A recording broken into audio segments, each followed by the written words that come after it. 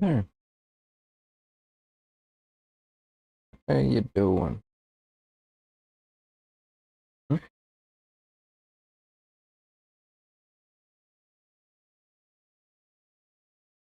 I'm not on the radio.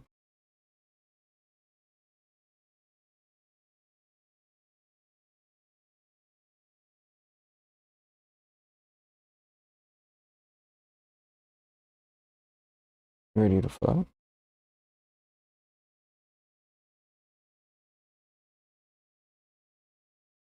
Ready.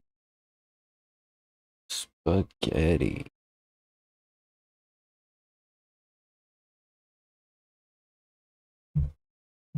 Oh, Daddy, he's playing without you. Playing without you, too. Wow. Daddy, you're a piece of shit.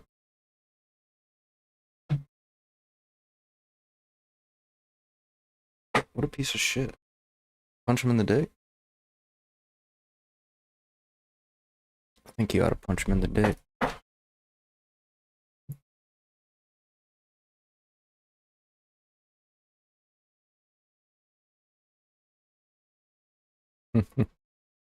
You watched some of it, didn't you?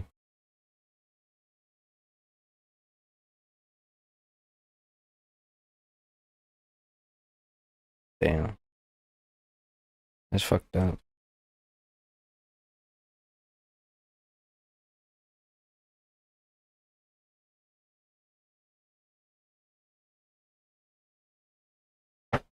I would nut on you.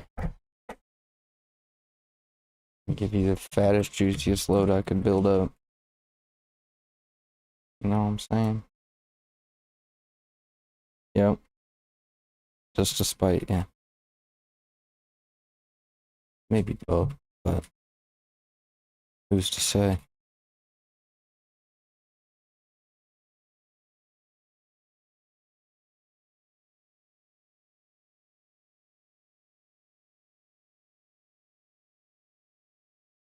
Oh,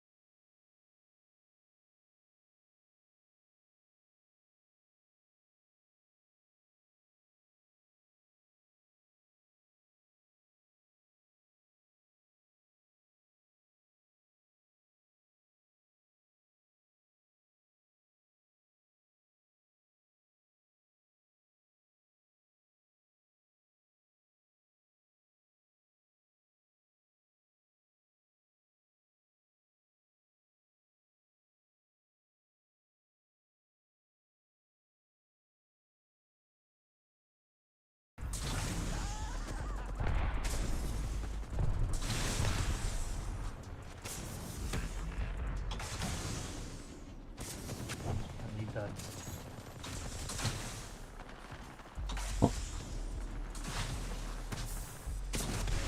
what'd you say? I was talking to myself. Stop doing that. Freaking me out. Sorry. Borderlands 4 start streaming.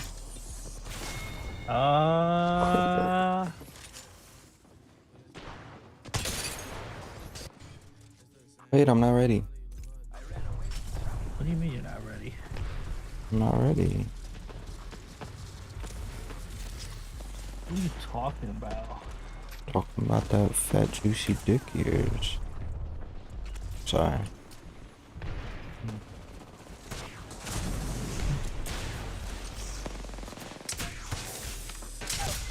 What's up with the connection?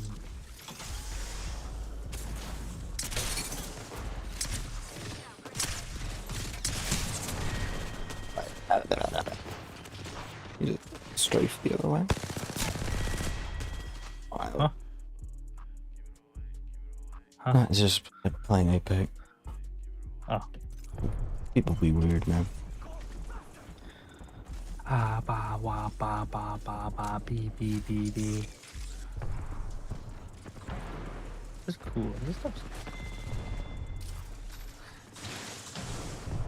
You're pretty cool. Thank you. I wish that you can do shit with your account. I want to know what you would do. Or what you would dive more into. Huh? I said only if you had like your own, like if you got back into your account, it was like able to like add like overlays and shit like that. Or well, can you add overlays? Not really. On your OBS? Not like Oh, you can't really interactive do nothing, ones. right? But you have to ask like temp or some shit. I don't even know. Maybe they can. Yeah, pretty bullshit. Maybe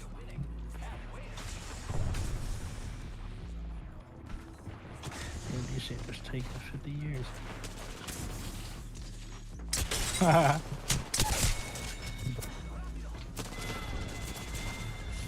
Let me hop into your stream. Huh? I need to farm the stream. I'm not a farmer.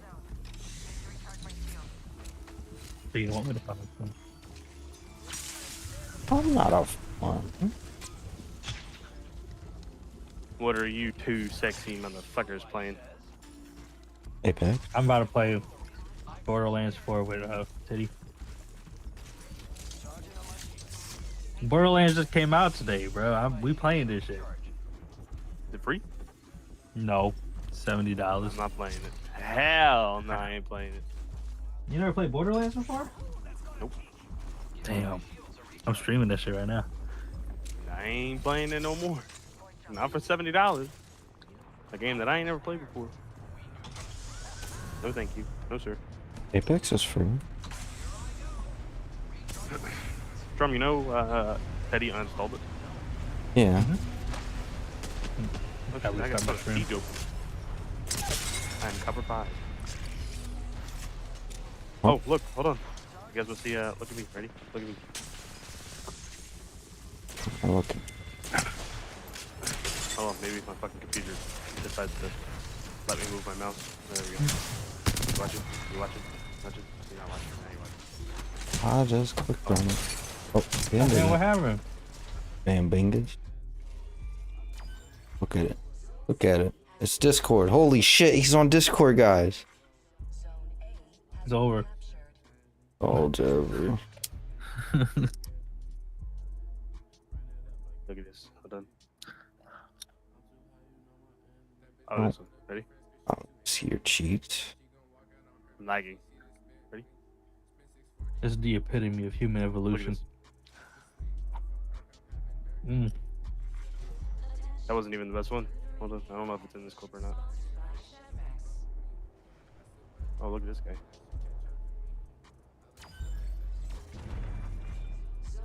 Dummy. Good dingus. Literally. We should do like a whole 5-man on Siege and see how that goes. I'd be done. Yeah, I'd be down. We already got I 4. used to like that shit. I really did. Teddy's Not okay. gonna lie. Look at that. Look at this. Look at that. I got hold.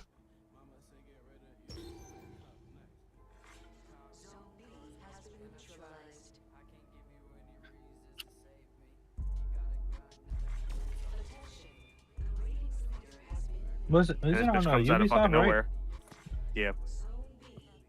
Yeah, my Ubisoft is fucked on my PC. I don't know why.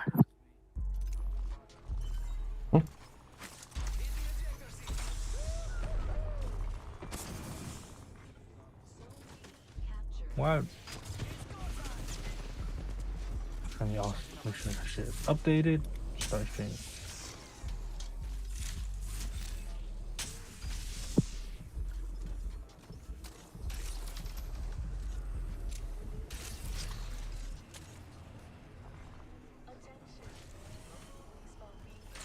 Oh, look at this.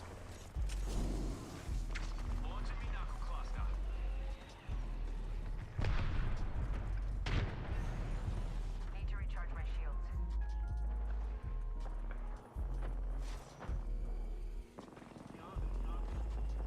Cheating.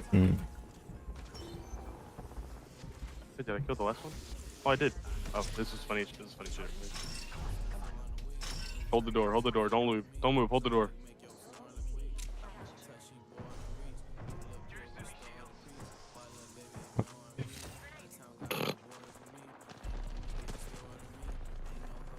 Why? And then up this clip. Look, I almost fucking killed him. You did. But I fucking waited. Why am I hearing motherfucking? Wait, is that you? Huh? Is that you? What? Hold on. No. What The fuck clip is me. that? That's Teddy. No, I'm hearing some. You're hearing Teddy. If you're hearing it from a That's the stream. game? It's because it clips whatever's going on the screen. Look at it. No, Ready? that's not you. I hear a fucking game going on my PC right now, bro. What the fuck? Oh, Steam the again? fuck? I was confused Look, as the fuck. look at the fucking timing. You see this shit? You see this shit? So I'm here this whole time. I'm here the whole time. The second I move up, and the second I fucking pull out the fucking crossbow. Ready? I pull out the crossbow. How's this shit, bro? What the fuck? Super. Done. Just can't escape look. the pod He time. Teddy didn't even see this guy.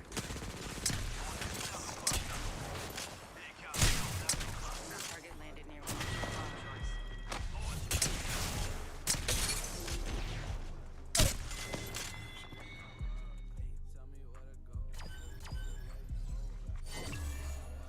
Has been captured.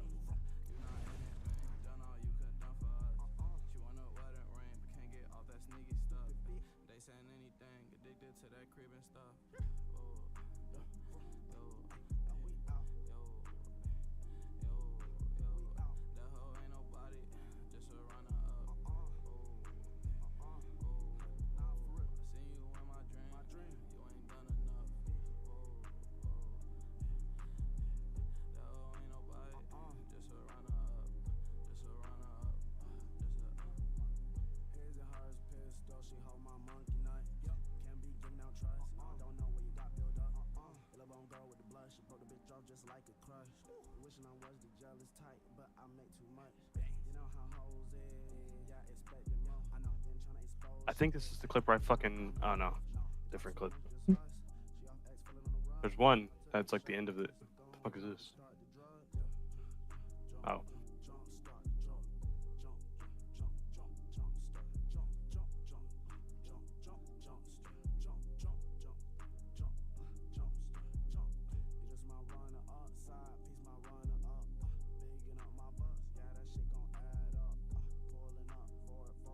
Clip.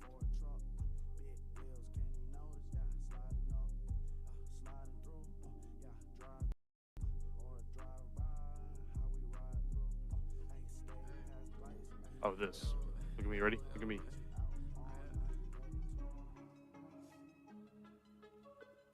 And then I fucking died to the fucking goo mine and the barbed wire. Gotta watch out for those No, stuff. I didn't get the clip of where I was fucking. We lost the round, but I was still killing. Or was it this one?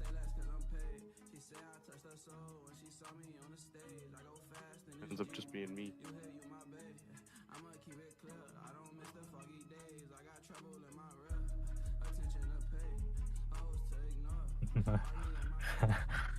I love this thing. 10-minute clip. God damn.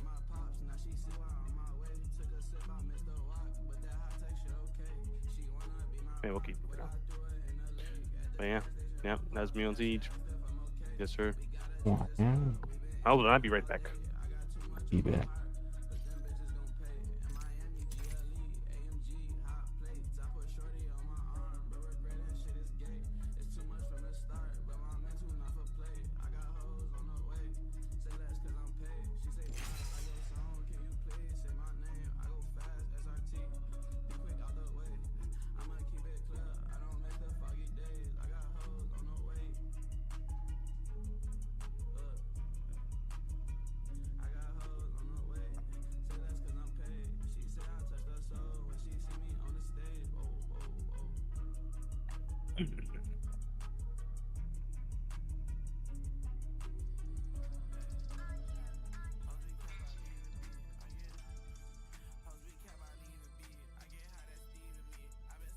What?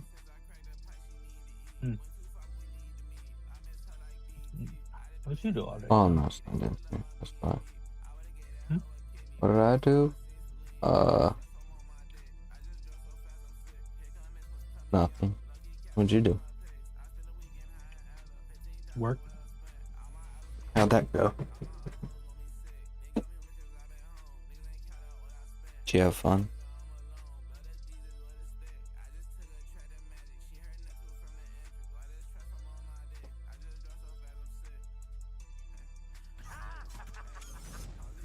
Fine.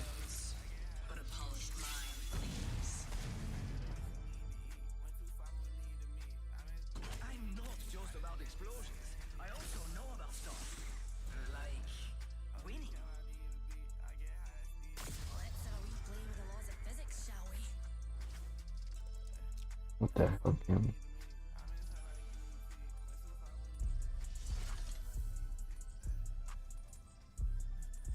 I'm the jump master. Here's a good spot to touch down. Land there.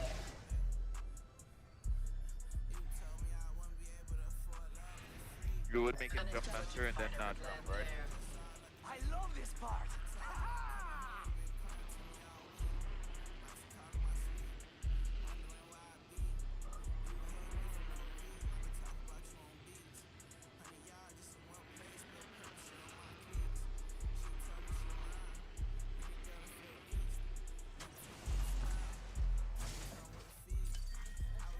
Put the tomatoes on.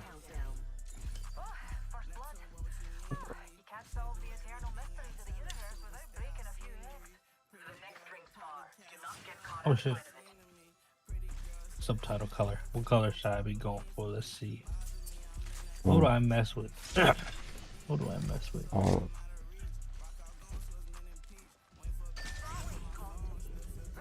Purple look hot, but that should look weird. But that does it.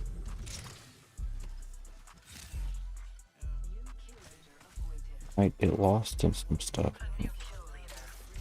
We have our target. Try to go Fallout themed. Yay. A Ring. little bit darker. There you go. I'll have to keep subtitles on.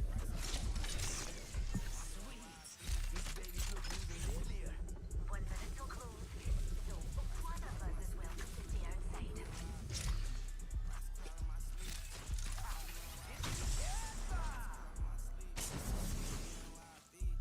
Ooh. Should I make my legendary items turn red? Are you just gonna steal from Apex, man? I don't know. It just like it feels like I'm used to it. It do. It just I feel like red should just be the color that's like legendary. I'm sorry. Legendary. Well, no, gold too. Yeah, but it doesn't feel the same. It And then does. what? Red is epic. Oh, purple. You know, it goes green, blue, purple, gold. But what if they put yellow, red, then purple? You could.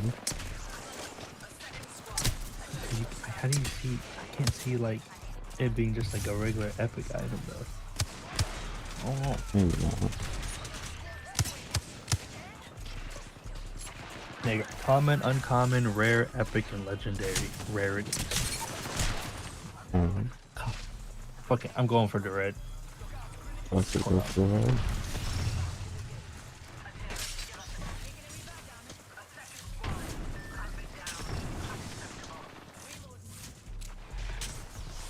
Oh, it just don't seem right. Alright.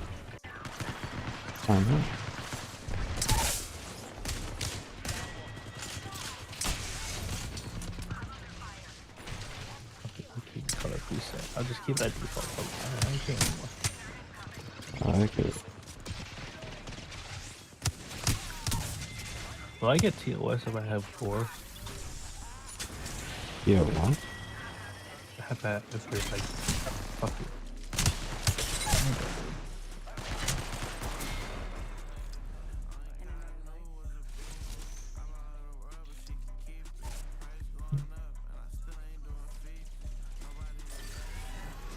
Oh, Alright. oh shit. I'll put it on Discord stream if you want to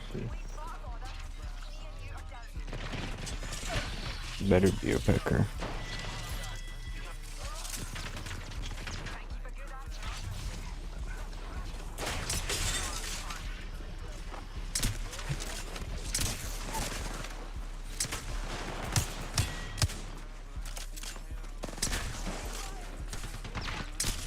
He's going normal. You just want normal?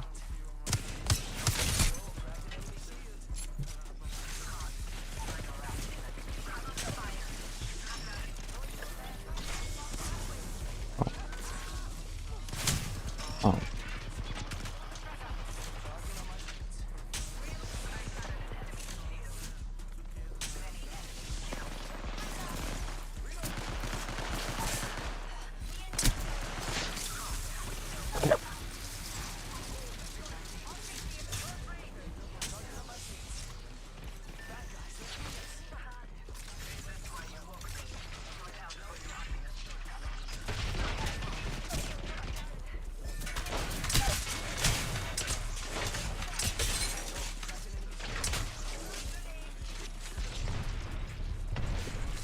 Game. Oh. Everything in this game.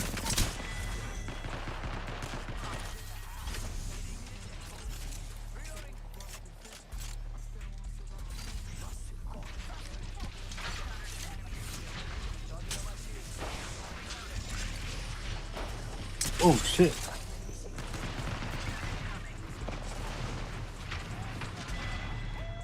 God damn. You question that? I need a new gaming chair, bro. Oh.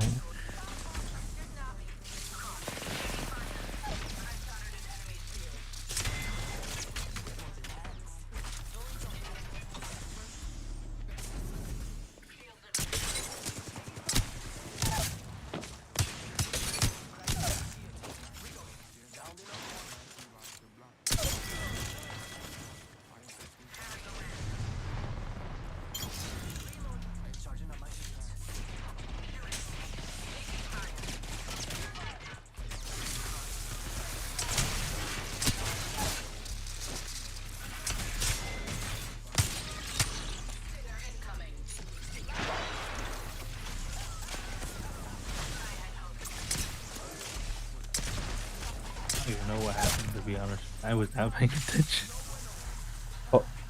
Can't. That's illegal.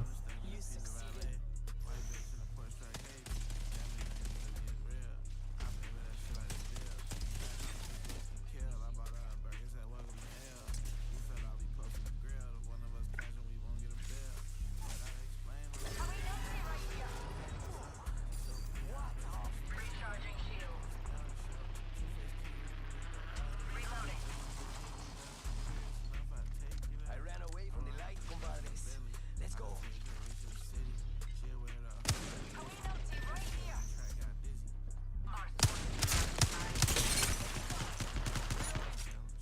Charging on my shields. Ah, why they had to go so hard for? Another enemy falls. Oh. Enemy killed. Reloading. Back from a recap. Ooh, who we got? Who we got? Who Is we that got? Ash? Is that? Let me see this. Yo, that's who's that guy? Oh. What can he do? He's an engineer. Ooh, I kind of want those. I want you. But he's just an exo soldier. Mm.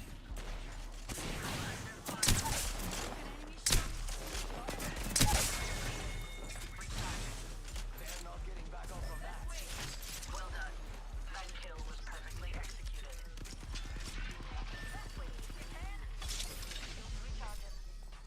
Snare is blinding me. Enemy shield cracked. Out.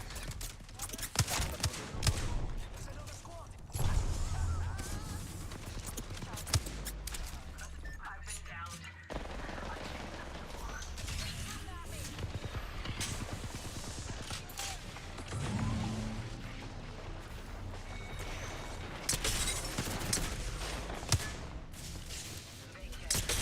Ah, the new siren. Oh shit.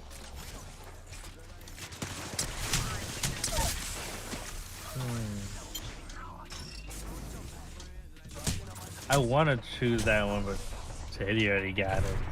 I don't know. Piece of shit. Hey, I might have to do extra soldier. Think so? You got drip. You got drip. You got me dripping.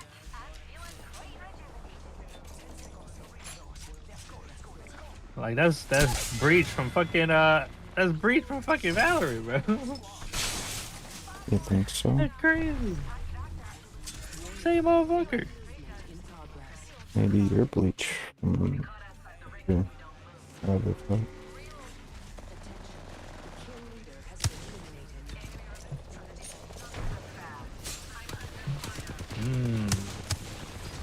Oh, Oh yeah. oh yeah. Oh yeah. You getting me going.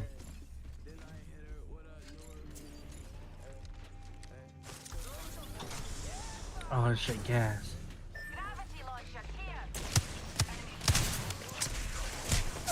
Oh, that just doesn't move right.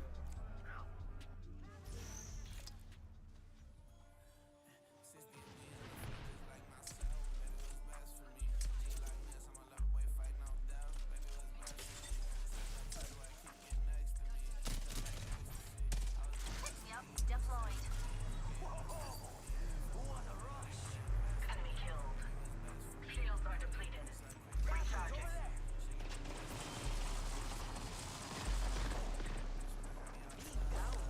Fill in the trigger. Shields depleted. Recharging. Beginning ring countdown. Weapon restart. It's hot. 45 to go. What you giggling about? Lest we be caught.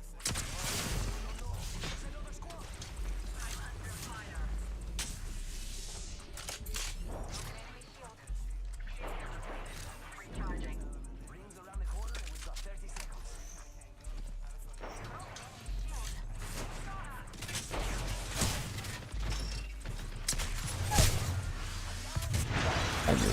I get shot by him.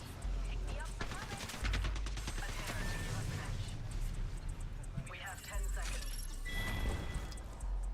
Perhaps my rat.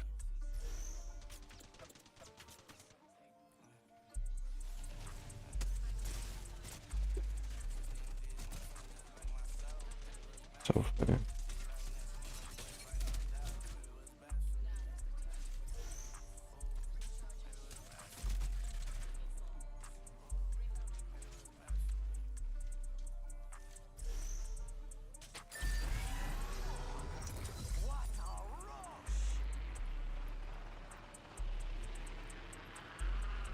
These bonds are easily broken.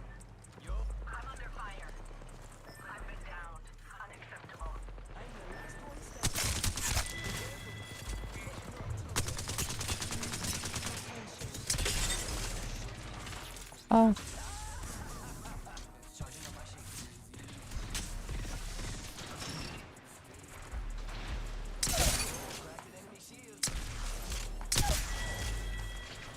We're back. You snuck us too much.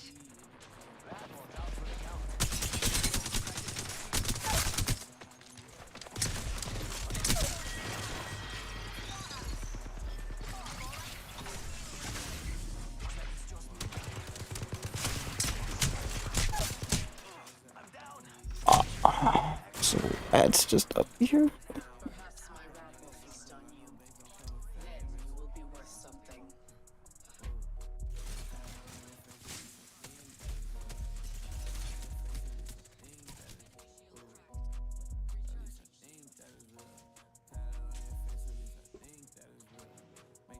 Mm.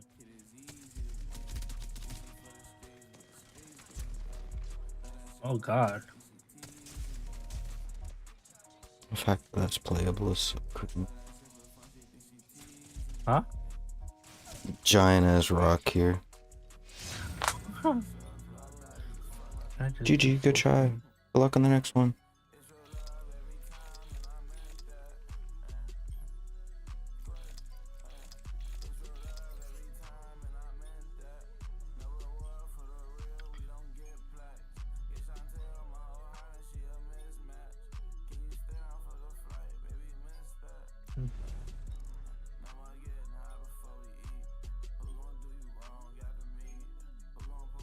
What? Nah, that's some bullshit. Don't play with me. Tired. Shut up. Why you trying? Shut up. I am sleepy. Shut up. Can't hear you. Shut up. Who are you? Shut up. Make me. Shut I changed up. my FOV or something. Yo, this sensitivity. 110. Crazy. You see that? You thought that's a sentence without tripping? Holy shit. But, like, my shit is 0.21. And that shit still full fast. Alright, let me invite you for the collab swing. No. Let me get to where you're at first, so we start at the same time. He say, pick up the phone. It's not out till tomorrow. I'm playing it right now. What you mean, motherfucker? Are you such a piece of shit, Teddy? Yo, What are you talking about? I'm literally playing it right now. I've been playing this shit since fucking 11 o'clock. I'm playing right now. The release date is literally You tomorrow. wanna Bro, I'm open, playing you that wanna shit. open up my stream? I believe you. It says pre-order for September 12th, 2025, 12 a.m. I mean, I already know what it is. It's just PC, bro. Just fuck. Oh, So guess you you're- guys gotta wait another day. Huh? What, your PC thinks it's fucking tomorrow? No, I literally on the release date. Maybe we get it earlier than console. That's what I'm Could be. thinking. I mean, if you wanna see any spoilers, I'm gonna try to pull all nighter. I'm kind of tired, but fuck it. It is what it is. I gotta It suck ain't. that shit up. Go get some Damn, damn that's energy fucked up. drinks. What? Nah, I can't even fucking... Borderlands official's release date is September 12th. It will be playable on PC September 11th. Done. I told you. Whatever. Make it once in a while. Why? It's PC, bro. With PC. optimization issues on fucking PC. Huh? Probably because there's always fucking optimization issues on fucking PC and they want to fucking test that bullshit first. Maybe consoles are shitty. Why don't you come out upgrade to us? Go fuck yourself. Don't make fun of my fucking That's the giant same. graphics card and a brick. You want me to fuck you, huh? Cause I will. Bring over. No. Take this dick, you Connor. fucking whore. No. Are Mikey like that. you Mikey gonna be watch like you that. gonna watch me play this shit? Why edge to you? I don't even want to watch like the gameplay. I'm not gonna lie to you, Alex. This jump feels fucking good. It pretty feels nice. good. I saw the fucking preview. It looked fucking good. I was playing. I'm like, the movement feels good. Hold on, maybe I gotta change my things real quick. Oh, I change this. Where the fuck is my mod thing at? this Mods. is okay.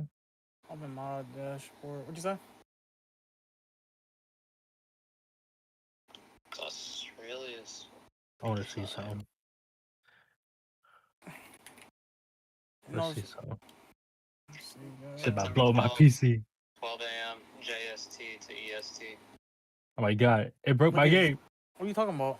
What you It doing? broke my game. Or Borderlands? So it releases fucking later in Japan. Okay, let's Oh, just wait. do very high. It's out I'm in just Japan.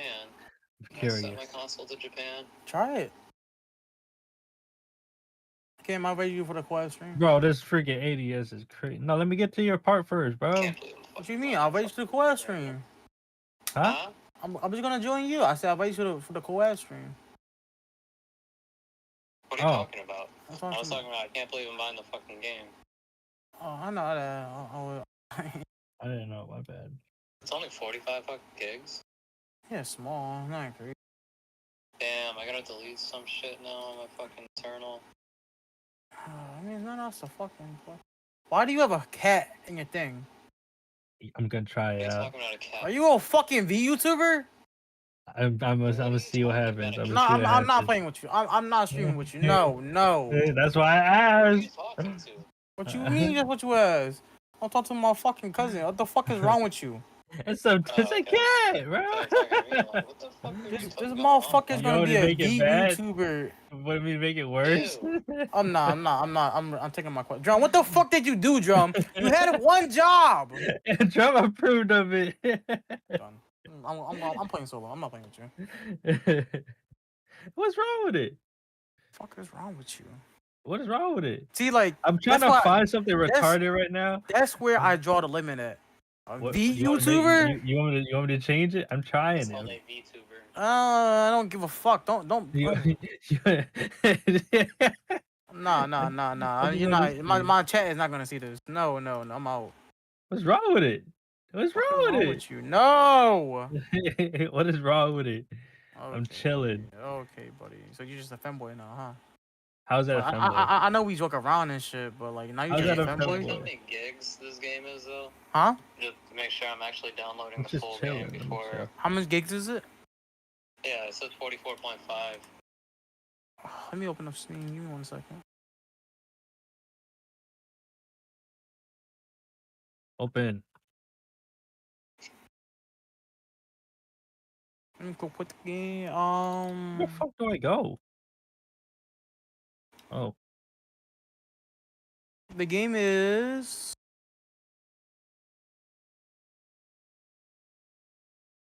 I forgot how to check out. I mean, I could just. those my It's at 44.5. Now it's saying 29.57. missions.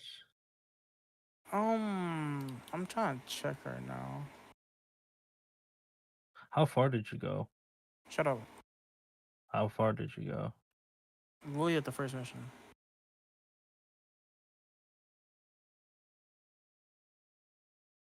I want to make her smaller, bigger. But my download history told me it's only 2.7 gigabytes. But you know, you gotta do the add-ons on shit. Maybe it probably is like 40 or 50. It's Borderlands, you know? Borderlands Yeah, not but what is it saying for you? 2 gigabytes. 2? Let me check my history. Hold up. Library.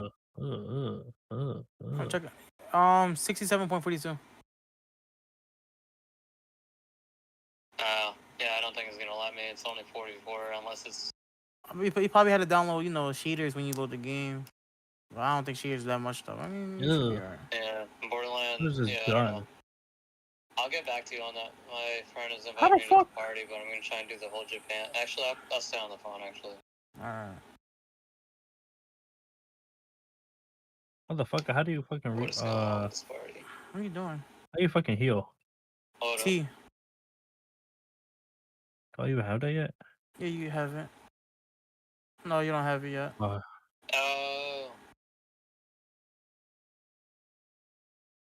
How you do that? You haven't unlocked it. How you do that? But keep playing. Damn. Wow. I am highly disappointed Yeah, right now. I just gotta do a region reset just to check if I can play Borderlands early. Where'd Mikey go? So I managed to get out of the bowling league. My fucking team blew it, dude. We had an easy fucking 4 out of 4 wins, and the 2 cripples, like, fucking, they were crippled. Alright, Alex, this is the game plan, right? When you get this game tomorrow, right? Because I'm gonna be grinding all night. Shit, But so I won't god be damn on fat. Saturday and Sunday because I'm hanging out with my girl. Wah, Really? wah, wah. Do you hear Adrian right now? He's hanging out with his girlfriend. I haven't seen my girl in a That month. fucking simp. I haven't seen my girl in a month. You haven't seen her in a month? Yeah, she been busy with like her new job. her dance team, so she's coming up this This is weekend. the worst fucking sight I've ever Actually, seen do in my that. Like life. Asian got a whole month off from his girlfriend without getting like murdered. Well, my girlfriend is chill. My girlfriend. How do I put it? Is my girlfriend my girlfriend? You know what I'm saying? She a W woman. I don't gotta deal with that bullshit. Oh, okay, no, okay, I get it. And that Mikey didn't pick up. Mikey's getting his ass beat. That's what it is. That's the difference. Why? I ain't got no bullet. Joshua says Mikey's getting his ass ate, probably not beat. No, Mikey's getting pegged. Oof. You forgot she wear the pants, not Mikey. Say, Mikey, get off the game. Yes. Fuck is this? Joshua, have you ever I'm played the with melee. Asian? Okay. You're retarded right now. Yeah, Oh, that's him. Fucking V YouTuber. Fucking. Ow! Hey Alex, you come on my stream, my bitch. Come watch me beat the game. I'm not watching the game. We're not spoiling that shit for me.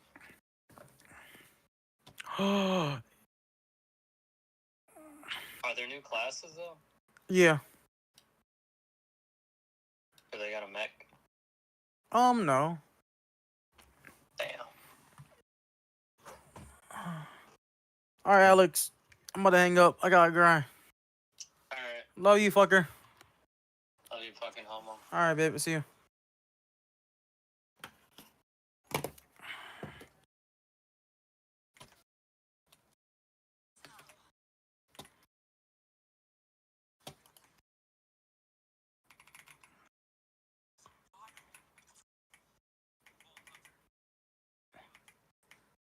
Backpack full? What you mean backpack full? Where the fuck did my pistol go?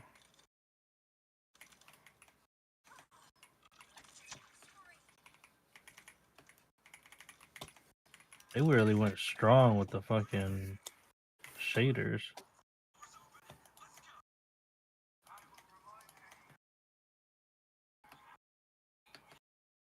What the fuck are you doing? Where'd you come from?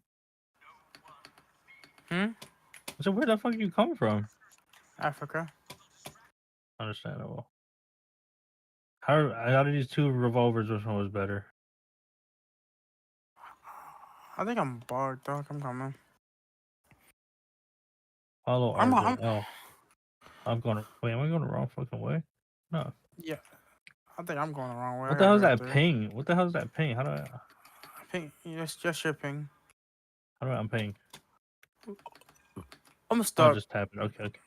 The fuck you mean you're stuck? I'm stuck.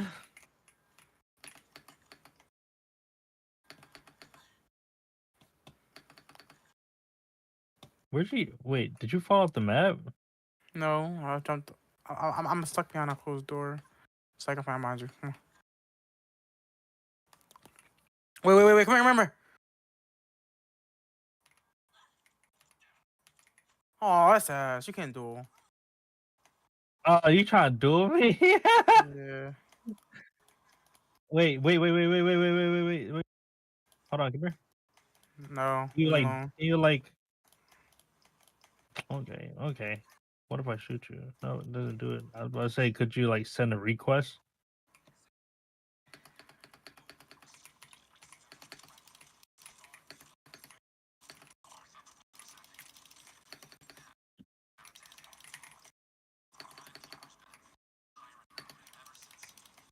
The fuck?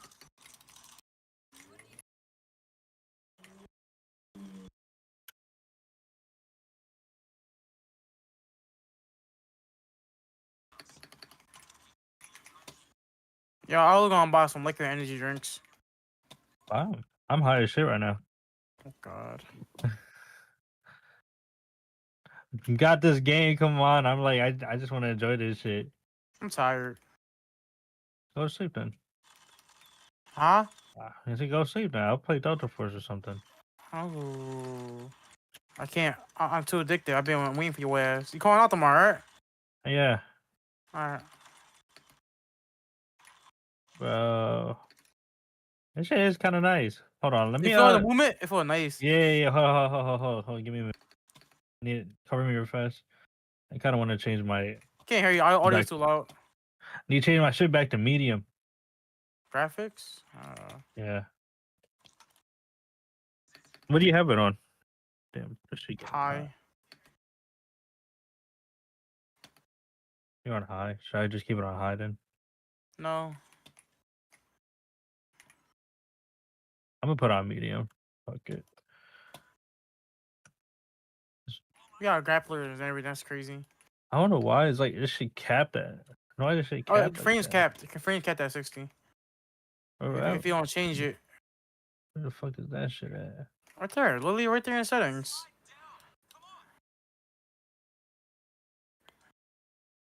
Motion You're in blur Apex? quality.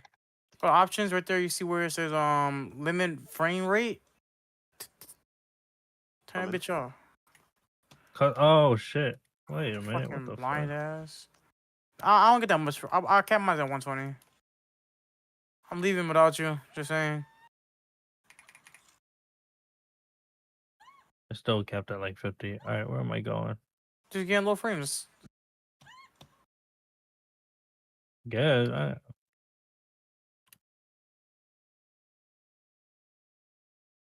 would just slide. Hold up, it works. Huh?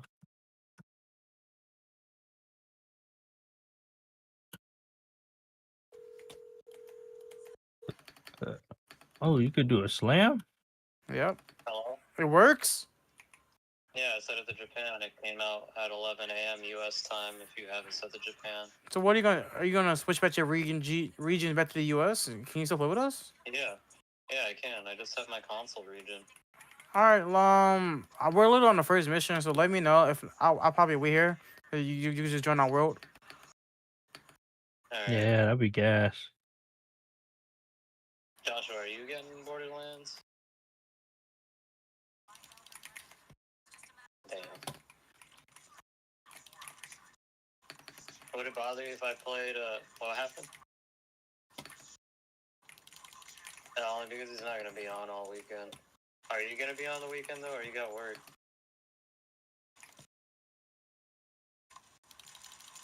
Oh, sick. So are you gonna be on then? Motherfuckers are fast. God damn. Sick. I get home at around 3:40 in the afternoon.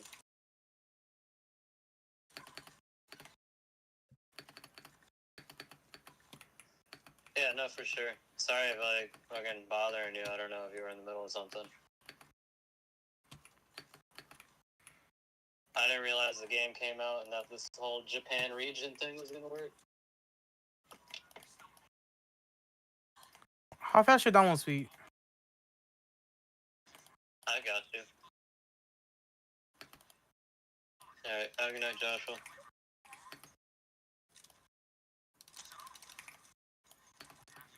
Alright, so am I joining you in Discord then? Yeah, how about you my server? I'm in your server, bitch. Not in my server. Is that it? That's my server. I mean, it's my friend's server.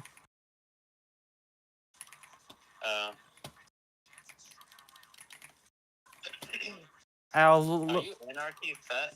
Huh? Are you Anarchy Fat? Who's that? I don't know, is that you? Exo Soldier, level 7? No. Who the fuck is that? My name is Solidify. You know my name already. Yeah, I know, but I don't know how I have a friend already in fucking Borderlands. Crossplay. It's crossplay, right? Yeah. Yeah, that's why I thought I would have seen you or something. You know what? I don't have my Xbox account linked because I had a different account linked. You know how Borderlands 2 is and shit. So I have a different account linked to my Xbox. So I can't unlink it right now because it's linked somewhere on one of my Steam's account. Not my Steam account, my 2K account. So I don't know what it is. This boss fight coming up. So how do I'll just give you my name, my Steam, John. You sound all robotic now. I'll just give you my Steam name. Oh no, hold on. Let me change these two. Can I just change? Xbox friend. This is.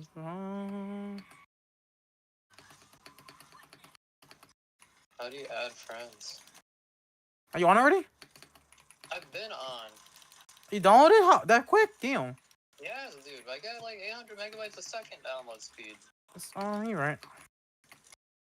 That's Been it? downloaded for like 10 minutes now. And I've been sitting in the screen trying to figure out how you add people. Alright, give me 1 second.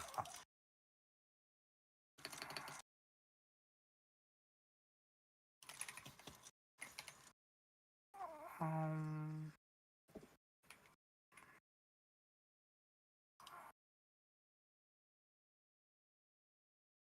Damn, they really eat your health. So you're Holy not an fuck. exo soldier? no, I'm not. You know, all I'll play is fucking Siren. Oh, yeah, I forgot because you're a fucking faggot. You tripping because Siren does do the most damage. Everybody do the most damage. Yo, these motherfuckers kind of hurt. I'm not gonna lie to you, yo. I died like twice. I'm like, what the fuck already? I died already the first time in the beginning. I was like, why the fuck they so strong? Imagine on hard mode. This is not normal right now. That's what I'm saying. Imagine on hard mode. Oh my god. You want to? Oh, see so fast? You want to? Don't progress yet. Don't progress yet. I'll be back.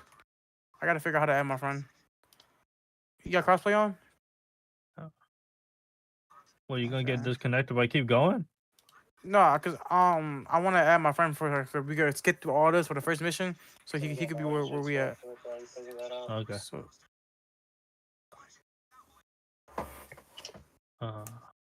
let me figure out how to add people. I want a new fucking gun, You bro. know, my cat's looking at the phone with disappointment because you're delaying her video game watching. What'd you say? So I hope you know my cat's looking at the phone with disappointment because you're delaying her video game watching. Hold on, I'm trying to figure out how to add your dumbass. Give me a second. Alright, I'll be right back. I'm getting orange juice. You're like Spider-Man.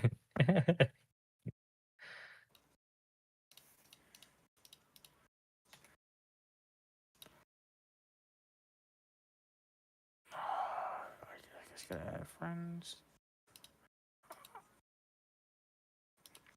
Alex, I know how to do it.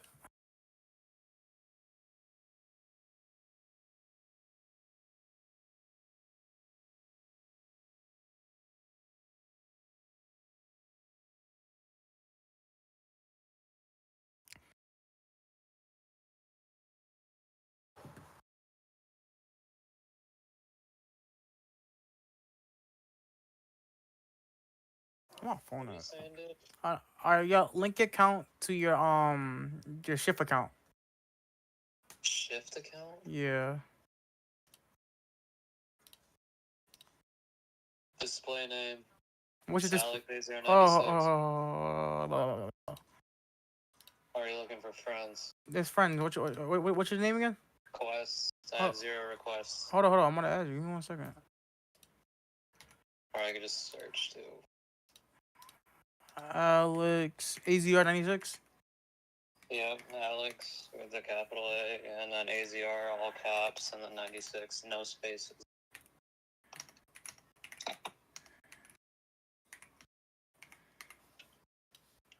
I send you one.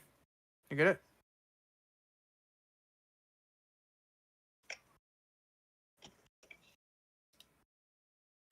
A second.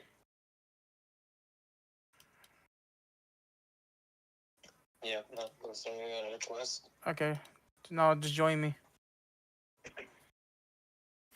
Let me invite you to my Discord. Give me 1 second. Friend request accepted. Join that session. That's done. If not, it's not crash outs. I wonder if I could get up here. Alright, I just send you an invite to the server on Discord. Join there.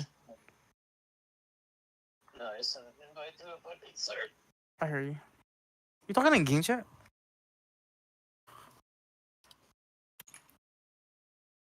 Hold on. Give me a... Yeah, what's up, Kevin? I'm on Borderlands right now. Give me 1 second. I gotta figure. The tech is real. Can I get up here? Cam, try to stop streaming it and see what happens. You think it could be the stream? Yeah. Let me see. I mean on Discord. Oh yeah, I forgot. Oops.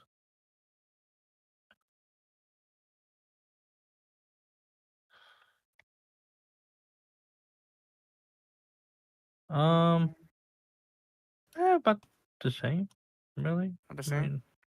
I mean, it's not bad. Wow. It still runs like perfectly fine. Come on. Where the fuck is this faggot at? Am I still getting skirt here? Come here, come here. I don't see something fast. Come here. Come here fast. Stay still. No. You still trying to duel? Yeah, you know that's the best part. Hold on. Yo, Is there a way Cam. to- What? We can teleport to each other? You're lying. Look, press escape. Click on my name. Click on it. Yes. Whoa. Oh. We can teleport to each other. The Why? speed runs are about to be crazy. Why? Honestly, yo, that's kind of fire. Alex, Oh, why it the needs- fuck you? Why is he? I hear his bitch ass in thing chat. Do I have to log? Should I log my chef account in? Yeah, that's what I did. Hey, I need to remember that shit. Hold up, I'm gonna go yell at this faggot. Why you talking to game chat? You're not talking to game chat. I hear him talking to game chat. I heard him talking to game chat.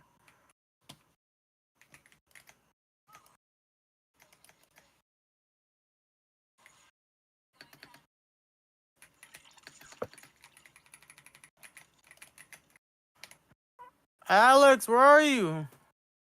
I'm gonna call my little faggot real fast. Hold up. Did these do anything special? No. Do what?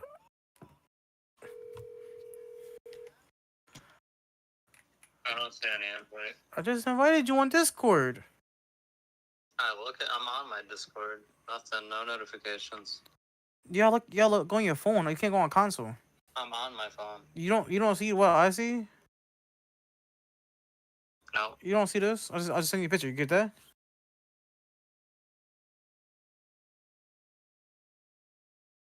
You have to be on your phone. Now I see it. The fuck? He sent it and then it brought me to messages that I don't have any notifications in. That's stupid. Alright, join that. It says enable notifications. I blocked all notifications, that's why. Oh, dumbass. Well, dude, thousands of fucking ding, ding, ding, ding, ding, ding, Yeah. ding, ding, fucking bullshit, so. Alex, we could teleport to each other. Fuck, no, it's on my phone. Yo, join. Just now leave the server and just rejoin on your console.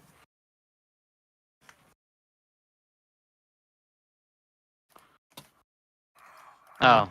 Dude, Yo, it faggot. is on my console. Is I Exo was- Soldier trash? I don't know, Yeah, bro. I don't that's know. what I I'm using literally right now. have not watched any character gameplays or nothing. Cause I want to be surprised. I just I don't know. Choose whatever you want to choose. I just chose him Alex, because he had drip. we could teleport to each other. This is crazy. I want to do Exo Soldier, but I'd rather do. I've never played a Siren. No, you know you play the guy with the axe. I heard he's fucking crazy. Yeah, but he's melee and survival. He had range. I mean, I don't know, bro. You play, you won't play. Hurry up and get over it, cause we can fucking start this fight.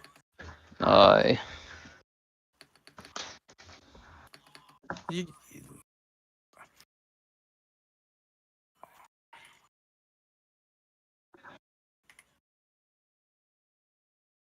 Ooh, a new gun. did you make a camp where we all got our own loot? I don't know how does one do that. Oh god, probably in settings.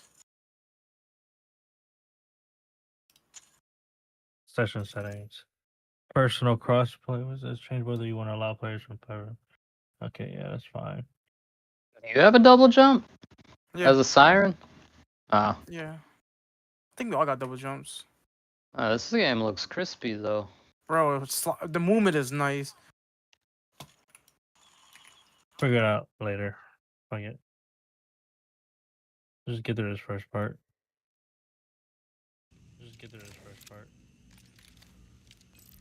There's Come no on. slide cancel. Okay, hold up. It said this is we do it. So you gotta it, sprint, basically. slide, jump, sprint, slide, jump. You can slay him in this game too.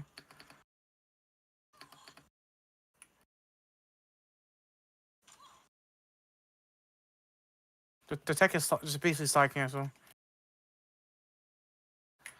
Alright, I'm going to fight this boss. Stop speedrunning it. Oh, you don't. He doesn't I'm not know gonna how lie we to you. play. I'm not gonna lie to you. The mini map is kind of ass in this game. Do you have a mini map? Is there a mini? Oh. That's death. Oh. Wipe. Start over. This way. What do you mean? Where you guys White? going? Wait, where you guys going? Huh? Where we going? Oh, I see it. I'm at the spot. Hold up.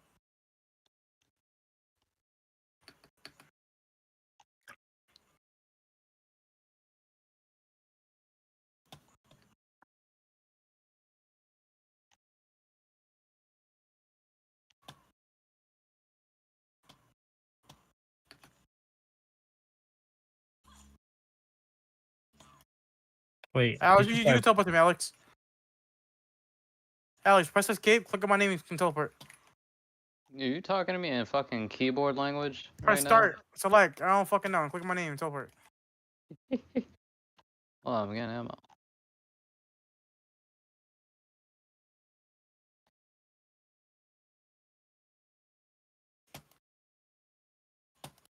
Honestly, I'm turning music off. I don't need music. This game's too beautiful. Drumstick. Drumstick. Drummy stick. Why you hit us? Why you hit us? The fuck? Did the teleport work? You go behind Yeah, you. I was collecting ammo. Does pistol mode and SMG mode change the DPS on this thing? I have no. I don't. No. I should tell you. Hi guys, it's me again, and today we're gonna How far in the game are you? This first mission. Oh. I literally had no fucking time to play the game because I had to wait. Oh. This motherfucker, he was at work. Hi. How are ya?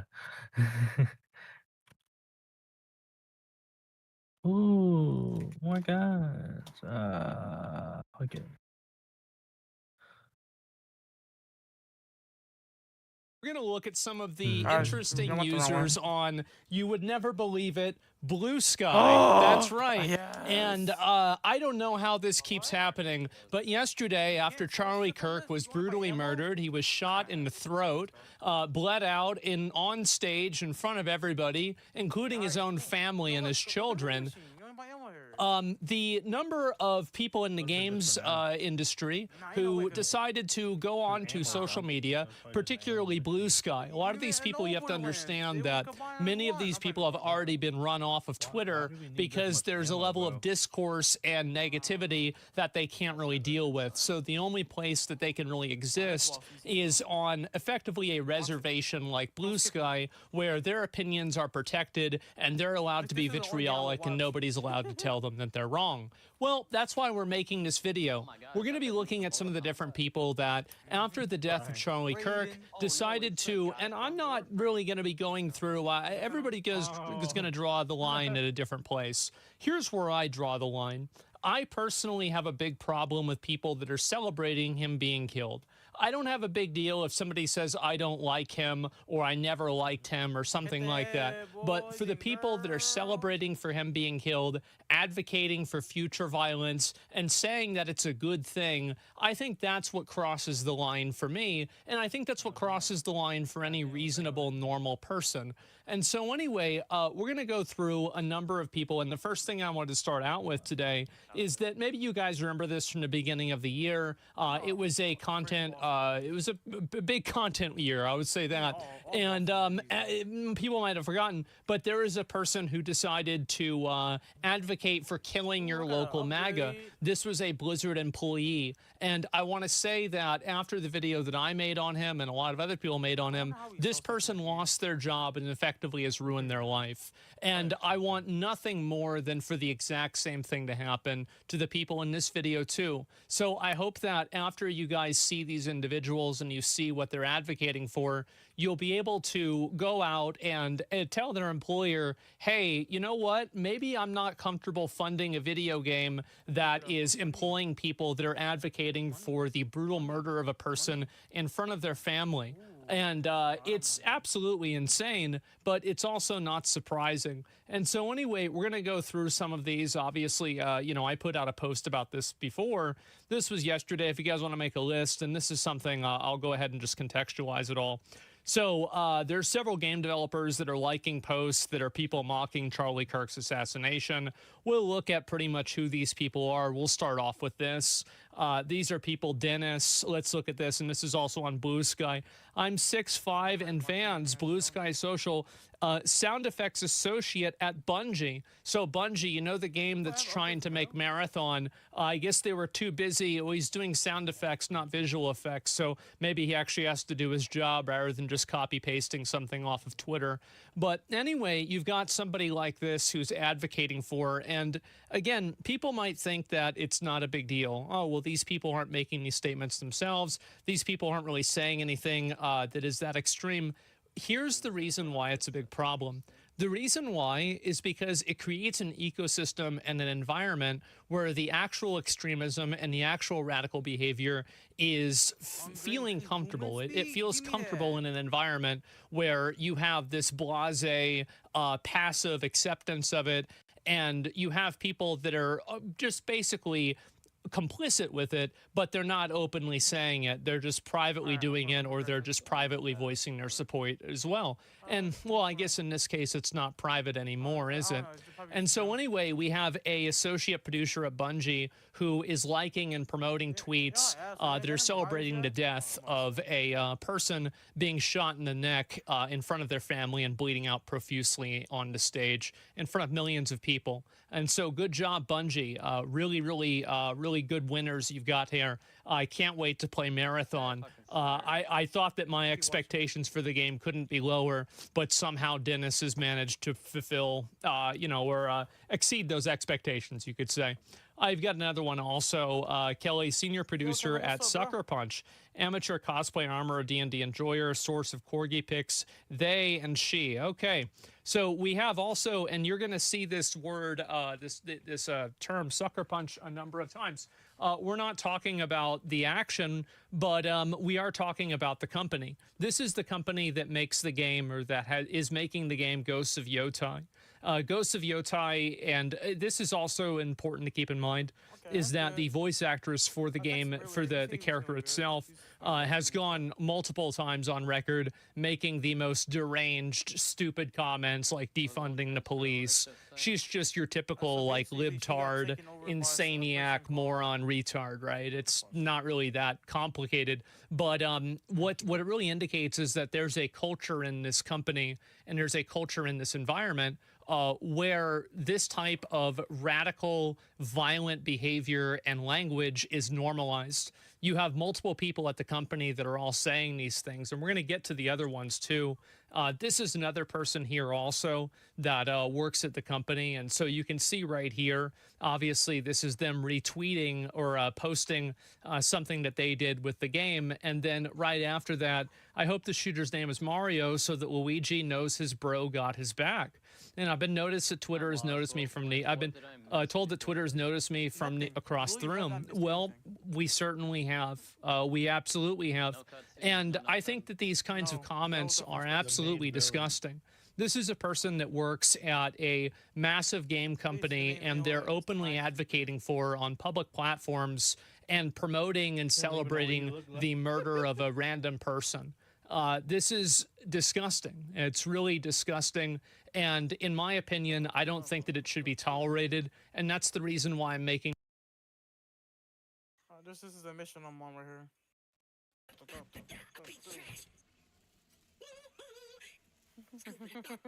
This is the mission I'm on right here. If John will ever be a character, he'd be Claptrap. 100%. I think if John will ever be a character, he'd be Claptrap. 100%. Maybe. Could it be? Wow. He has to focus on Apex. Did he leave us? Did he hit us? He literally told me he played these games in the green off. Maybe. Yeah. He had to focus in Apex. Something like that. Why is Apex?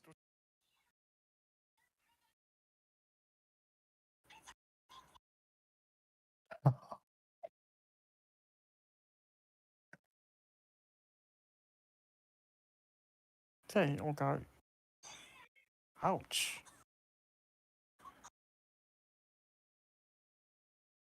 Yes!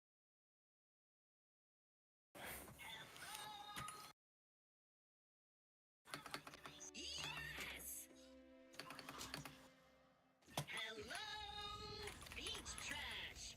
I am a CL4PTP steward bot, but you can call me Claptrap, last vestige of the Crimson Resistance. So, what's your whole deal?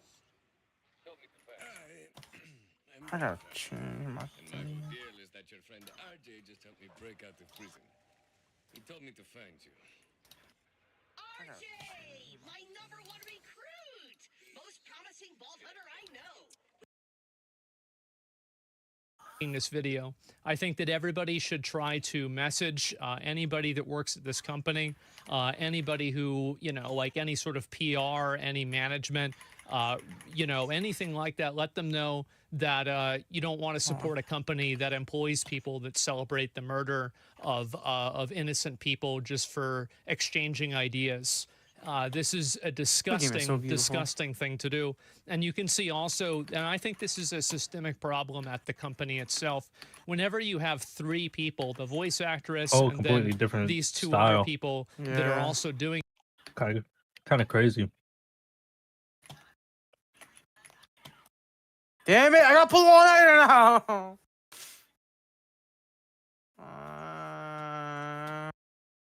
Hot dogs.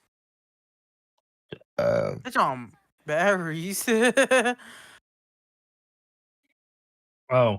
.com, we go above and beyond. Stupid as shit.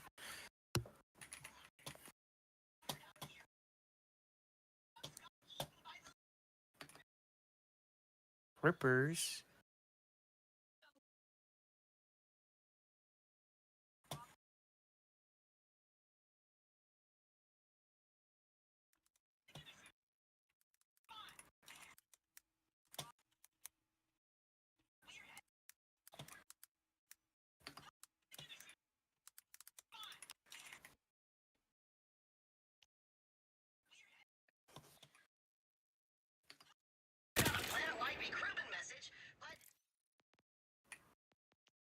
Trying to figure out this loot system shit.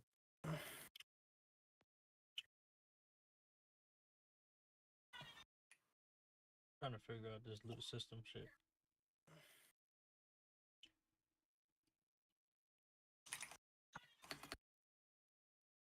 Oh, did I use your abilities yet? Mm-mm.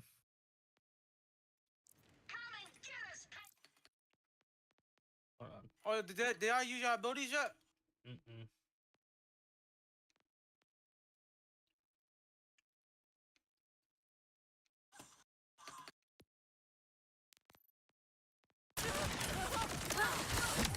Hey, Cam, you can teleport to us, Cam. Yeah, I get this. Hey, Cam, you can Zip teleport to us, rockets Cam. on this fucking machine gunner set. You want to try my gun out? Mmm. Come here. Oh, you can grab propane tanks? You want to try my gun out? This thing? Come here. Look over here. Drop it. Oh, you can grab propane tanks? You pick it up or no? Right here.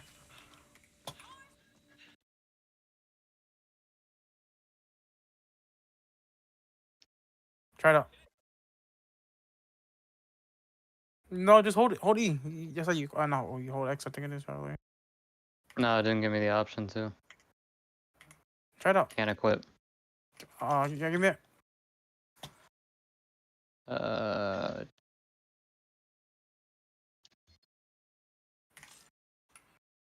You want to use this one, Fair? I got this earlier. Consume shotgun ammo. Actually, nah. I'll take that for money. Nah, that's fine. Oh, is Alright, that come an on. assault rifle? Cam, top or Cam? Got a shield. Ooh, I'll take that. Can't fight him.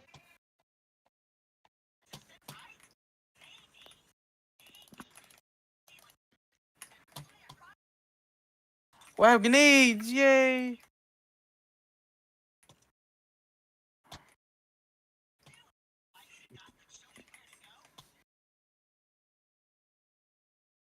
Drop.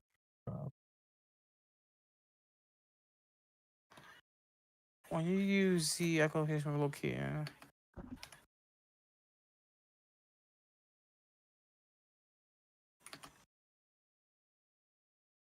Oh, up there's a vending machine. Okay. I think we gotta go over there.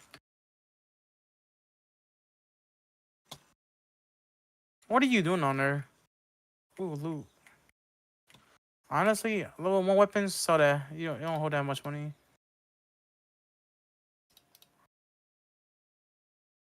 This, I think that it's very obvious that this company has been infected with the same kind of moral rot that many other video game companies have unfortunately been affected by.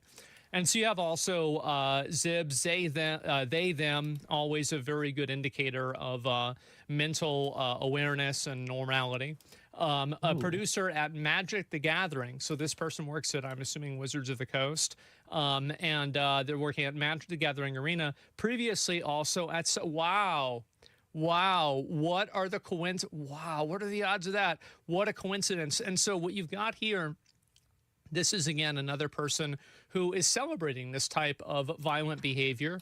And I think that, again, people need to make their voices known and make them heard that this is just simply not acceptable. This is not normal. This is not what average people want. We don't want to have people that are openly making statements and calls to violence like this, or celebrating calls to violence or actual violence like this, making our products. It's disgusting. And I know that some people would maybe consider and say, well, this is something that could be a little bit like cancel culture. And I want to say that it absolutely is. 100% is. The fact is that these are the same types of people who would lie about you and make up things about you and try to destroy your career and destroy your reputation for disagreeing with them on something political. But now whenever it's happening to them, they're the victims. Well, if you want to be the victim, it's time to earn it. I think also, here's another thing, is that if you work at one of these companies and you have one of these individuals that works at your company, you do have a recourse to this, and that's calling and talking to HR. Because the fact is that HR does not operate in your best interest, and it doesn't operate in their best interest either. It operates in the best interest of the company. And when you have people that are making public statements and calls to violence and celebrating violence like that, they're creating a hostile and an unsafe work environment. And anybody who works in HR, anybody who works inside of any sort of corporate environment will tell you that that's something that just can't exist in a corporate environment. There's a reason why we have levels of decorum, and there are some levels of HR that make sense. And so if you work at one of these companies and you have a person like this doing it, make sure to talk to HR and let them know how uncomfortable you feel that there's a person who's working at your company who might want to advocate to have you killed because you disagree with them. Tell them that it makes you afraid to come into work. Tell them that, you don't know, maybe you're going to file a lawsuit. You feel unsafe at your workplace. And honestly, here's the important thing. You should feel unsafe, because these people would justify violence against anybody who disagrees with them. And just because you think you know them doesn't mean they wouldn't do the exact same thing to you.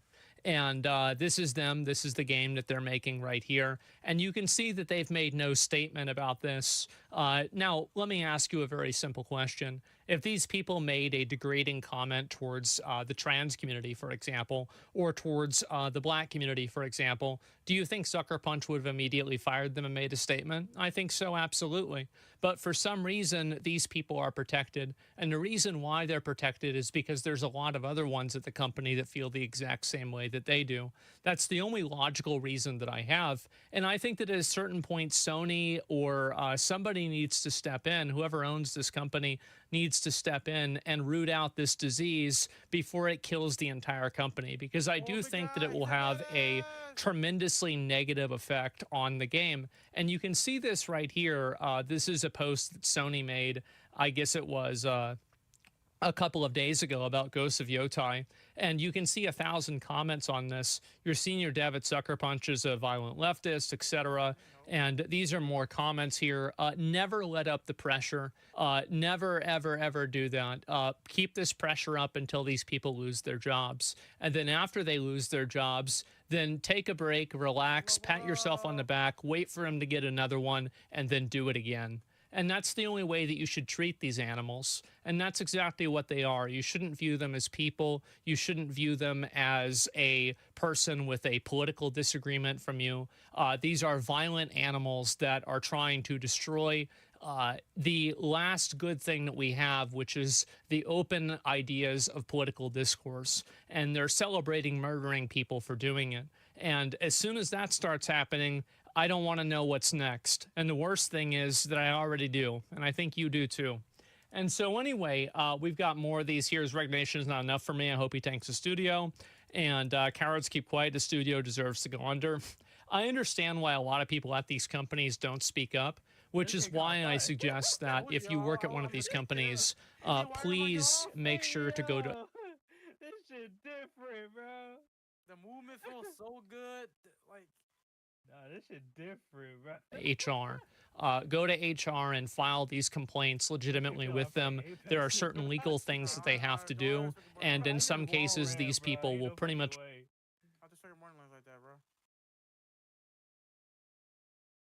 lose their job for sure. Did you use all yet?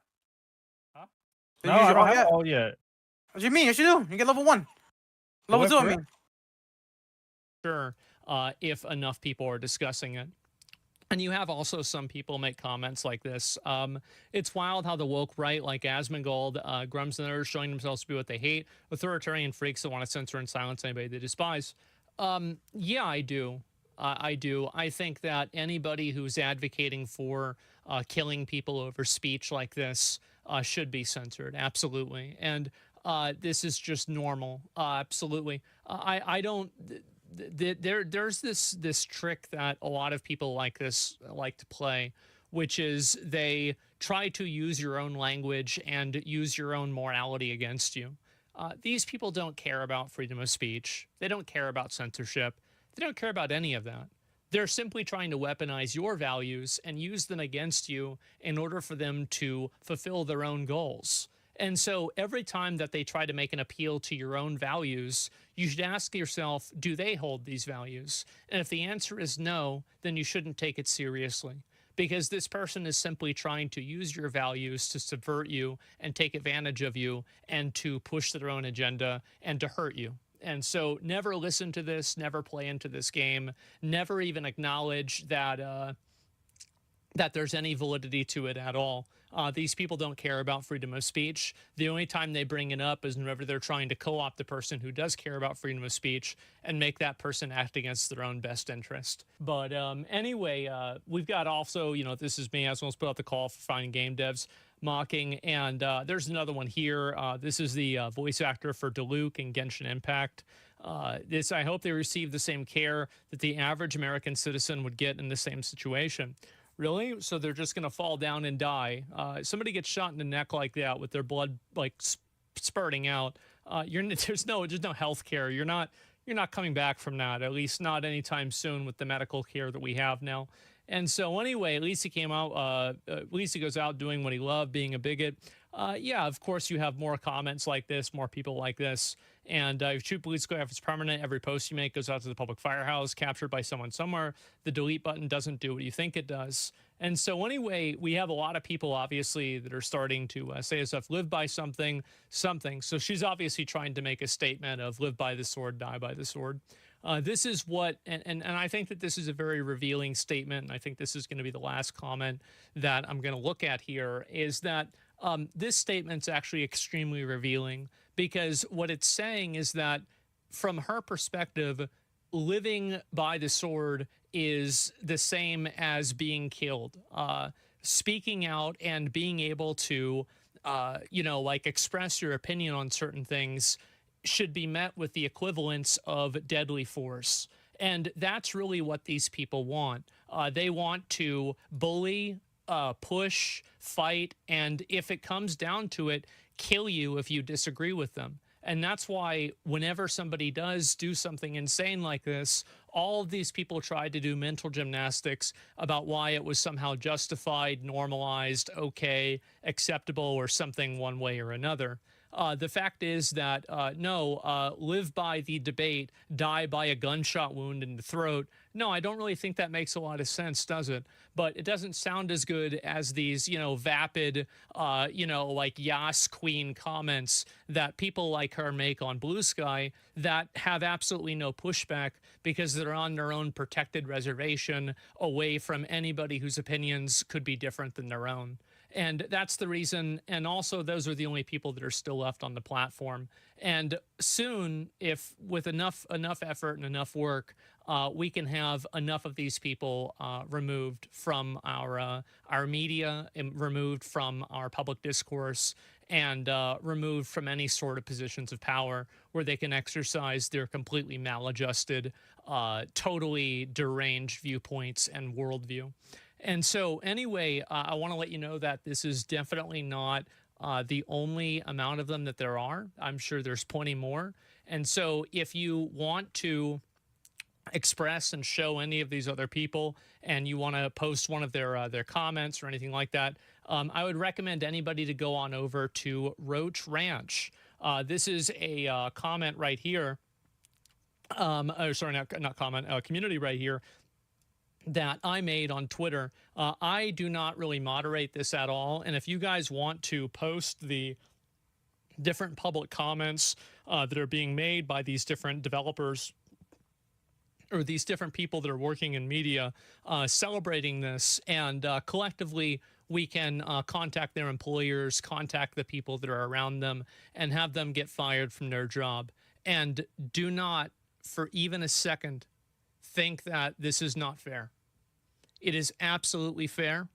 These people have been doing it to people like me for the better part of 5 years, and it's time the shoe goes on the other foot. They're disgusting, they're celebrating violence, and there shouldn't be any space for this in any sort of a polite society. But yeah, anyway, crazy things going on over at Sucker Punch Productions.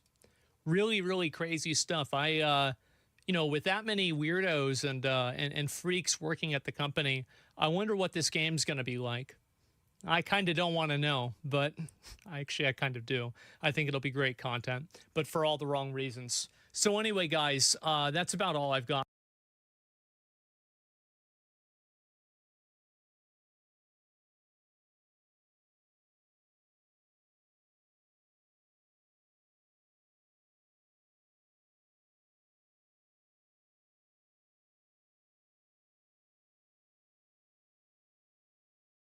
Content warning. This video is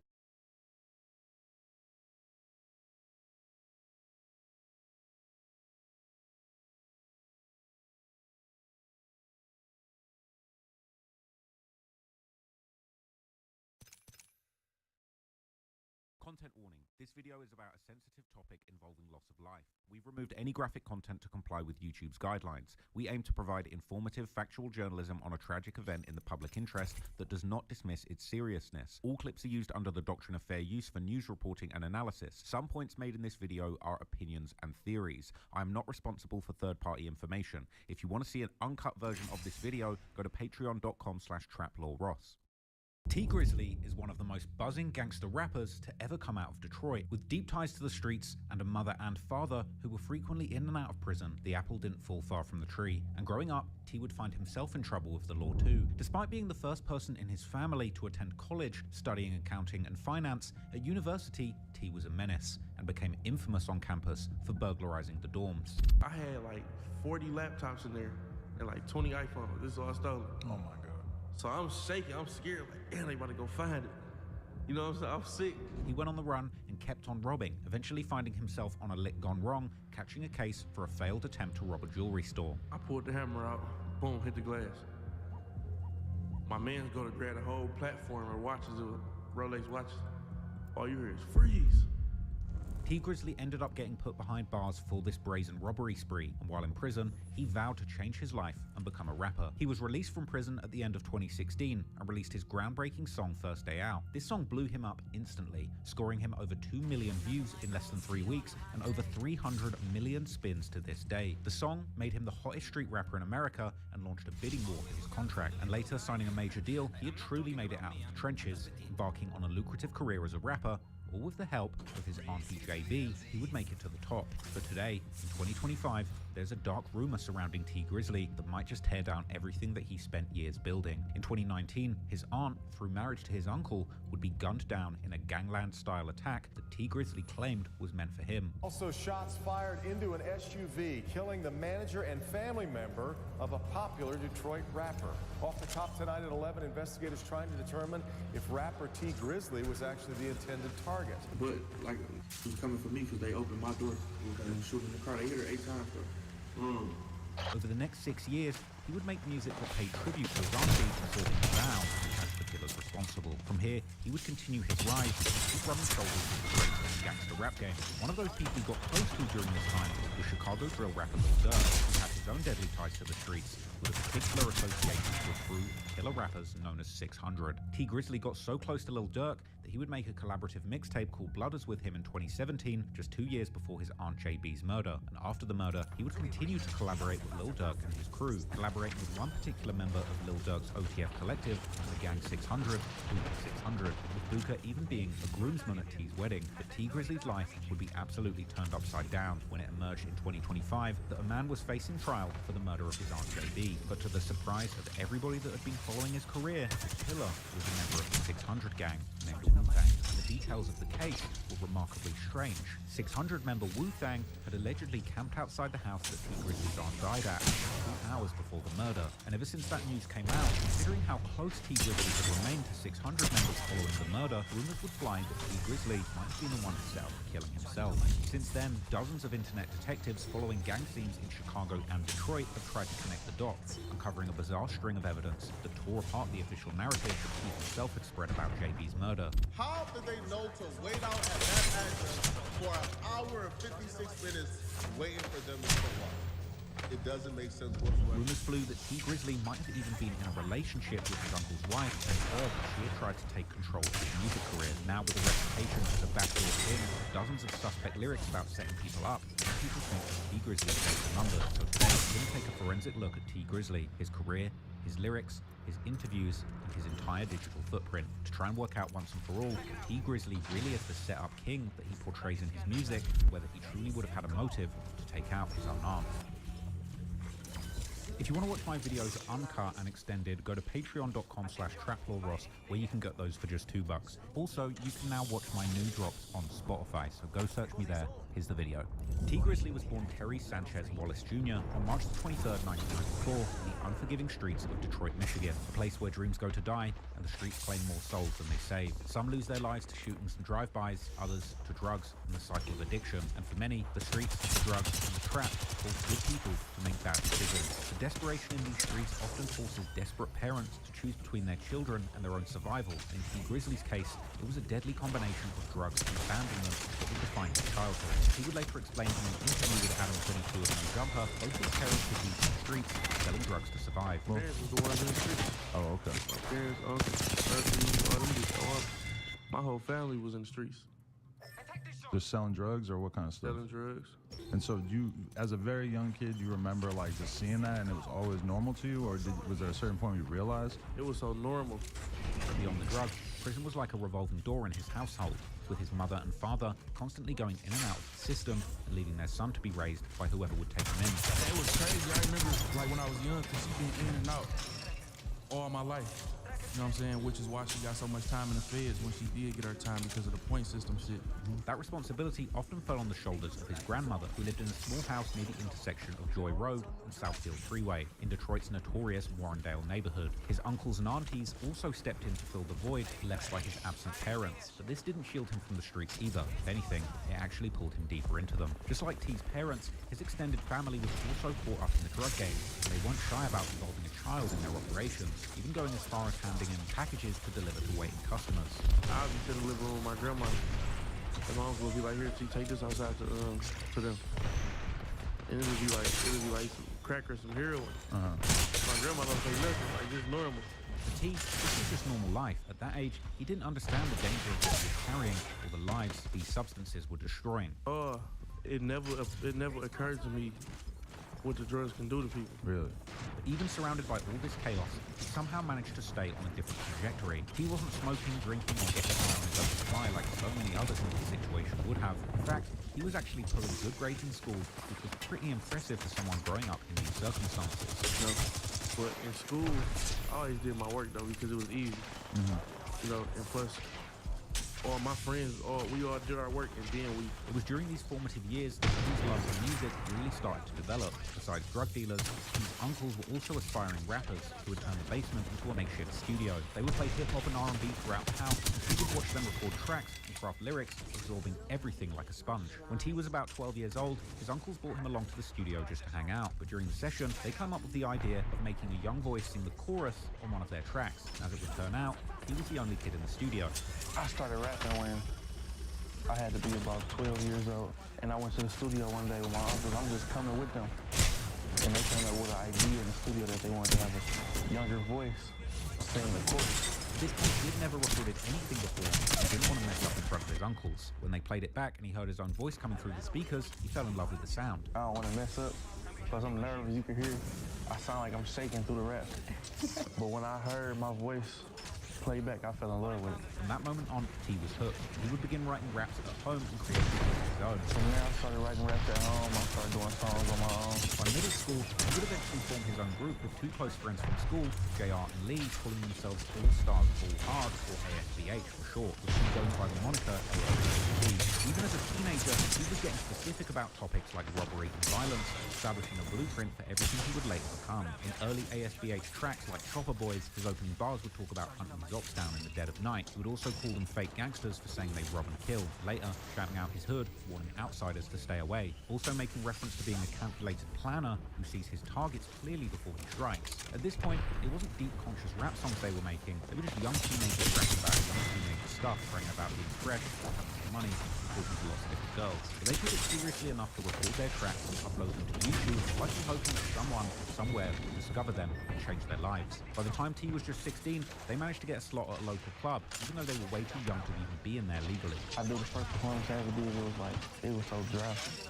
Cause it's like, we in this club, we so young that we not even supposed to be in the club. That first show was a disaster. The crowd didn't know their music, the promoter had just thrown them on stage as a favor, and the whole thing was, as T put it, drugs. And don't nobody know our music. The promoter dude just mess with us like, y'all wanna perform, we get y'all on this little show. But ain't nobody know nothing, so it was just so dry. Like, this was the kind of humbling experience with music. Despite the rough start though, he was continuing grinding. He was studying Detroit legends like Blake Icewood and the Street Lords, learning from the artists who had managed to make it out of the same neighborhoods that he was trying to escape. But even as T chased his musical dreams, the streets continued to take a toll on his family. In 2011, when T was just 17 years old, his mother got caught in a federal drug trafficking investigation that had been building for months. According to court documents, T's mother, LaToya, had left home at 13 to escape physical abuse from her stepfather, sexual abuse from her uncle. At 14, she would meet T's father, Terry Wallace Sr., who himself was a drug dealer. She became pregnant with T and would be caught up in the web of her partner's criminal lifestyle and her own struggle with addiction and mental health issues that went undiagnosed for years. And to make matters worse, LaToya had developed a serious criminal history that stretched back for years. She'd been convicted of escape in Superior Court of Lake County back in 1999, possession of cocaine in 2004, and delivery manufacturing of controlled substances in 2006. Feds knew exactly who they were dealing with. They'd been conducting controlled buys from LaToya using undercover officers, recording evidence of LaToya selling crack cocaine on multiple occasions, twice in September and once in October. Each time the agents would purchase crack cocaine from her using marked money, and each time they would test the substance to confirm if it was cocaine-based. When LaToya finally went to court in 2014, she ended up getting sentenced to 188 months. That's over 15 years in federal prison. The judge recommended she be placed in an institution with a comprehensive drug treatment program, but the bottom line was Terry's mom was going to be gone for a very long time. Losing his mother to the federal system was devastating. In a twisted way, it wasn't entirely unexpected. LaToya had been in and out of prison throughout his entire childhood, so he had already learned to live with her absence. From here, it only got worse. Just 1 year later, in the summer of 2012, the streets him from Terry's family. This time it was his dad, Terry Wallace Sr., who was murdered in the streets of Detroit. You know what I'm saying? I done been through, you know what I'm saying, my pops got killed a couple years ago. I was old enough to feel that. The timing couldn't have been worse. In the span of just 2 years, he'd effectively Oh, lost both parents to the violence and drugs that plagued Detroit streets. Around the same time, he would also lose a beloved teacher to another homicide, who would be quoted in the newspaper appreciating his teacher for advising him to stop hanging around the wrong crowd and to be determined to set and accomplish his goals. For most kids in his situation, losing all these important people in such a short time I can't fucking aim, dude. God, I get it, bro. their way, but T was built different. He didn't crash out under the weight of This fucking update can't come fast enough. Take that away. God damn. Who told him that he could do better. He would make a genuine attempt at using his education to break the cycle. Michigan State University accepted him to study finance and accounting, giving him a legitimate path to a job that could allow him to make big money the legal way. For the first time in the Wallace family's history, someone was going to get a degree and build something different, far away from the streets. Everybody really just dying and getting locked up. And I got this acceptance letter to college, so it's like, I gotta do this. Right. Or it ain't gonna be nothing else to do. Jesus Christ. Fresh start. Instead, it would become yet another finesse. Unfortunately, when he went to college, took his gang ties with him. 15 people throwing things at me. You. Oh, God. Before we get to the case that would send T Grizzly to prison for years, let's take a closer look at the vicious Detroit gang who taught him how to rob. Coming into the 2010s, Detroit, Michigan was a city on the verge of bankruptcy. Following the collapse of the city's lifeline, its auto industry, which had been going through some extremely tough times, culminating in 2008's global financial crisis. The situation at both Chrysler and General Motors Oh. is dire. The Treasury Department threw GM a $2 billion lifeline Friday, bringing its total bailout to $15.5 billion.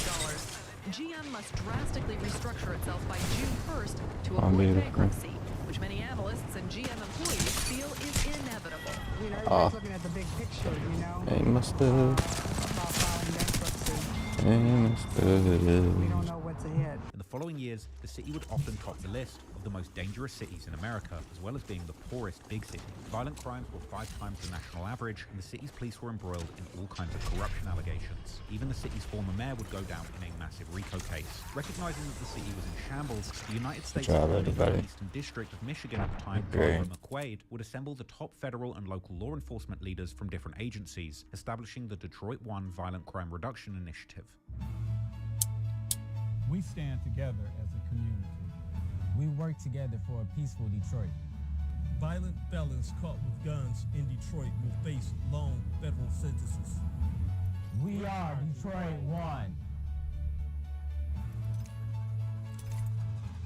At the core of the Detroit 1 initiative was an aim to identify and prosecute priority offenders, which they colloquially called the trigger pullers, as well as dismantling violent gangs and criminal organizations while engaging the community to act. This would also be taking place at a time when law enforcement and academics were beginning to pay increased attention to the social media activities of street gangs, as well as beginning to utilize the RICO laws again to bring down these gangs. And between 2012 and 2017, over 100 gang members were charged in more than a dozen racketeering cases in Detroit, including nationally affiliated gangs like the 7 Mile Bloods, Bounty Hunter Bloods, Rollin' 60s Crips, Latin Counts, and smaller sets like the Band Crew, Young and Scantless, aka YNS, and 6 Mile Cheddar Grove, just to mention a few. But most important to this story is a gang also mentioned in the list, known as Related Through Money, or RTM. Well, technically RTM was more of an alliance of several rather small neighborhood cliques that included YFN, aka Young Fresh N-Words, YNF, aka Young N-Words Flexin', and BSM, aka Bang Squad Mafia, which was apparently also the clique claimed by T Grizzly himself, who would often tweet how there was only a few members in the clique as a whole, and how already in 2013 he was the only member of Bang Squad that wasn't locked up. These 3 crews formed the core of the alliance, at least according to the feds, while other associated cliques included crews like PNF, aka Paid in Full, SMN, aka Self-Made N-Words, and of course also T Grizzly's rap group, All Stars Ball Hard, aka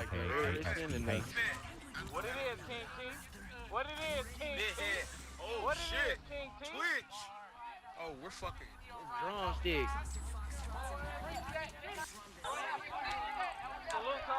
I've never really banged that experiences with somebody. According to the authorities, Related Through Money, aka RTM, or RTM the Mob, was a criminal street gang that operated in northwest Detroit in an area they called the Scud Zone, which they would sometimes stylize by replacing the O with a 9, which refers to exit 9 off the Southfield Freeway that takes you to the neighborhood, or more specifically, to... It's just after Plaid, he's not viable for me. Like, people start catching on to that shit.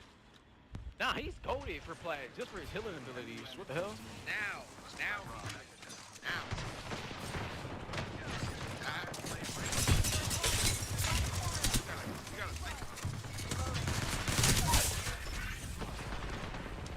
Oh my god, he's fucking happy. Yeah, it's RP at the start of the game. Oh my god, I came back as soon as both of y'all died. Holy shit. I don't have a gun. Yeah, but ain't no gun. I'm back. You guys missed me? Oscar Mike, respond. I ran away from the light compadres. Down the target.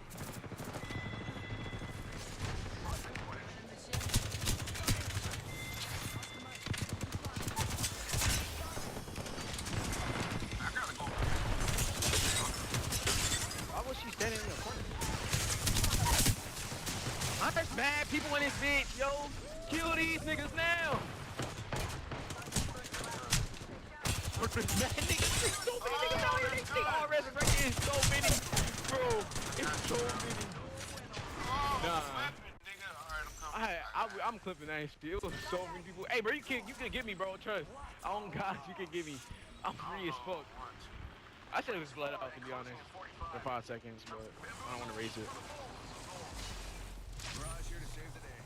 Oh my god, I thought I was the enemy, dude. I was gonna say, I should have smoked it down there as soon as I got res. I'm stupid. There's so many people down there. It was like 18 people.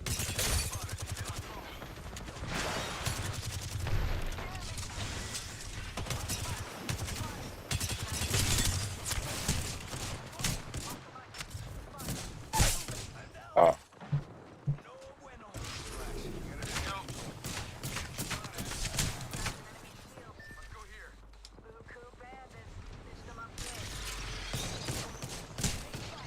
I can't move.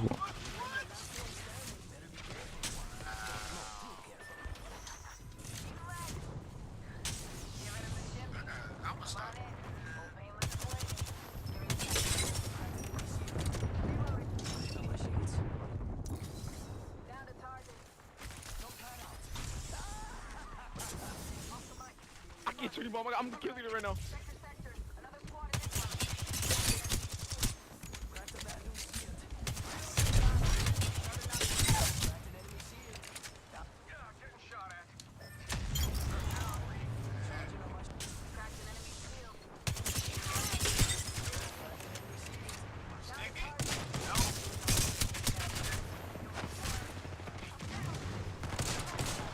Yo, bro, stay alive, bro. Jump stick, stay alive.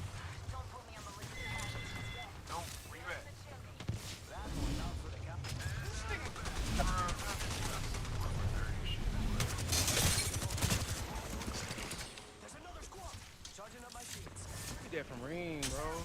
Jump stick, you need to get a ring or you dead. Go kill him, bro. I need to bleed out, bro. What we doing? We should have been back right now. Oh my god, we didn't bleed out. Ah. We didn't bleed out. I was trying to advise what this nigga to do.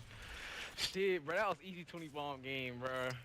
GG, good luck on the next one, boys. Where Alex is at? GG, bro. bro, like, I just don't understand. Shotgun.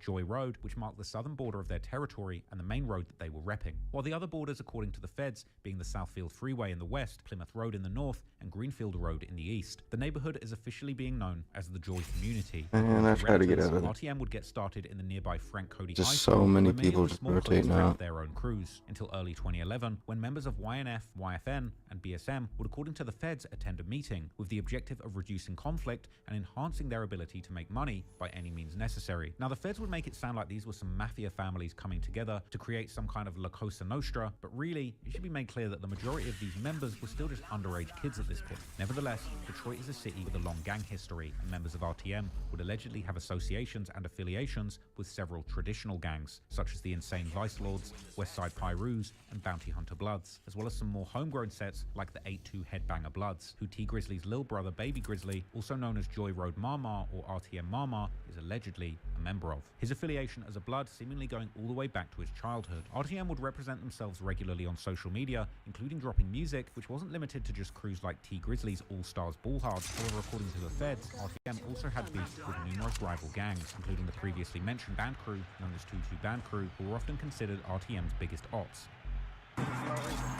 Oh, what the fuck? Okay.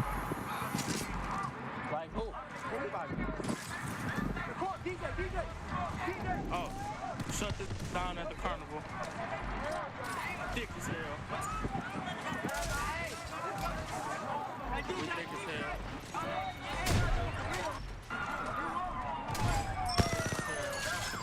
There's also TMCNE, aka Too Much Cash Never End.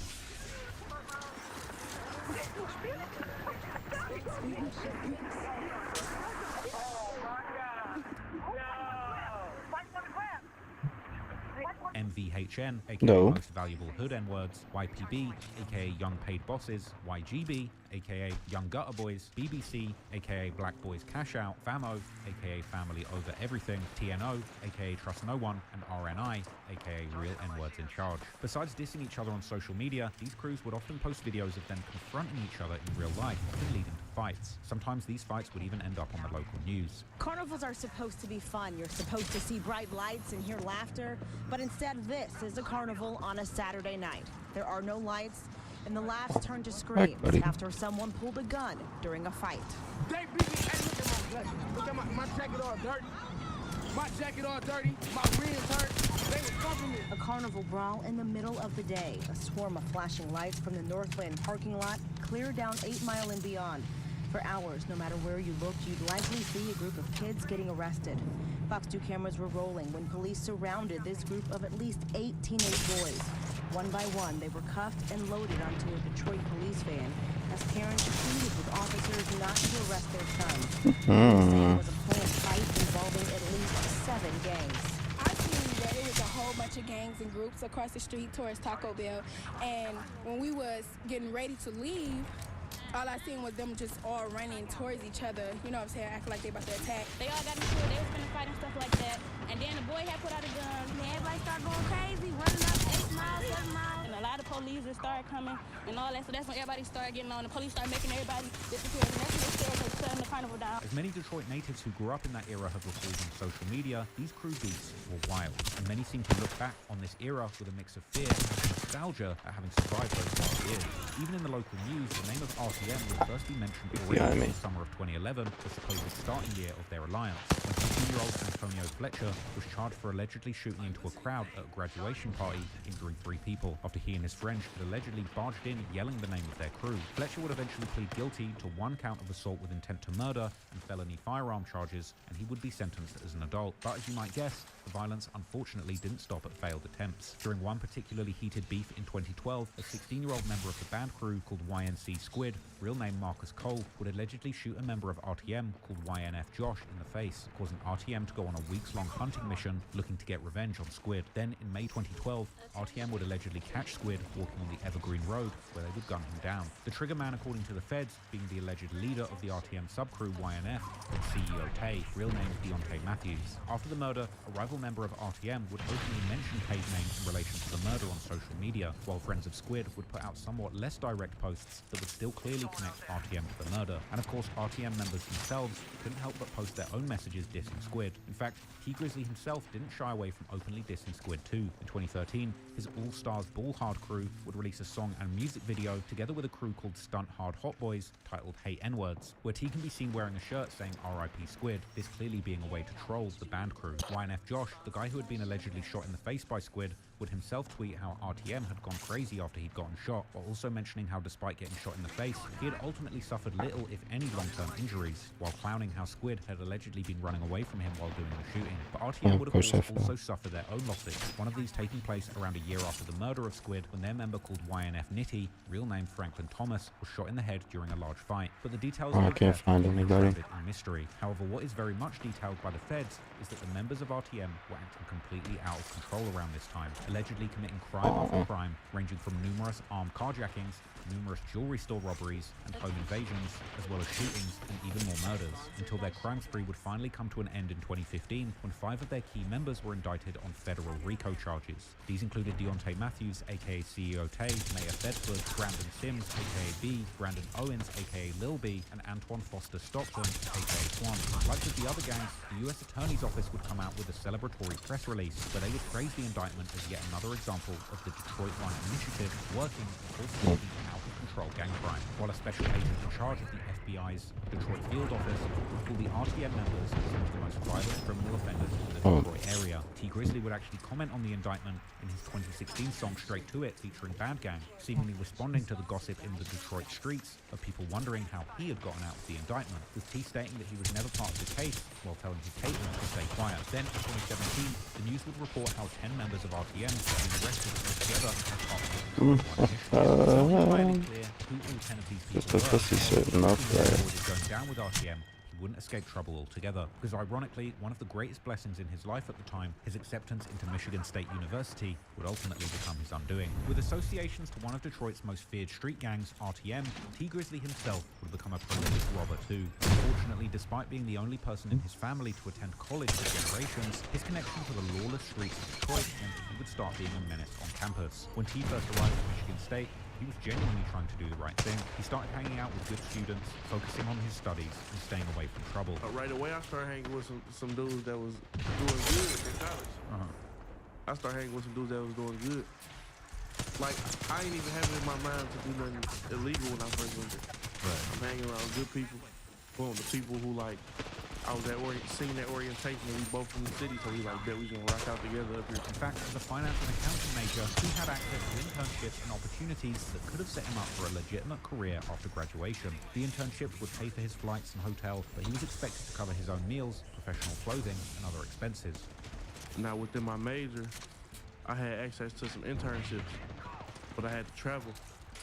You know, they was gonna pay for the ticket there in the hotel, but I had to buy my own food and have a change of clothes and had this type of business attire and all that type of stuff.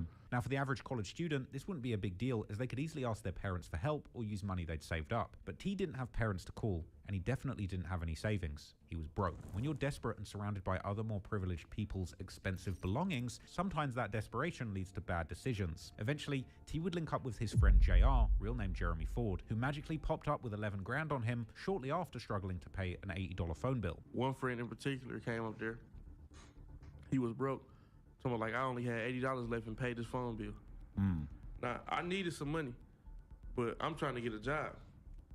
So the broke friend come back one day with like $11,000 on him. T asked JR to put him on, and with that, they came up with a dirty plan. Whatever you did, I don't know what you did, but whatever you did, we doing it again tonight. I don't care what it was. They started burglarizing other students' dormitories, stealing laptops, electronics, cash, basically anything that they could find. So we got to break it in dorms and all that. So now I'm running my money up. By February 2014, they had stolen over $20,000 worth of items from their fellow students. T would later tell Adam 22 that he had accumulated 40 laptops and 20 iPhones from this crime spree. I had like 40 laptops in there and like 20 iPhones. This is all stolen. Oh my God. But on February the 27th, 2024, their run came to an end when state police caught T and JR on their way out of campus. He like, after we grab him, I'm about to grab my bags out of here and we just gonna slide to Detroit right quick because it's getting hot up here. They starting to catch on to us. So we knock on the door. One of the Michigan State police officers answered the door. Boom. They come out there, search us, take all our money off of us. Went to my room. So you were just about to leave? I was just about to leave. T had only been at Michigan State for about 4 months, barely long enough to settle into college life, and already he was throwing it all away. How long have you been in college at this point? I was only up there for like 4 months. Really? I was only up there like for 4 months. When word got around that he'd been arrested, another one of T's friends ran to T's dorm to grab all of the stolen gadgets and move it to their own dorm. This evidence tampering would hurt the police case, forcing them to let T go, but take more time to properly build a case against him. They processed us, let us go without no charge. 5 months later, they came back and charged us. At this point, T knew what this meant. They had him dead to rights, and it was only a matter of time before they would come back with charges. So he made a decision that would make everything worse. He went on the run, fled the city, and went 500 miles south to Kentucky. But halfway to Kentucky, T received a call from the Lansing Sheriff's Department saying they had a warrant for his arrest. Hey, how you doing, Mr. Wallace? This is such and such with the Sheriff Department in Lansing. Yeah, we got a warrant out for your arrest. Now, T wasn't just running from his problems, he was a wanted man, and he would later claim that he felt like public enemy #1 with every cop in that city looking for him. On the way to Kentucky at that point, I'm like, I'm a wanted man. Because I'm like, damn, I feel like I'm public enemy #1 in America. I'm like, every cop in America is looking for me right now. But instead of going back and turning himself in, T continued his trip to Kentucky. He knew that he needed money for a lawyer, money that he didn't have. Gotta do it now, because I gotta go hit the lick and pay for the lawyer. I ain't got no pay. And it was here that T made the biggest mistake of his young life, because instead of laying low and staying out of trouble, T and 4 other guys decided to rob a jewelry store called the Castle on West New Circle Road. Before executing their plan, they made a strategic move to call the police, claiming there was a shooting at a local school, hoping to draw officers away from their target area. Police come. I knew it was gonna take the police a long time because we called the police before we got there and said we seen somebody with a gun on campus. With that, T and his crew walked into the jewelry store in broad daylight. It was hot as hell in Kentucky, but they were wearing hoodies to try and conceal their identities. When people in the store questioned why they were dressed like that in 90-degree weather, they would claim that they were boxers trying to lose weight. We walk in the jewelry store. We in Kentucky. Hot as bro. We got on hoodies. They're like, damn, what y'all? Everybody look at us in the store. Why y'all got them hoodies on? Like. But the plan was simple. One of T's partners was supposed to smash the glass display case with a hammer and grab everything they could. But when T saw his partner hesitating, he took it upon himself to make the move. That's when they heard the word freeze. My man's supposed to hit the glass. He taking way too long. I'm trying to get the on. This was the furthest thing from a college student. Oh, okay. I'm gonna do that. Yeah, right? all right, bet. He taking all day. I do this. As soon as I did, I heard freeze. Right? Now, You said freeze? Said freeze. Like bro. this is actually some cops or robbers. Like freeze! Freeze! According to T, a customer who was buying golf clubs had pulled out a gun and was pointing it directly at them. Like the way we got caught, a customer pulled the gun out. It wasn't nobody who worked at the store. That was a customer. Pulled a like gun some out. off-duty cop? Wasn't an off-duty cop, a regular civilian that was in there buying some golf clubs, bro. News reports claimed that it was the general manager, but whatever the case, T would immediately drop his hammer and get on the ground, not wanting to test his luck or lose his life, unlike 2 of his accomplices who actually managed to escape. When I hear freeze, first thing that think in my mind, because I don't want to ever die. Yeah, right? yeah. So as soon as I hear freeze, I instantly think somebody got a gun and just pop you, bro. You feel me? He cocked that back. Get down, bro. Get down. T would later claim that he could see it in the man's eyes that he wanted to shoot him, and he was just looking for an excuse. A white dude? Yes. Of course. And I saw it in his eyes, bro. Listen. You saw in his eyes he was ready to go. I saw it in his eyes he wanted to so bad, bro. For the next hour and a half, they would lay on that jewelry store floor while that customer or manager held them at gunpoint waiting for the police, who had been diverted by the fake school shooting call that T's crew had made earlier. And when the police finally did show up, they tried everything to get T and his remaining accomplices to snitch on each other, offering them deals, but none of them gave in. You could go home right now. A word? Yeah. You go home right now. Just tell us who put the plan together. Like, what happened? The conditions in the Kentucky jails were brutal, and reportedly, this is one of the worst facilities in the United States. And once locked up, T realized that his court-appointed lawyer barely gave a damn about his case, so he would pick up the law books himself and begin reading about similar cases. So I look in the law book. I'm damn, all right, bet. Like, I start finding. I ain't got no money for no lawyer, so I got a court appointment. He don't really give. Feel me? I'm looking through the law book. Through all of that research, T and his co-defendants would discover that their case didn't have to be armed robbery under Kentucky law and could be knocked down to destruction of property instead. Oh, we ain't never make it out the juries, though, so they can't call it a robbery. This destruction of property at the most. And when the prosecutor finally offered them a deal of 5 years with only 10% to be served, T knew that they had to take it because going to trial as an out-of-town defendant with no connections would mean getting made an example of. Prosecutor, come. All right, Ben, we'll give y'all 5 years, 10%. Y'all do about 9 months and then get out. But I'm like, bro, if we go to trial, they gonna make an example out of us. We from out of town. We don't know nobody down here. We ain't got no lawyer. We taking this deal. It's straight up. And with that, T was sentenced to just 9 months in Kentucky for the jewelry store robbery, but his legal troubles were far from over. While he was already serving that time, Michigan came calling for the dormitory robberies at Michigan State, and they wanted T to face justice. The transfer from Kentucky to Michigan came with an unexpected highlight when the transport officers apparently let them stop to get McDonald's. They let us stop at McDonald's though. That was the highlight. Well, I've been locked up for about 2 years. I ain't had no food in a minute. That would be his last McDonald's treat in almost 2 years, because in September 2015, T was hit with an 18-month to 15-year sentence for the Michigan State robberies. What had started as a desperate attempt to afford college expenses had now cost him everything: his education, his freedom, and potentially the next decade and a half of his life. But it was during this lowest point, sitting in a prison cell with nothing but time on his hands, that T would rediscover his love for rap music that had been dormant since his ASBH days. And with a natural talent for rapping, he would be blessed with yet another chance at success, this time finding a legitimate opportunity to go straight that he fumbled at university. But unfortunately for T, unlike a university education, becoming a poppin' street rapper would sadly come with a whole lot of baggage. Winding up in prison, this stripped away all the distractions and forced T Grizzly to focus on what was really safe in the streets: music. But things didn't start off easy. When he first started rapping in prison, one of the inmates would clown him for having weak bars. So when you was in jail, you was rapping, was like you was nice? I ain't gonna lie. Told me I was in jail at first. Told me it was weak. I'm like, ooh. But beyond the criticism, this inmate would also explain to T that his songs had to be so universal that everyone who listened to it would not only understand and relate, but also feel it. So when you make a rap, you gotta be kind of universal where everybody can understand it and everybody can relate to and feel it. Don't say something that you just like and don't nobody else like.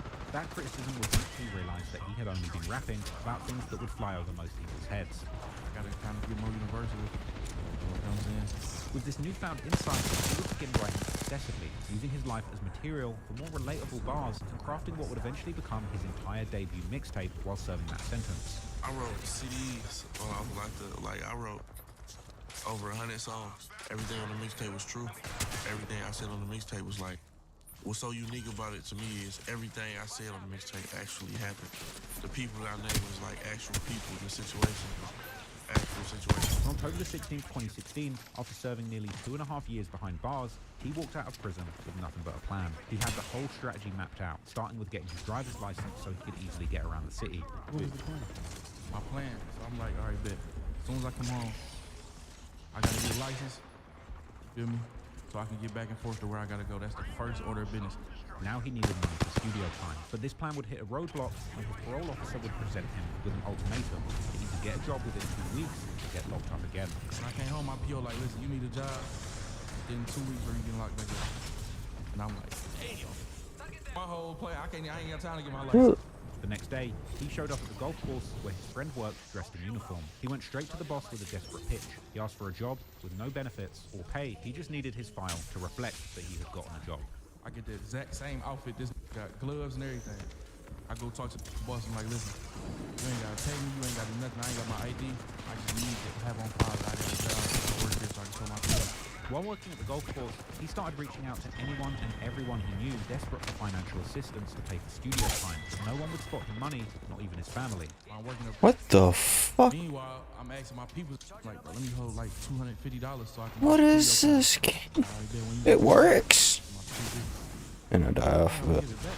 I just wanted to see if it worked, man. Chill. In fact, family members dismissed his musical aspirations, telling him his dream was impossible and he should get a real job. But there was one person who believed in him when no one else would, and that was his aunt, Jabina, JB Brown. JB was married to T's uncle and had been in his life since he was a teenager. While everyone else saw a convicted felon with impossible dreams, JB saw potential and would be the only person willing to invest her own money into T's music career. As JB herself would post on Instagram, she had been one of the biggest supporters of T's rap career ever since the early days of All Stars Ball Hard, with her even selling their CDs out the trunk of her car. And the two had for a very long time a very special type of bond, with Jabina even posting several times how they've had many conversations that can't be repeated, likely due to their deeply personal nature. While T Grizzly himself would ominously post on his Facebook that if JB dies, he can't tell the story because he's dying with her, showing the extraordinary bond that these two shared. At one point, JB was even so busy with T Grizzly's music career that she lamented on social media that she didn't have time for a relationship. The eyebrows were raised when T Grizzly made a response that suggested she didn't need a relationship because she had him.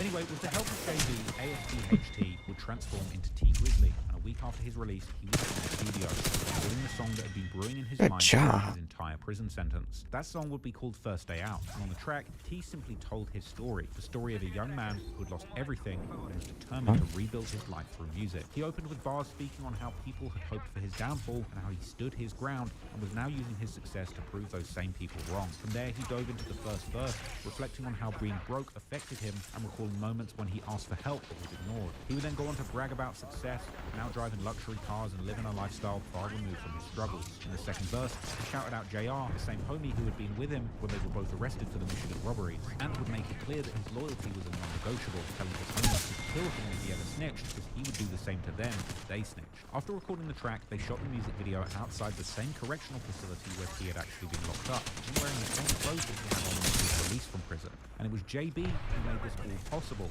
When he needed money for studio time, beats, and the music video, she stepped up when no one else would, taking on the role of his manager. The video for First Day Out was uploaded to YouTube on November the 7th, 2016. At the time, he had only 1,500 followers across his social media platforms. But within a few minutes of the video dropping, it had gained over 200,000 views. Pressed it.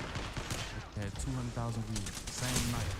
Good job, bro. 200,000. Ain't for no ads. I had 1,500 followers. You feel me?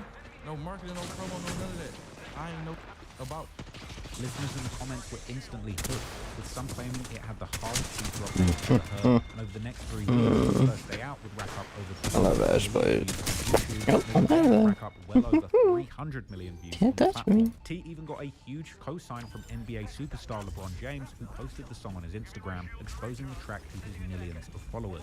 This single post apparently tripled T's record sales overnight. My record sales tripled after LeBron put that up. Shout out to LeBron James. You done made me a couple dollars.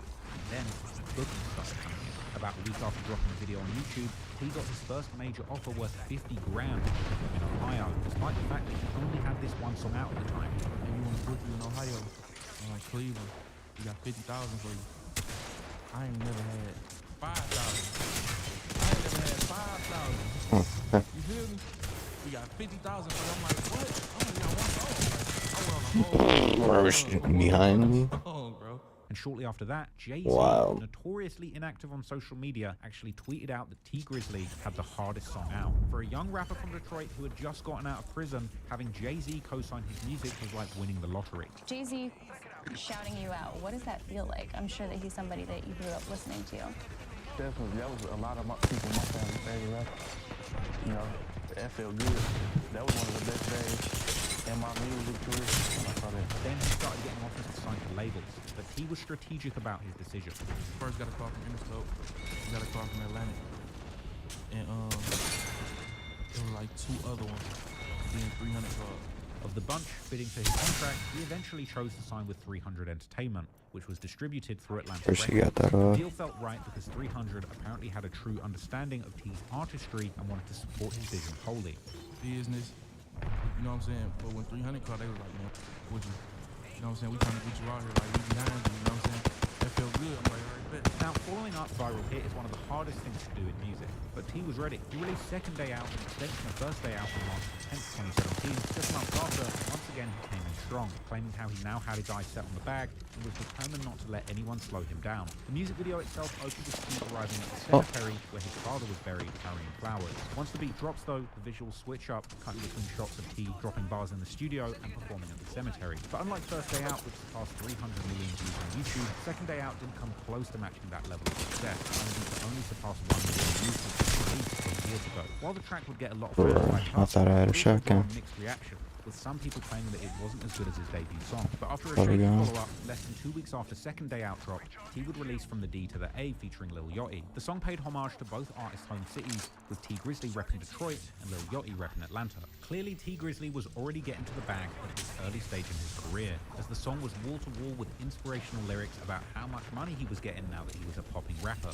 But at the same time, T Grizzly also made it clear that even at this point in his career, people wanted him dead, and he was willing to defend himself. From the D to the A was the follow-up that fans were really looking for after First Day Out, and this song would eventually go 5 times platinum. He would follow this up with the mixtape My Moment. Dropping on April the 7th, 2017 via 300 Entertainment, My Moment captured T Grizzly's explosive entry onto the hip-hop scene following his prison release. The album channeled his raw trauma and was anchored by the viral hit First Day Out that established T Grizzly as the city's next big poppin' rapper. According to T, he wrote all of My Moment while serving his 18-month prison sentence. The track Day One mourned his imprisoned and dead friends. It was everything the fans had been waiting for. Not just for T, but also for the whole of Detroit hip-hop. For years, the city had struggled to get mainstream recognition for its street rap scene. Now, don't get me wrong, artists like Eminem, Trick Trick, Royce da 5'9", and Big Sean have truly put Detroit on the map for rappers, but T's success opened the floodgates for a new generation of Detroit artists with authentic ties to the streets who had been grinding for years but weren't getting the industry's recognition. Got signed, and I really opened up doors because I was the first person to get signed to a label, you know, from the city that sound like High Town. Some dudes come and get up under artists, and some dude got other sounds from Detroit and make it like Eminem and Big Sean. With me, I got that Detroit culture, you know what I'm saying, and labels took to it, fans took to it. My Moment peaked at number 44 on the Billboard 200 and was certified gold. That year, he also received 2 BET Hip Hop Award nominations, which he celebrated with a new bear chain. Throughout the rest of 2017 and 2018, T would continue to build his catalog and reputation, releasing the collaborative mixtape Blooders with Lil Durk in December 2017. Hot off the back of Durk's Signed to the Streets 2.5 tape that dropped in October and was really an attempt to revive his career, as around this time, a lot of people were claiming Lil Durk had fallen off musically, and this Pete and all that.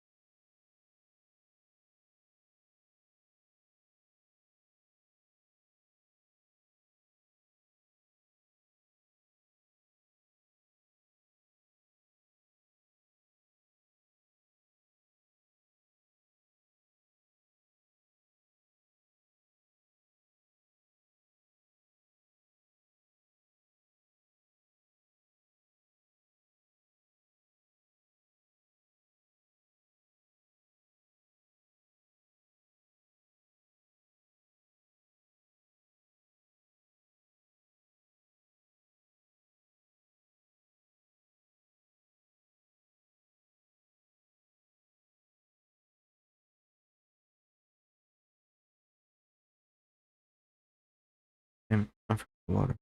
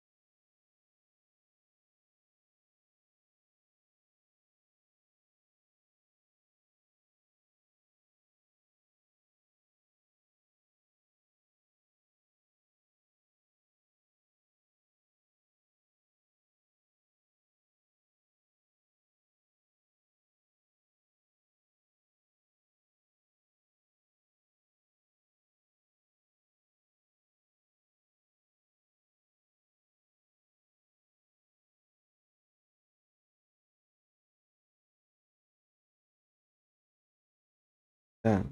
Damn it.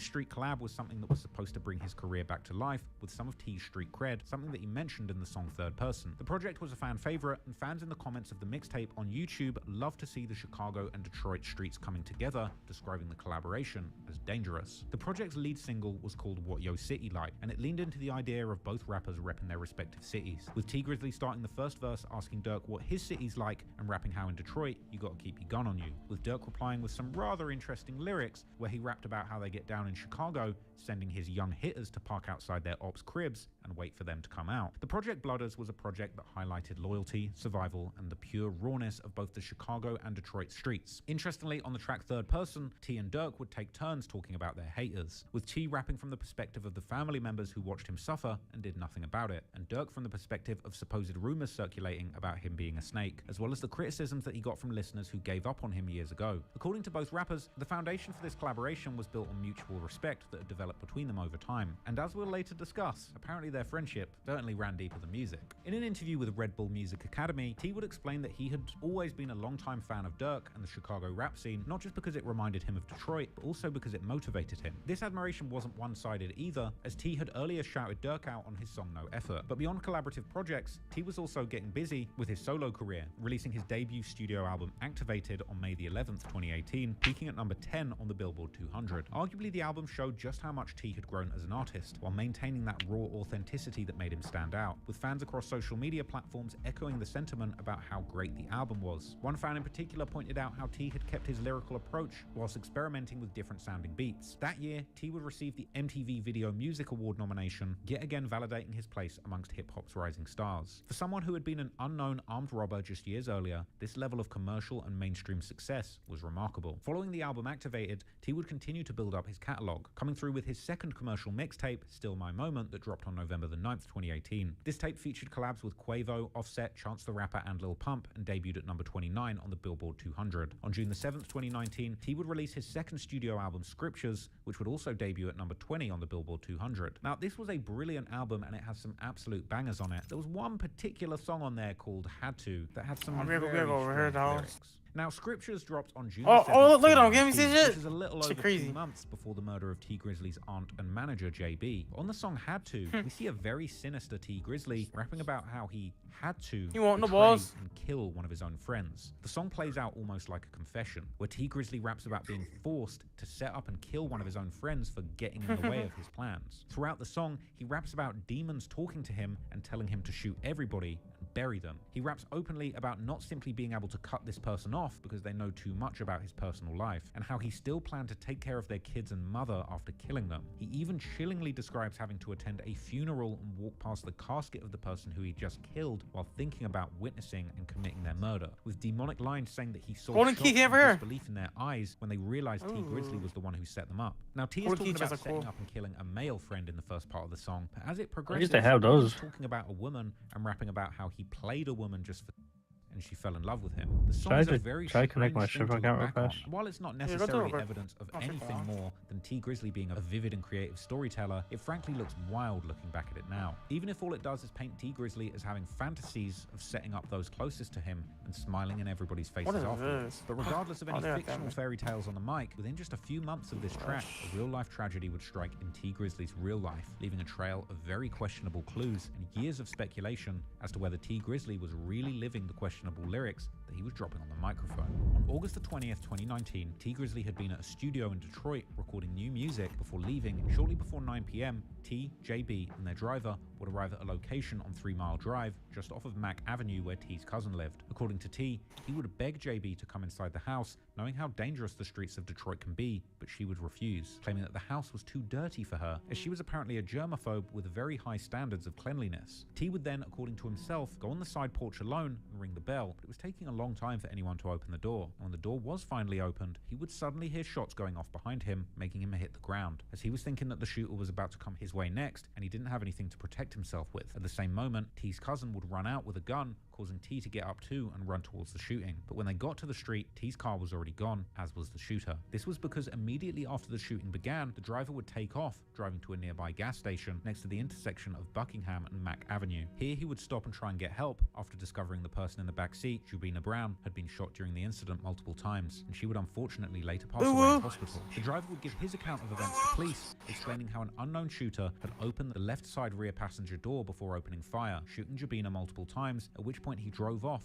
and then called 911, stopping at a gas station where police and medics would ultimately find them. But interestingly, while T had been with JB right before the shooting, for whatever reason, the person who would actually end up identifying her body after she would pass away at the hospital would be the rapper Sada Baby, who had become extremely close with JB after she had also begun to manage his music career. Now, we're not going to talk about the T Grizzly situation at all. I like protein. But I do want to say, his aunt was actually your manager at one point.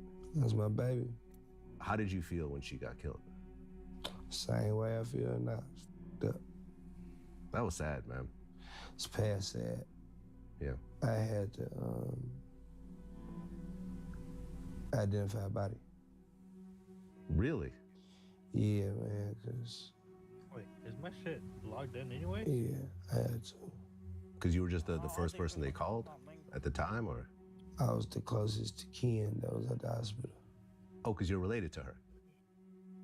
No? Oh, shit. No, I just was the closest to kin at the hospital. Closest to kin. We'll discuss Sada Baby's feelings about the incident later, but for now, the rest of Detroit would receive the news of this tragic situation, hitting the most prominent gangster rapper in the city. The following day, the news of JB's murder would surface online, as TMZ would break the story, followed by numerous other outlets, particularly the local Detroit News. Also, shots fired into an SUV, killing the manager and family member of a popular Detroit rapper. Off the top tonight at 11, investigators trying to determine if rapper T Grizzly was actually the intended target. He was with his aunt when those shots were fired on Detroit's east side. Jermont Terry is live tonight.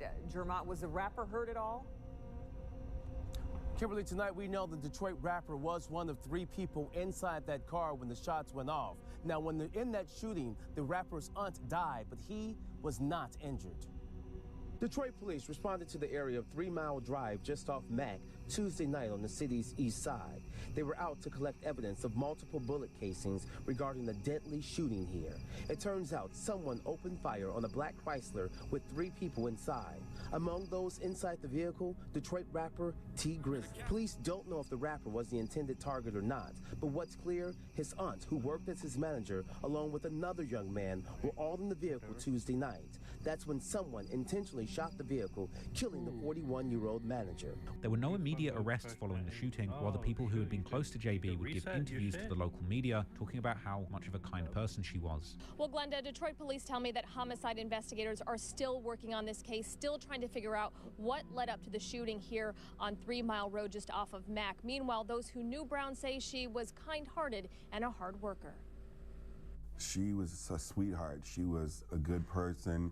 She was the type of person that would look out for you, do whatever, she could to help you. Bushman, host of The Bushman Show on 97.9 WJLB, first got to know Jubina Brown 3 years ago. He called her JB. She was the manager and aunt of Detroit rapper T Grizzly. She also managed Detroit rapper Sada Baby. T Grizzly would also mourn the loss of JB on social media, calling her an angel, while saying that he knows that JB will always be with him, just like she always used to be. Immediately following JB's murder, speculation on who was responsible flooded the internet. Some rumors claimed that 42 Gutter had some kind of involvement due to T's new signing, Sada Baby, having connections to a local gang war. Others claimed the person responsible was someone from NBA Youngboy's crew. Some members from the gang STL-EBT in Chicago would even make posts claiming to be smoking on T Grizzly's aunt, likely the result of T Grizzly deciding to diss Lil Durk's ops from Chicago after becoming friendly with him and collaborating. Some fans and the media even compared Jubina Brown's death to Nipsey Hussle's tragic slaying, suggesting that both were victims of murderous jealousy, suggesting that all the success that T Grizzly was having had made his old enemies in the streets jealous. The next month, T would end up releasing a heartfelt tribute track dedicated to JB called Satish, which was her middle name. The song came with a moving cover art that depicted T and his fallen aunt as grizzly bears. T would immediately start the song with a line that in hindsight seemed like an attempt to get ahead of any rumors, rapping that he and JB were so close that people thought they were lovers. He imagined alternative outcomes, saying if he'd been outside with JB, he would have protected her. T also confidently claimed that he had been the target of the shooting and that JB had simply become a casualty because she'd been with him at the time. He would suggest the shooting was a result of envy and jealousy, and he also rapped about actively looking for revenge and putting up $1 million bounty on whoever did this, saying he didn't care if it was the mayor of Detroit himself. Even more interestingly, he alleged that the cops had already found a murder weapon. At the time, this was received as a devastatingly heartfelt tribute from a grieving nephew to the aunt and manager who saved and believed in him, a powerful expression of his real loss. Commenters on Reddit's Hip Hop Head subreddit praised the song and T Grizzly's approach, with some commenting how you could feel the genuine pain and sadness in the track. Others called it his best song and claimed that the track earned T Grizzly some new fans who hadn't heard of him before this tragic accident. The lyrics were so believable that T's public declarations of Get Back even raised alarm amongst the community, sparking a call to end the violence on local Detroit news. A new music video by Detroit rapper T Grizzly reveals he fears for his own life after the murder of his aunt last month. But there's talk of a bounty on the head of her killer, and it seems to promote a vicious cycle. 7 Action News reporter Rudy Harper is live tonight with the call of an activist to end the violence. Rudy, explain. And Carolyn, there are strong emotions in this song by the Billboard artist. For the first time, he's expressing his feelings, even rapping he fears for his own life. Dr. Kim Logan Nolan, a family counselor, reacting tonight to the rapper's lyrics, which seemingly encourages violence, including a bounty on the head of his aunt's killer. Rudy, we want to redirect the anger, redirect the pain. Dr. Logan Nolan says she's had firsthand experience de-escalating gun violence in the hip-hop community. I had opportunity to counsel a young rapper, and he lost a loved one through gunfire. And I said, what would bring honor to your loved one?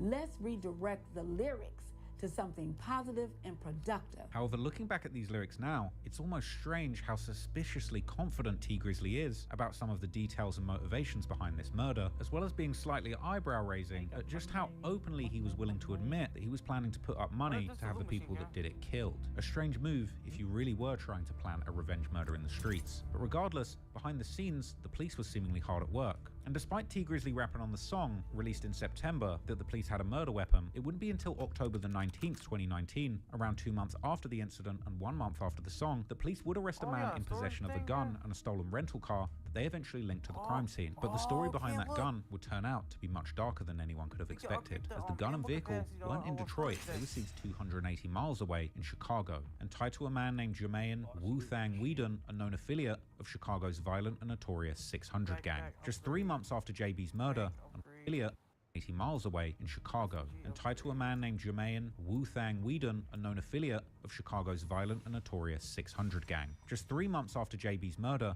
and 1 month after Wu-Thang's arrest, T Grizzly would then sit down for an unexpected interview with WJLB's Big Dog Blast. Looking back at this interview now, it's frankly crazy, as throughout the entire interview, T was distractedly playing Call of Duty while casually recounting the tragedy of his aunt's death with a chilling detachment, with T at one point suggesting that gaming is like therapy for him. Let me capture that right quick. I'm capturing 8 rounds. Okay, boom. That's a capture. I'm about to kill.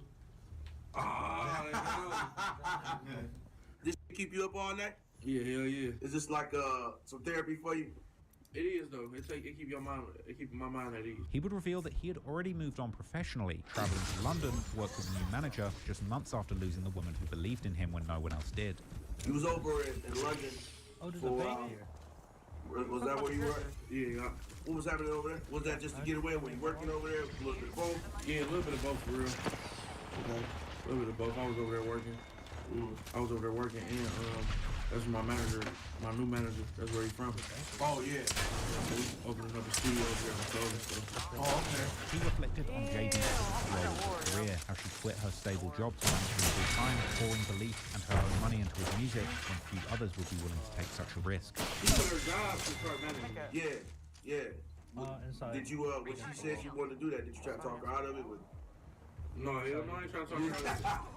Because she already had money, so she was already straight for real. Okay. And I really needed that. And I saw that she was the only one that really believed. She was the only one I could trust for real. You know what I'm saying? So I was all for it. Okay. He would be asked to recount the events of the night that JB was murdered, and he would go on to give a strangely casual account of that night, barely taking his eyes off the game of Call of Duty that he was playing. According to T, after leaving the studio on the night of the shooting, they headed to his older cousin's house. So tonight, everything happened, man. Can you kind of go over that night with us? I know y'all was at the studio. I seen you on your Instagram. Yeah, so we was in the studio with Buffalo and Jay Swan or whatever. And I'm going to my cousin's house, my older cousin. He was real close to my pop, just like my pop's brother. And I always try to, you know what I'm saying, show him some love because that's another wound we really ain't healed from. Okay. You know what I'm saying? So I went over there. He would claim that he begged JB to come into the house with them, as well as inferring that this was in a dangerous area. But apparently, JB was a germaphobe who had a thing about not going into dirty houses and decided to wait in the car. And I was telling her, like, come in the house. And she's like, no, I don't want to go in. I'm begging her to come in the house. You know what I'm saying? Like, certain areas, you just can't, you gotta move right. Right. You know what I'm saying? It ain't about where you at. I can go anywhere I want to. Right. But I gotta move right. Right. You know what I'm saying? So if I'm moving right, can nothing happen to me. So I'm telling her to come in the house. She's like, no. Because they do kind of like funny acting about dirty houses and stuff like that. The house wasn't even dirty, but to her, she just was clean, real clean person.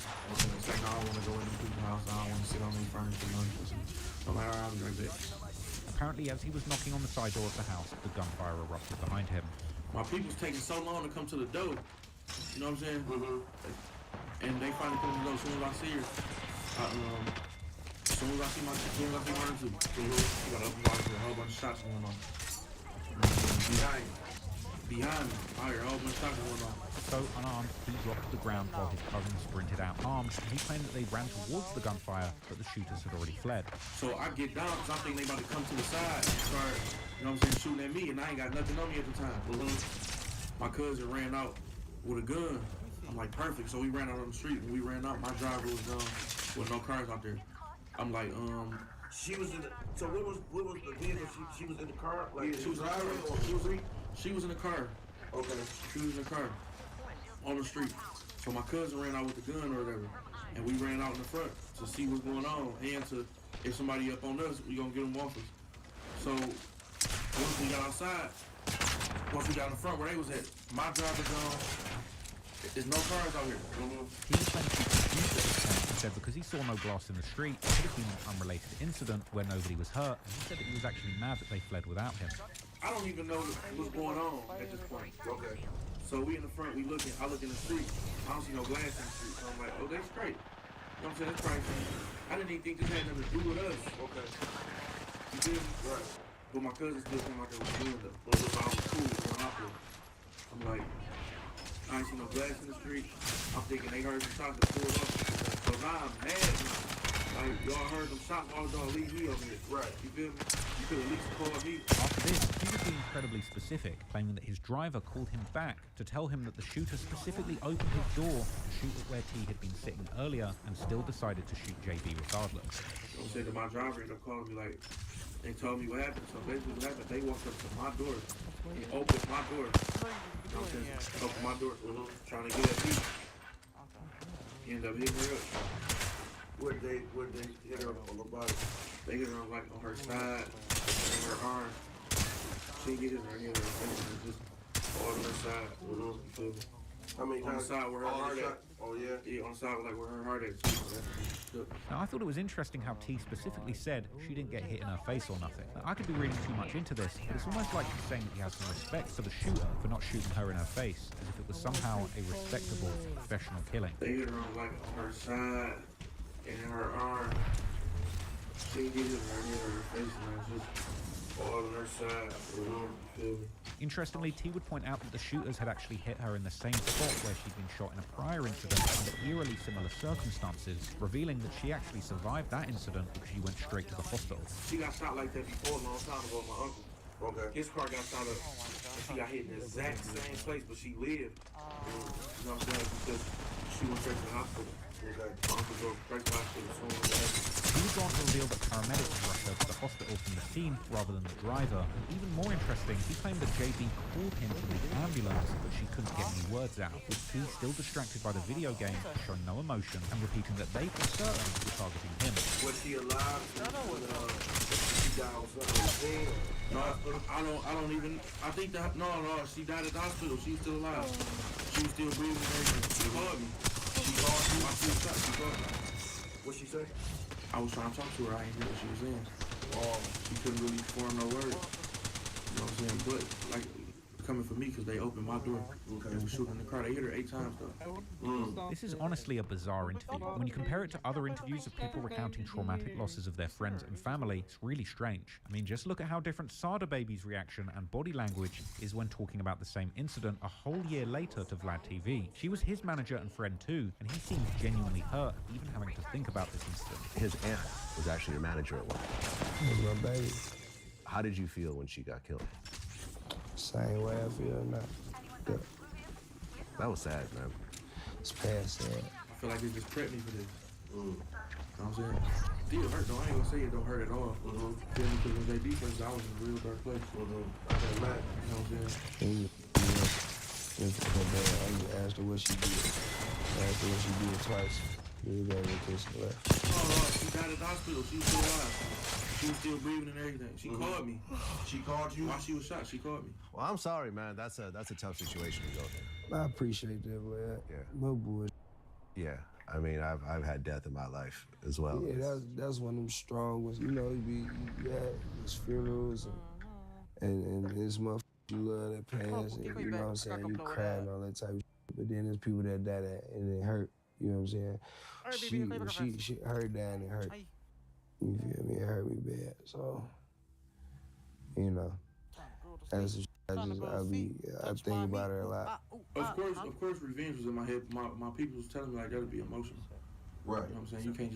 You can't just act on it. You know what I'm saying? Let the police handle it. So I just let the police handle it.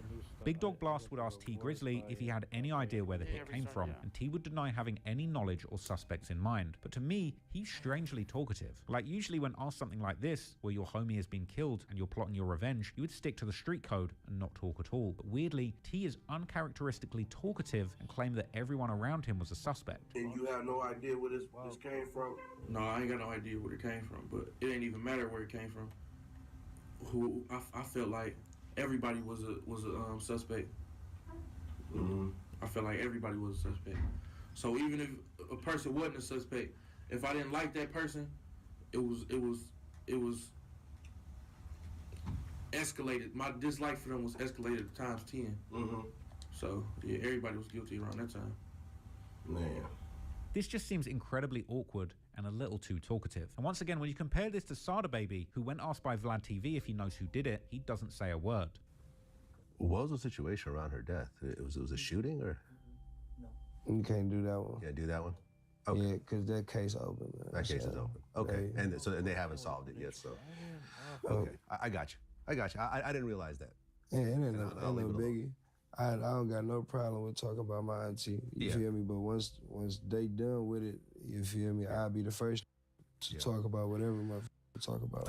T would go on to say revenge was on his mind, but then in a complete 180 from his lyrics on Satish, where he promised to kill those responsible and put money on their heads, T claimed that he had taken advice from his family and left things to the police. An interesting statement when you remember that Wu-Thang had actually been arrested a month before this. My people was telling me like that'll be emotional.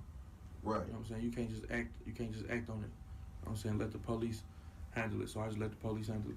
Once again, T would say with suspicious confidence that the shooting was targeting him and that his family had rightfully blamed him for the murder. Family-wise, was anybody blaming you? Yeah, they blame me because they feel like it should have been me. And it should have been because it was for me. You feel me? So I ain't mad at them for blaming me. If my little brother was in a car with somebody or somebody who I really love and my little brother get killed behind somebody else, I'm going to feel like you guilty. So I'm gonna feel like you did it. Right. It's your fault. Big Dog Blast would prod further, asking T if he actually has serious street beef out here. Now, interestingly, as we've already covered his gang ties in this video, he clearly does have street ties. But it seemed more like he was part of a criminal gang who were more focused on robberies than murdering their ops, like the Chicago gangsters tend to do. So while T could have easily said his street ties are for real, he elaborated, saying that he doesn't have beef like that, and that people just envy him and want him dead for his success. A believable but slightly far-fetched claim in comparison to the narrative that there could have been a rival gang that wanted to take him out. With T saying specifically, he knows the people who did it but doesn't have any beef with them personally, and they simply killed his aunt over jealousy. A reach, in my opinion. So is it beef? Do you have a lot of beef out here? I ain't got no beef out here. People don't like me. Why you think? Why would they? Why you think? You haven't done anything with your success and something from your past. So don't nobody really know me personally. I don't know none of these personally. So you can't have no personal conflict. You feel me? So what other reason is it to not like him besides what I got going on? That's just the way I feel about it. Interestingly, T would continue trying to spin this narrative, suggesting that he's never even spoken to the people who did it, but he knows them. Then going on to contradict that, saying that the people who want him dead are mad because he's no longer in their life. Like, you see how we kicking it right now? Yeah. Most of the people that don't like me, we need to add this. Bro, like, damn. And if we did have this type of relationship where I was kicking with them and they don't like me, it's because they just not with you no more. And for me to not with you no more, that means a lot because you're not gonna find another like me. You will never find it again.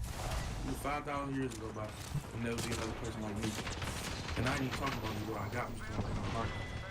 Type of person, bro.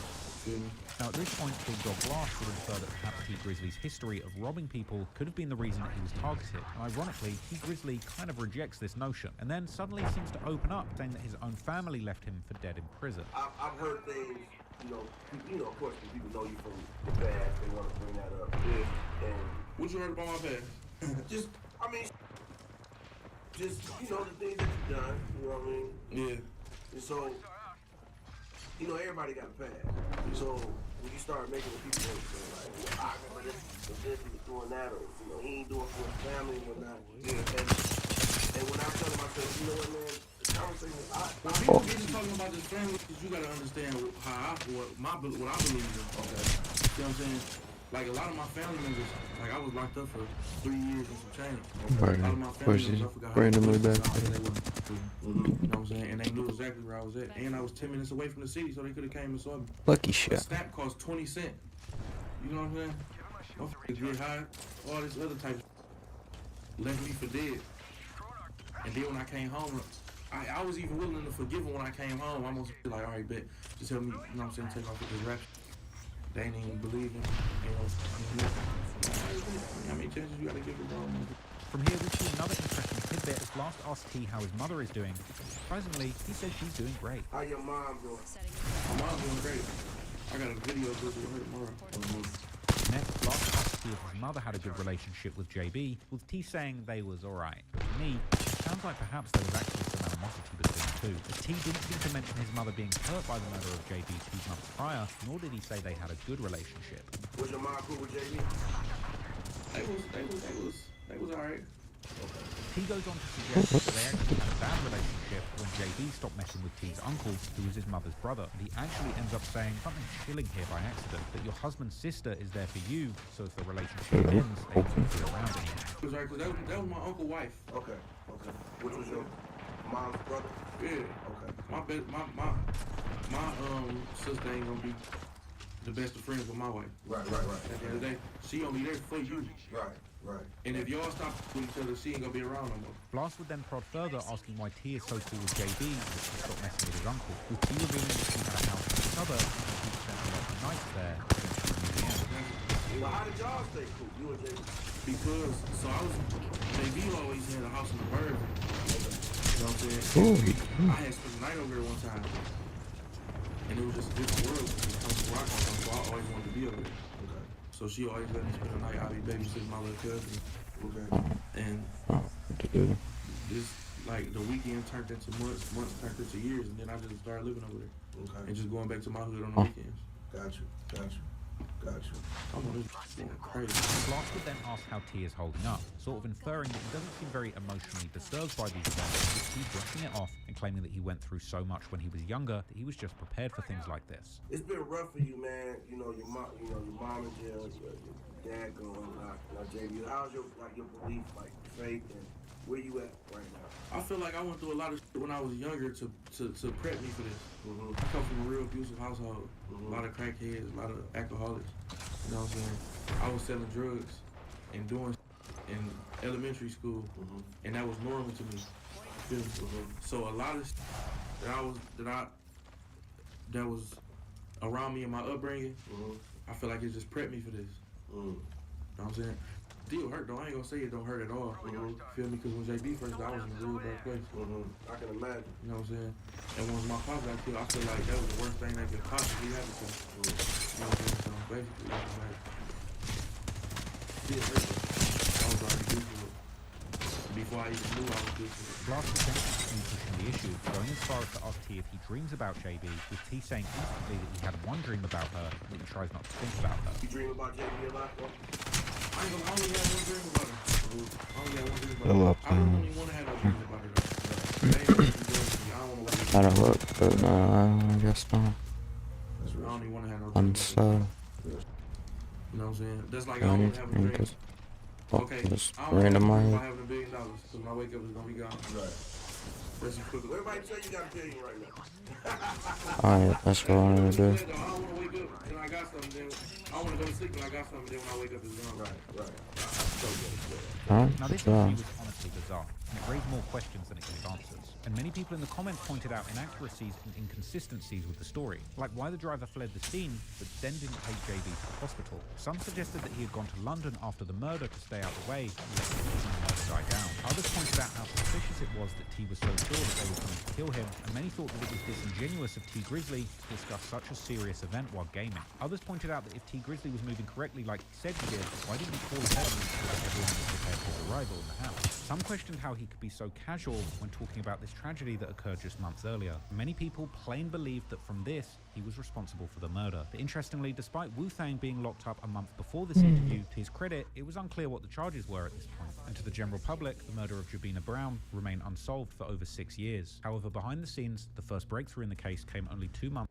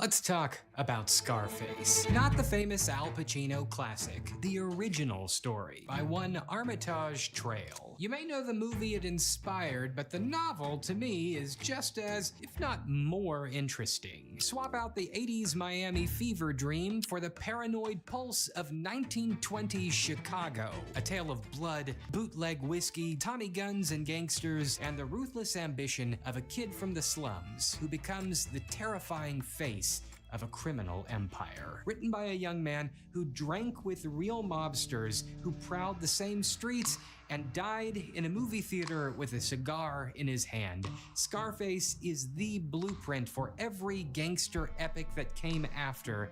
But before Tony Montana, there was Tony Guarino, and the writer who gave life to him before following him to the grave. This is the story behind the story, about the novel that helped mythologize the American gangster, written by a man who seemed destined to become one himself. Armitage Trail was not the name given to our author at birth, but instead a pseudonym. His real name was Maurice R. Coons. He was born in 1902 in Madison, Nebraska. His father, Oscar, managed a touring opera, so young Maurice grew up on the road, surrounded by a variety of showmen and performers, likely fueling his own taste for the dramatic. By age 16, Maurice had quit school, utterly consumed by a passion for writing and a fascination with the shadowy world of crime. According to family lore, he was as obsessed with gangsters as other boys were with baseball cards. This early fascination led him to the pulps, a gritty, lowbrow corner of American publishing that was just beginning to boom. For the uninitiated, pulp fiction is not a genre, but a medium, named after the cheap, unrefined wood pulp paper it was printed on. Pulp magazines were like the fast food of literature. Cheap to make, cheap to buy, and devoured in enormous quantities by a hungry working class public. These magazines dominated the American newsstand from the 1910s to the 1940s, selling stories in every flavor of escapism imaginable. Hard-boiled crime, steamy romance, Wild West shootouts, jungle adventures, and ghastly horror from beyond the grave. Drama, danger, and spectacle was the name of the game. Paid by word count, pulp fiction authors were relentless. They would crank out 10, 20, sometimes 50,000 words a week to meet deadlines and fill columns. And because quantity mattered way more than quality, many embarrassed writers used pen names, sometimes dozens, to sell across multiple titles and genres. So Maurice managed to snag a writing job for one such publisher, turning out tales for various dime magazines. He quickly became known as an aficionado of crime stories. The pulps gave him a platform to hone his craft, but he'd soon turn them into a launching pad for something bigger. In the 1920s, he reinvented himself as Armitage Trail and left his family's home behind for the neon jungle of Chicago, the crime capital of America thanks to Prohibition.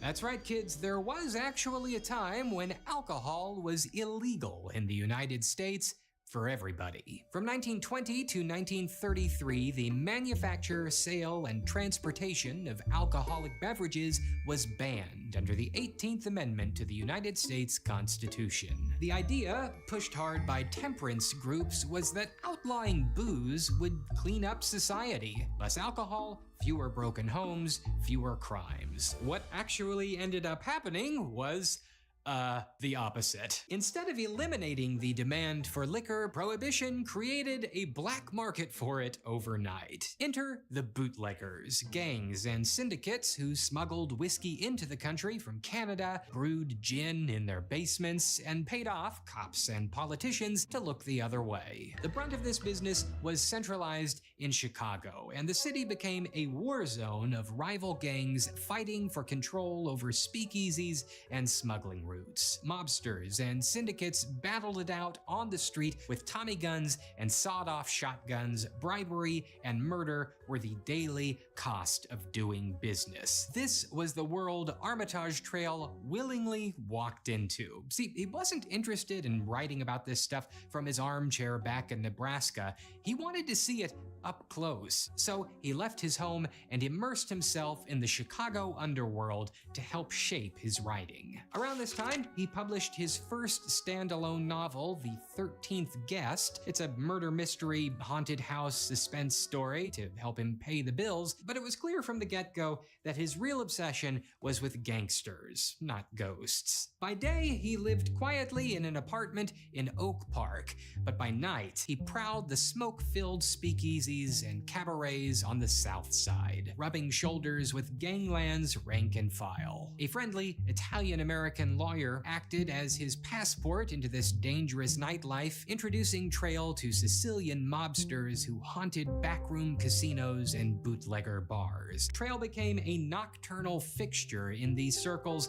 buying rounds of drinks and listening wide-eyed to battle stories and tall tales of men actually doing the business, quietly gathering material for a crime epic brewing in his mind. He took notes as to how the different gangs operated, the codes of silence, the flashy clothes and fast cars, and how to solve a multitude of problems with a single bullet. Trail was especially fixated on one crime boss in particular, Al Capone, the reigning king of Chicago's underworld. Capone's name was spoken in both reverence and fear in those days. He was the real Scarface, so nicknamed for the slash on his cheek, and America's most notorious public enemy. Capone had taken over Chicago's bootlegging empire by the mid-20s, turning it into a multi-million-dollar operation fueled by illegal liquor, extortion, gambling, and murder. He ran the city like a corporation,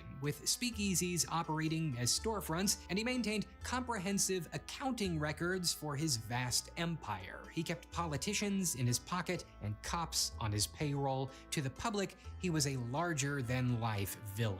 To Trail, he was the perfect foundation from which to build his crime epic's main character. Now, as far as we know, Armitage Trail never actually met Al Capone face to face, but he didn't need to. Capone's presence loomed large over everything in the city, and Trail diligently absorbed every scrap of gossip and news about him. Trail once said that he studied Capone's organization and persona as a zoologist would observe a deadly beast in its natural habitat. The novel he was writing, titled Scarface, was to be a fictionalized account of Capone's rise, a pulpy blend of fact and underworld fiction. He openly drew inspiration from Capone's exploits, the bootlegging empire, the gang wars, even the scarred face and twisted code of honor. Don't forget, this was a risky endeavor. Capone was very much alive and in power as Trail was writing this book in the late 1920s. One can imagine the young writer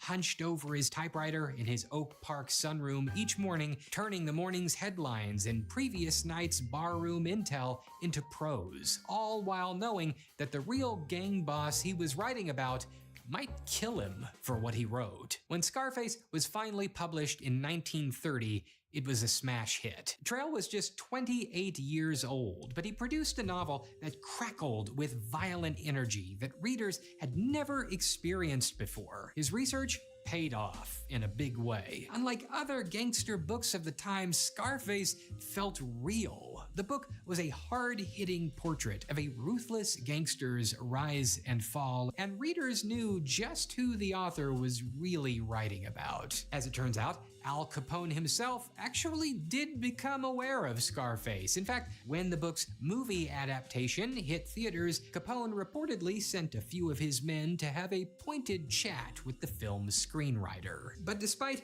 any misgivings the real gangsters may have had, Trail's novel achieved exactly what he intended. It immortalized the Roaring Twenties gangland saga in striking detail. As I just mentioned, Scarface made enough waves in the reading world to catch Hollywood's eye almost immediately. Not long after publication, producer Howard Hughes came knocking on Trail's door with an offer to adapt the book for the screen. Trail sold the film rights to Hughes for an astounding $25,000, an enormous sum during the Depression, but Hughes was convinced that this story would put butts into theater seats. Thus, practically overnight, Armitage Trail went from hard-working pulp fiction author to a man flush with cash. And in the mid-1930s, he left Chicago behind and moved out to Los Angeles to be closer to the action of the movies. Trail's lifestyle in Hollywood quickly became the stuff of local legend. He overindulged in the high life, lavish parties, gourmet meals, quickly ballooning to over 300 pounds, which remember was quite the feat during the Great Depression due to food scarcity and the general economic hardship running through the nation. He donned a flamboyant appearance that turned heads on Sunset Boulevard, growing a flowing brown mustache and sporting a wide-brimmed hat, the same expensive Italian fedoras favored by gangsters like Capone. He hired a personal servant and rode around in a chauffeured car, often with a cigar clenched between his teeth. To put it bluntly, with his big advance from selling the movie rights, Trail entered Fantasyland and began play-acting the role of the kingpin and underworld boss he had created in Scarface. In short, he became the notorious villain himself. But as these things usually go, along with the riches came the demons. Trail had always been a heavy drinker, and Hollywood only exacerbated the problem. As work on the Scarface screenplay moved forward, Trail slipped into a spiral of late-night parties that quickly took a toll on his health. He was still only in his 20s, but the months of non-stop cigars and booze and who knows what else quickly caught up to him. And after an epic 9-month bender, just 9 months after his novel had been published, Trail collapsed from a massive heart attack in the lobby of Los Angeles's Paramount Theater and died with a cigar in his hand on his way to see a movie. He was only 28 years old. Trail's sudden death sent shockwaves through both the literary and Hollywood communities. Here was this bright young talent who had captured lightning in a bottle with Scarface, only to flame out before the film had even wrapped production. He was buried at Hollywood Forever Cemetery in an unmarked crypt. To this day, Armitage Trail is remembered for his meteoric rise and premature fall, which eerily mirrors that of his story's main character. As one crime fiction historian put it, Scarface prefigured the birth of hard-boiled crime fiction, heralding a new era of gritty realism in American thrillers. The man behind it was gone, but the madness he captured on the page was about to take on a life of its own. But before we examine Scarface's impact on film and culture, let's dive in to the blood-soaked pages of Trail's novel itself. Join me as we step into the streets of Prohibition-era Chicago and follow the violent career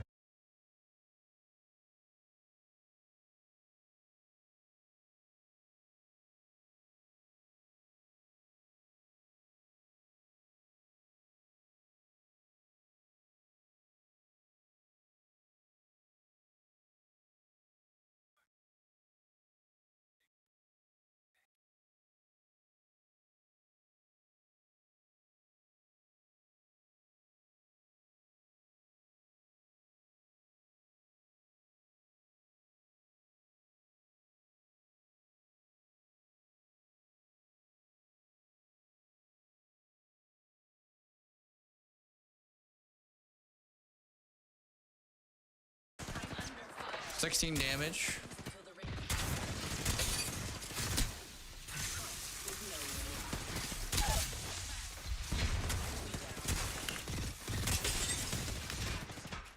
We're dead. Oh.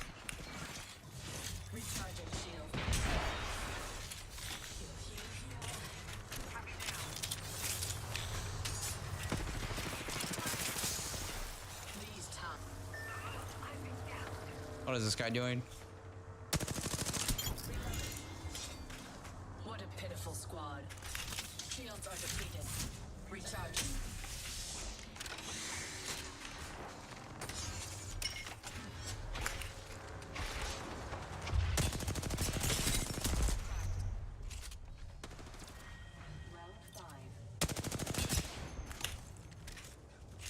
Someone's under, I think.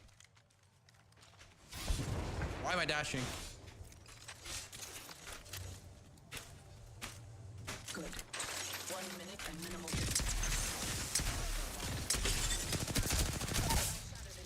Alright, shot a ghost.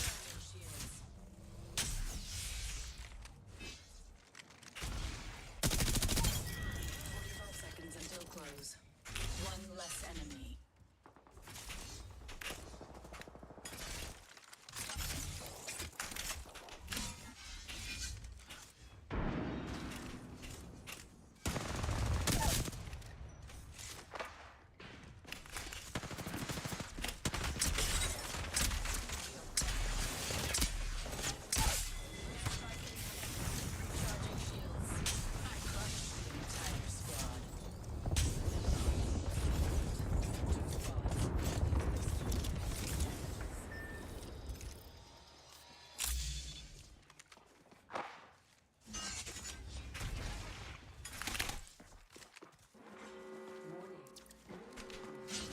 Where's the other team?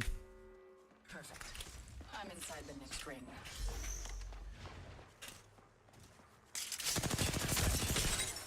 Caught like a rat in a trap. Enemy shield cracked. Shields are depleted. Recharging.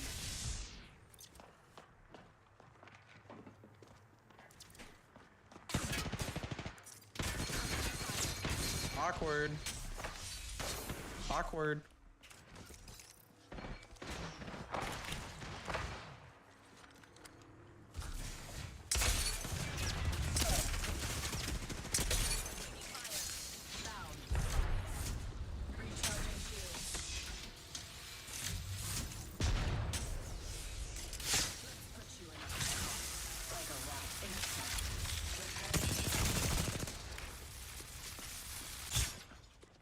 Oh, let me up!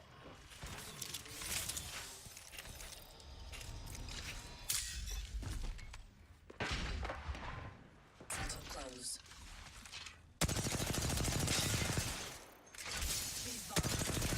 Holy shit.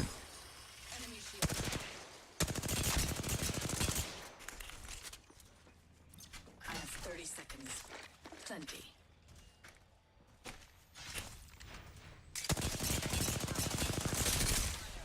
Enemy shield cracked.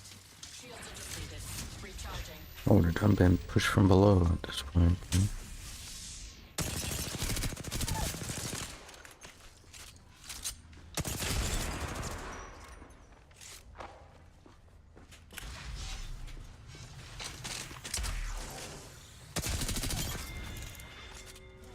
One less enemy. It's coming. The final ring.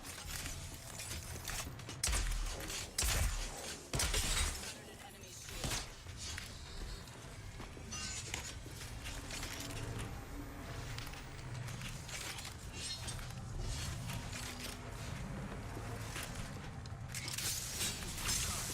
Oh my god.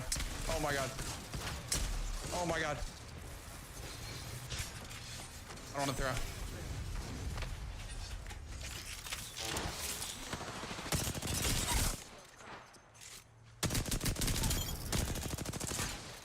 And encourage these ties.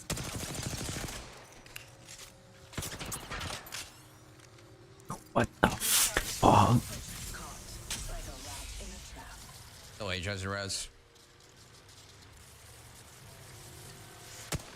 That's not good.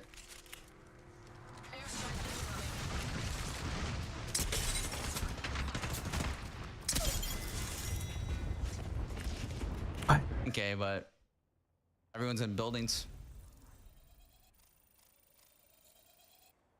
Oh, yeah, that's a lot of RP right there. Perfection. 27 kills, 7,500 damage.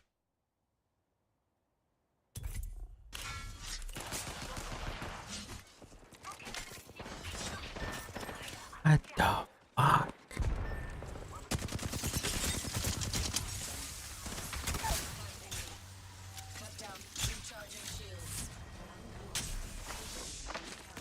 Why would you not push?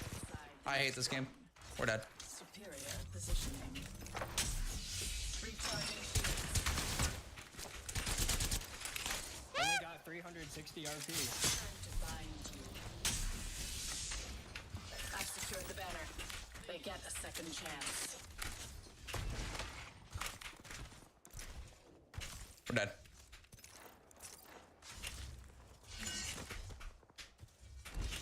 We're alive. We're alive. We're alive. Somehow we're alive, chat. You got me killed. I hope you know you got me killed. We're inside the next ring. Superior. The things I do for teammates. Shields are depleted. Recharging. Why? I hate bro.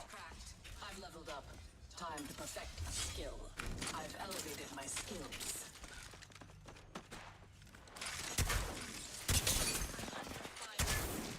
One bullet.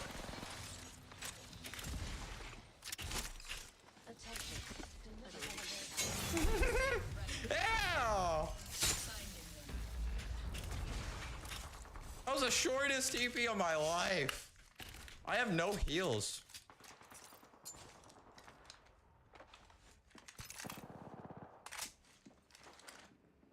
Wait, I have an idea.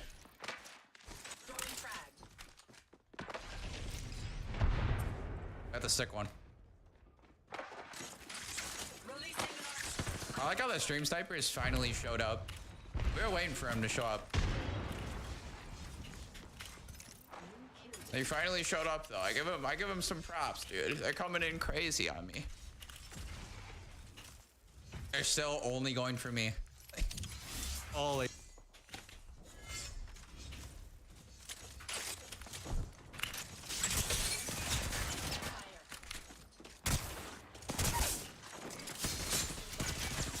Shooting me through a wall.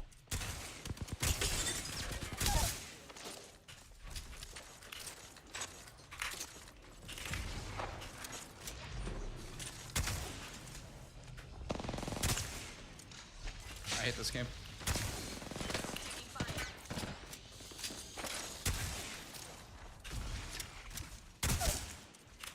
Care package there. I didn't know he was there.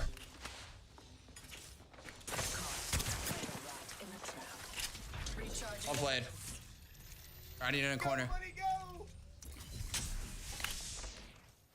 Oh, they're too good. They're too good, chat. They're just too good.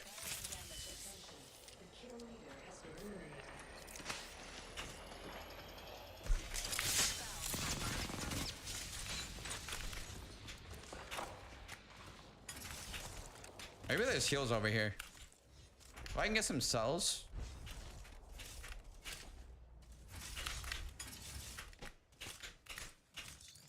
Wait, I have a Moby. Hold on.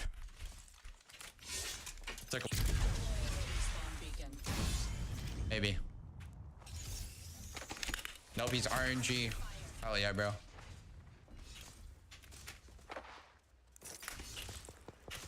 Come on, guys, this is the streamer. Kill the streamer.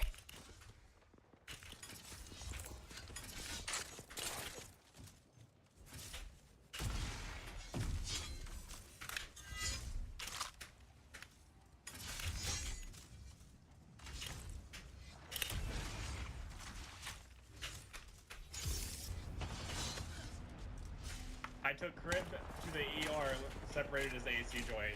No cap.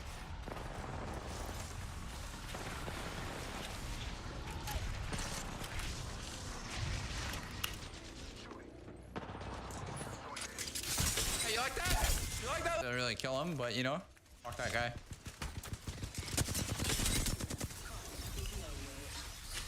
An upgrade has been selected. Excellent. I am at max. Love the teleporting box.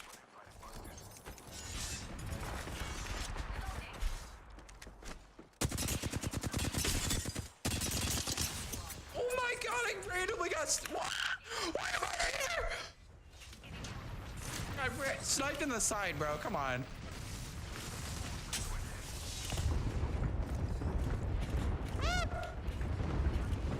Dodge and weave, boys. Dodge and weave. I like those nades.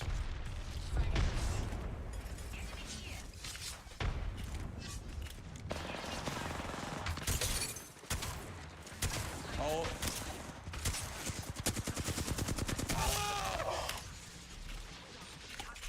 Where were my bullets going? Ah!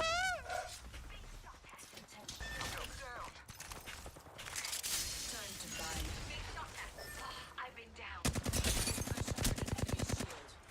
Taking a ride to the taking fire. Is he? Brother, you have no health. Why are you peeking me? Why was he peeking me with no health? Time to bind you. He ain't res yet. He's on the box below you. How do you know? Move this way. Reloading. Shield cracked. 1 minute. We have time to strategize. Cut down an enemy. That is the best knockdown player I've ever seen. Oh.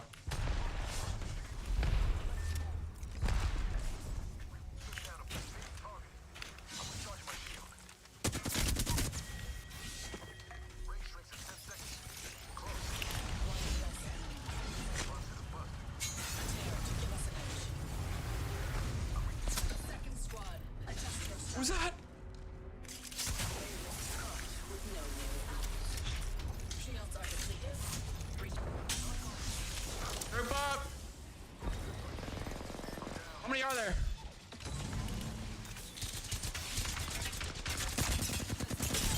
With no way out. I shattered an enemy's shield. Fire. Wait. I've secured the banner. They get a second chance. Yeah, if he died, I would have got him. I crushed the entire squad. They were hardly worth the effort.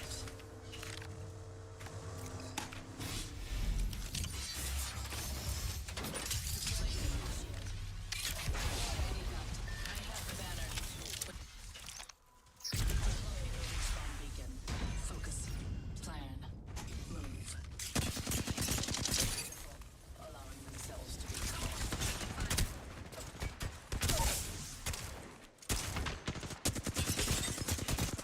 Are you up? Kill leader. Inappropriate title. Like a rat in a trap.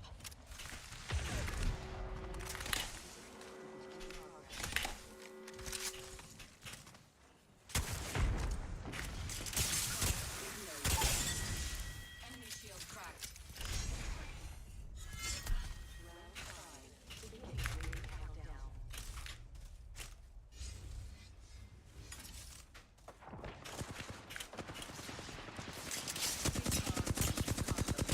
I suck.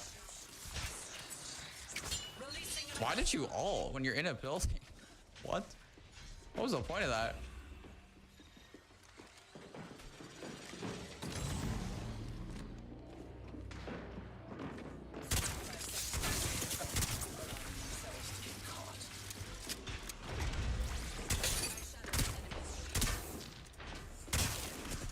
Oh, don't worry, guys. My gun's hitting 16 every shot. It's so fair. Oh, yeah. 16 a shot. We're dead. Recharging shields. Holy. 10 seconds to reach the ring.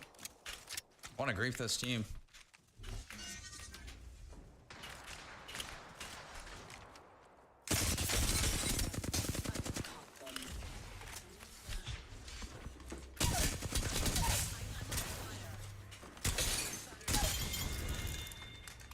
I crushed the entire squad. They were hardly worth the effort. 2 squads. They stand in the way of my rightful victory. Let's put you in a bind. I'm gonna leave that guy. 2016 LeBron here. Use it.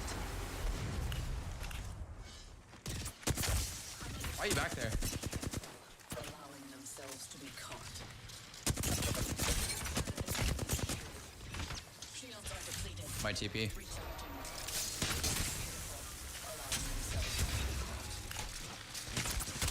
Why are you griefing me? I'm helping you win. Shields are depleted. Recharging.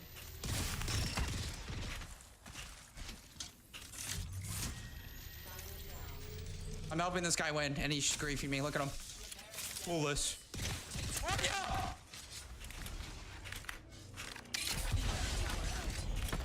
Shields are depleted. Recharging. Don't do it. 45 seconds until the ring closes. Come on, heal, heal, heal.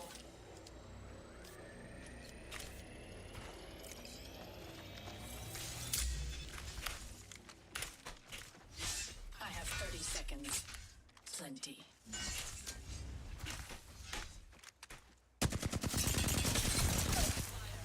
Caught like a rat in a trap.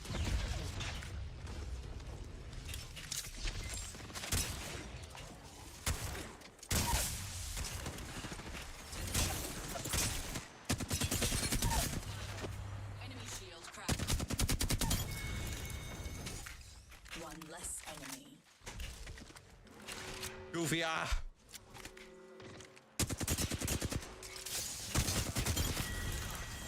Why? In a trap. One less enemy. Airstrike incoming.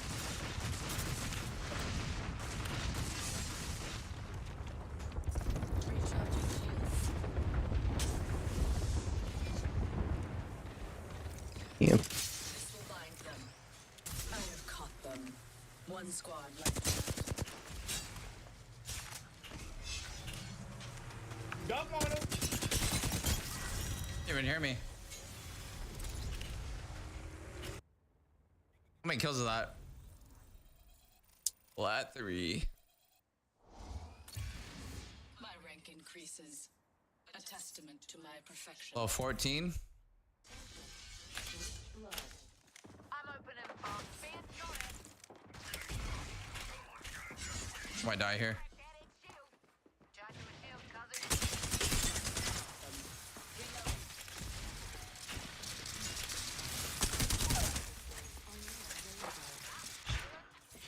Enemy down.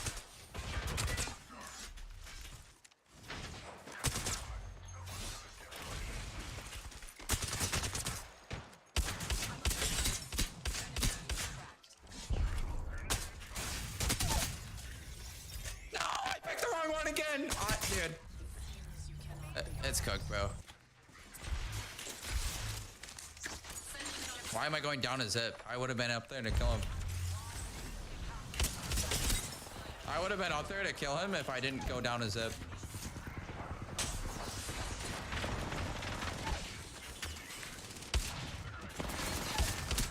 Seven damage! Oh, hell no.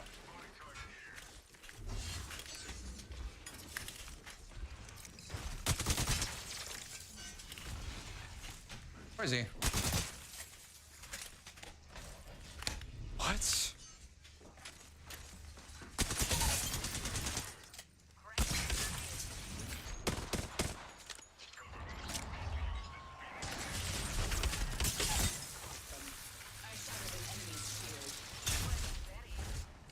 What?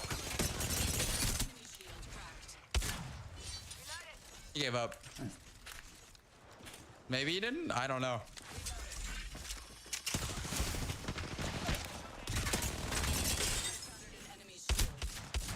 I might die here, but we're gonna challenge anyway.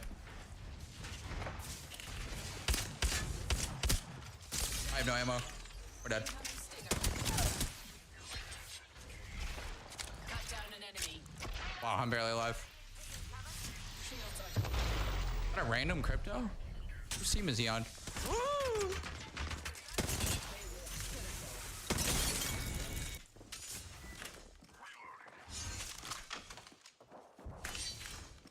What was that sound? Free movement. In a corner.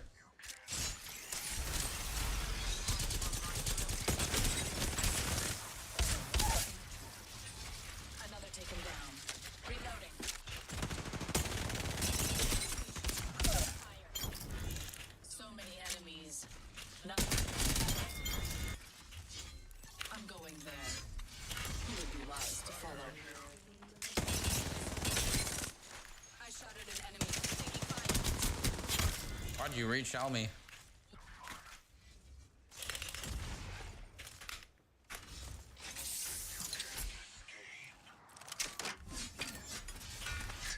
And I'm a 799 in the payback. Hell.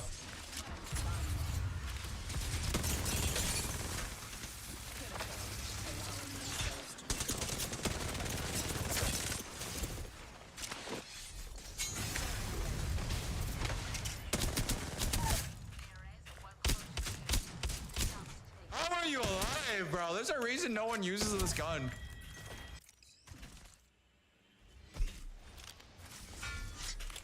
These bonds aren't easily broken.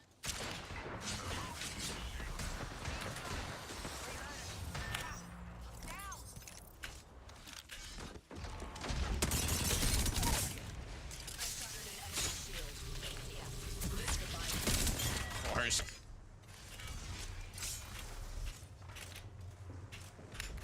The enemy stands before us. Guys, what are you guys doing?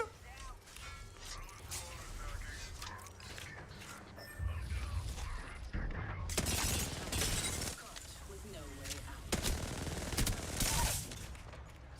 Enemy down. Bound. Adjusting strategy. Another enemy's fallen. Shields are depleted. Recharging. Replicator incoming. Care package there.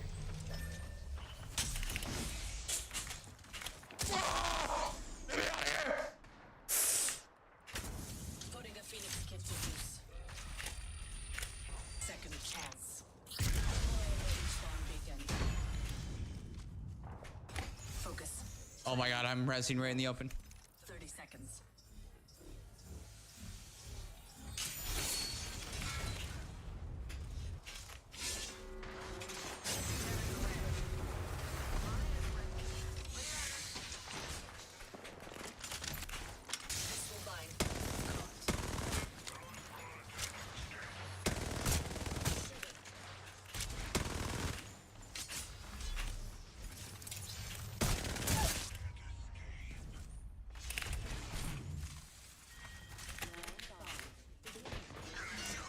Will the path die?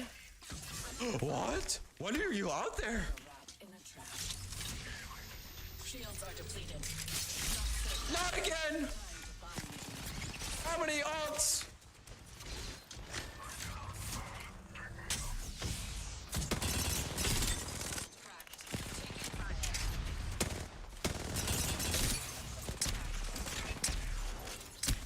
How was he alive? How did he live? Hold up. Oh, my game. He easily gets second here. Come on. Oh, maybe not. Maybe not. Oh no.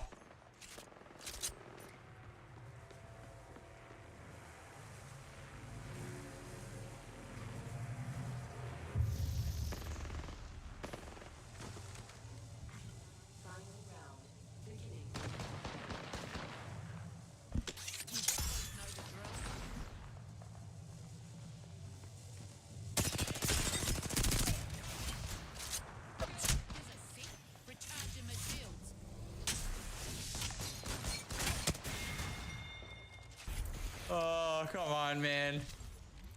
How much RP we get for this? Not bad.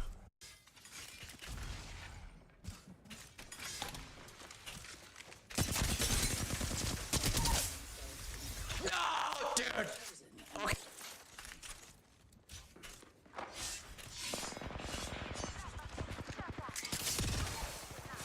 Finding them. Reloading. One less.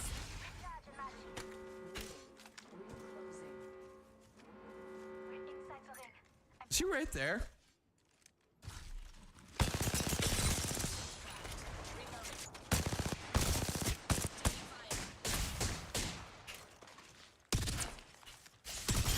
Brother.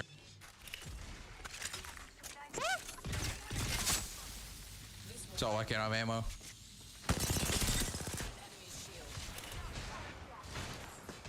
is this?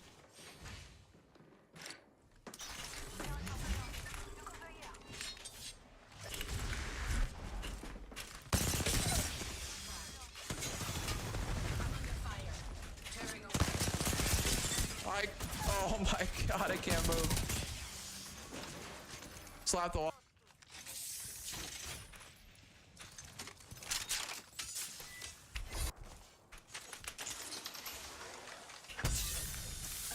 Oh.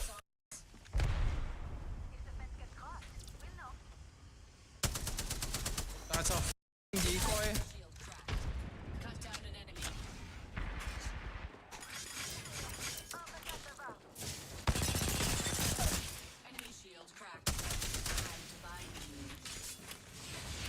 Shields are depleted. Recharging. Reloading.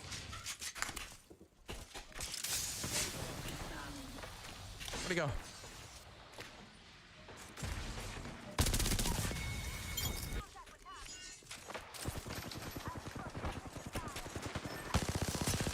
Missed the whole clip. Oh, perfect, dude. That was perfect. Oh yeah, run a Devo. Oh, run a Devo. Play the game for free. Run a Devo. Shields are depleted. Recharge. Oh my god. Why is he up here? Why is he up there? Repairing damages. I keep forgetting this character doesn't auto reload. It's so weird. Repairing damages. Cells to be caught.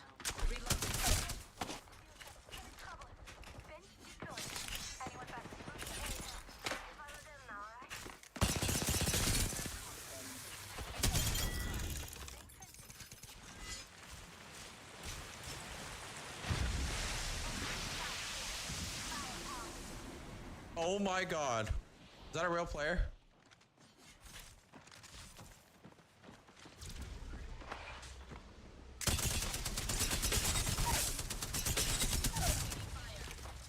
Another enemy falls.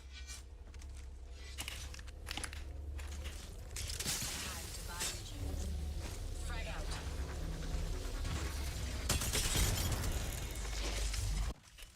Enemy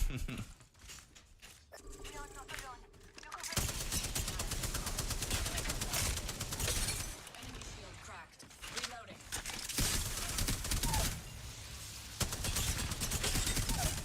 Enemy shield cracked. And keep the healing coming. Fasten your trigger.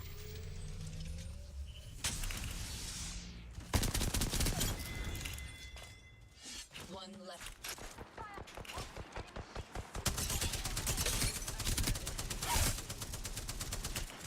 Blinding them. Like a rat on a trap.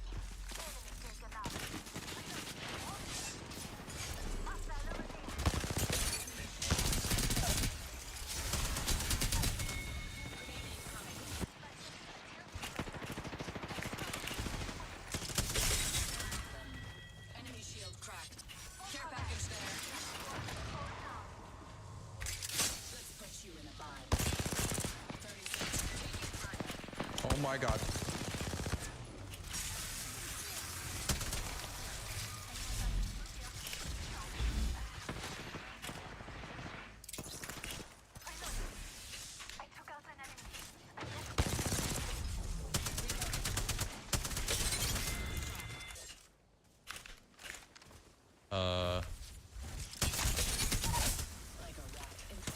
Audio?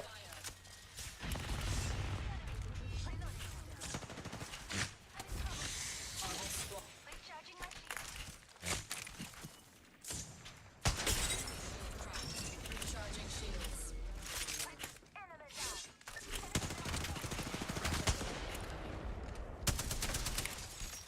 What the f? Cut down an enemy.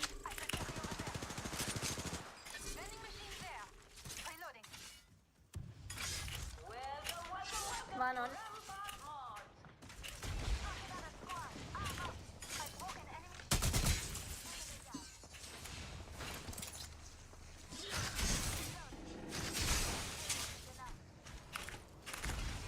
Nice dash.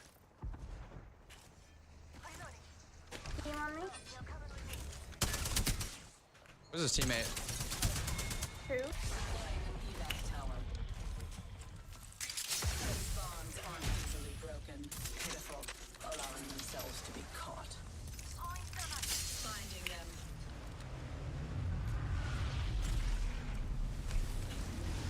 Well, that was boring.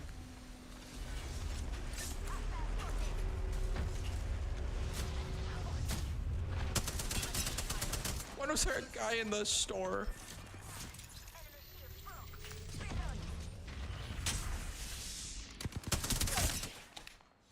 Cut down an enemy.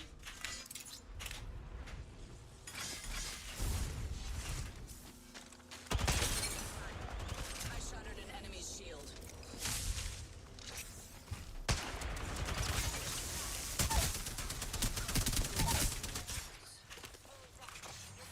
What the f?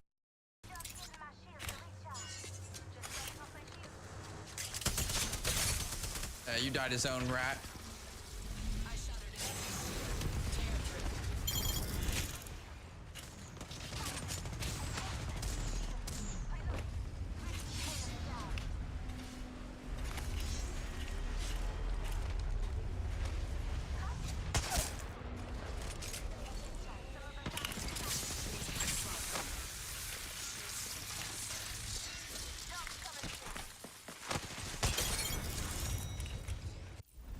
Finally, we won a game. Holy, it's been so long.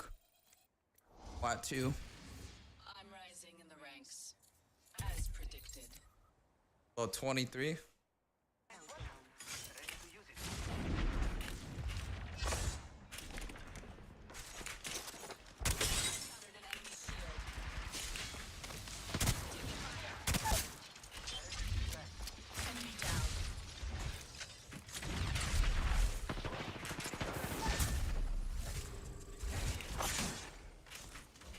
What is happening?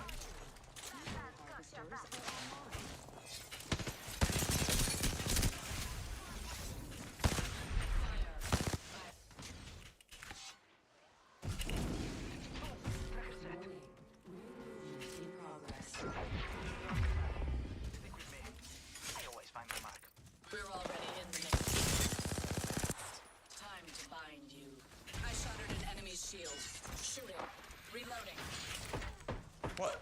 Why'd the game like bug?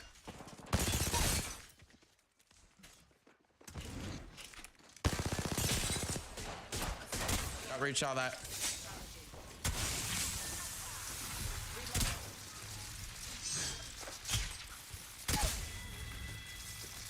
Enemy killed. Reloading. Cracked. Hey, so the target here. Cut down an enemy.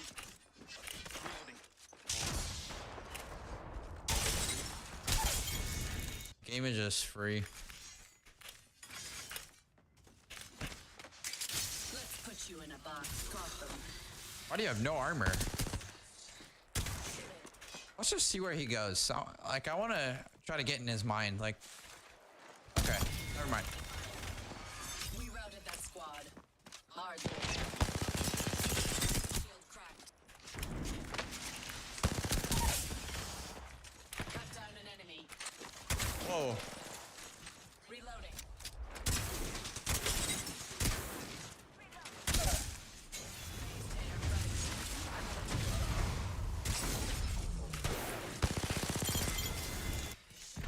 I watch this. Kobe.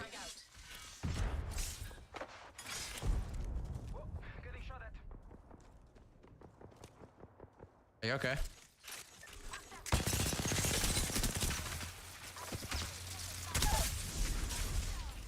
Enemy down. Squad mate fell. One less enemy. Now that's how you kill. I'm under fire. Recharging shields. Come on. Not so fast. Time to bind.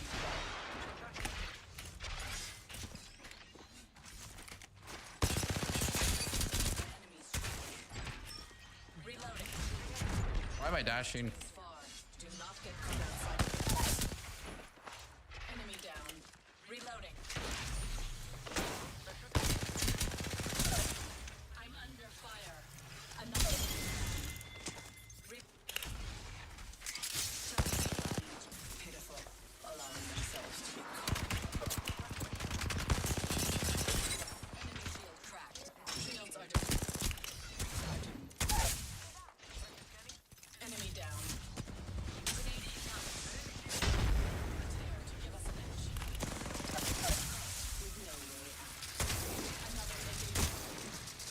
are you alive, bro? This gun.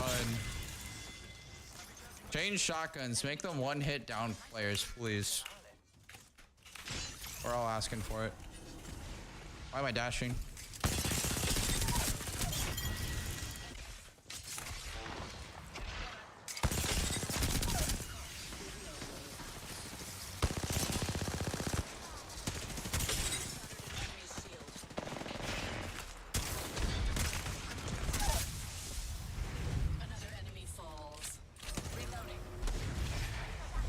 Oh my god.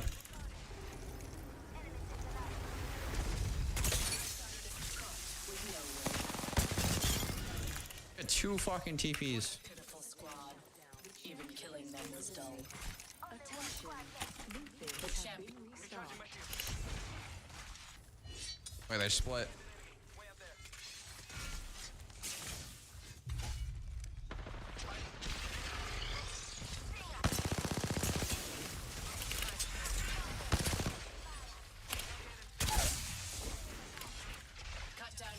Why can't I climb?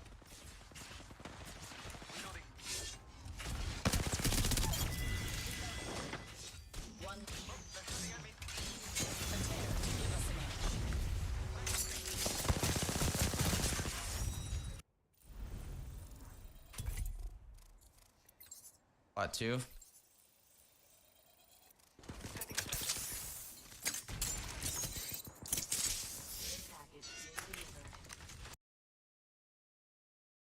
Watching from the building side. Got the on him. Reloading. Got it. No. Get back. On your height. Oh, that guy? 50 health. 50 health on that guy. 50. One near here.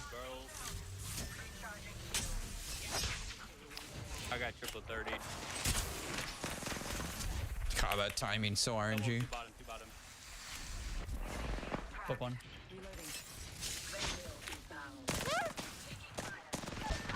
Fuck. Yeah, not good.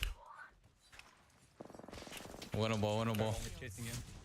Yeah, you got it, you got it. Of course, my gun's not reloaded, so he gets to go up for free. Triple headshot. Air Revenant might be cheating.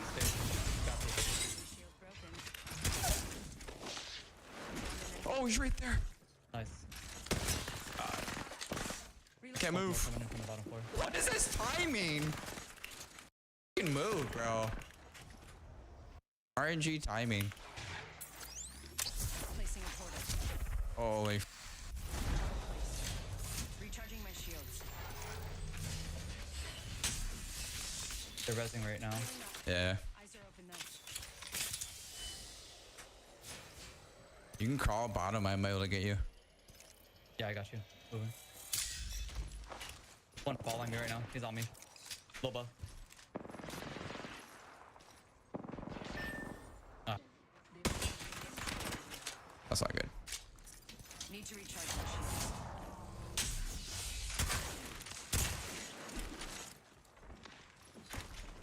Going to face. Oh my god.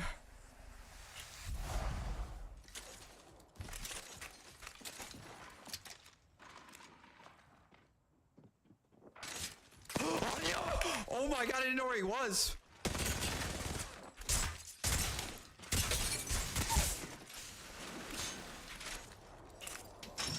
He chose the wrong floor and it worked. Oh my god, he actually chose the wrong floor.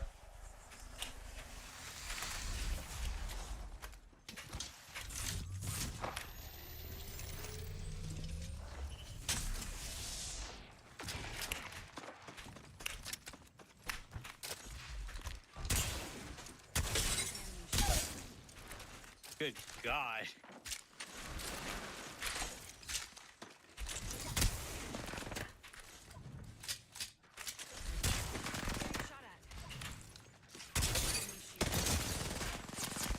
No, he gets to play in Knockdown, bro. How they always win.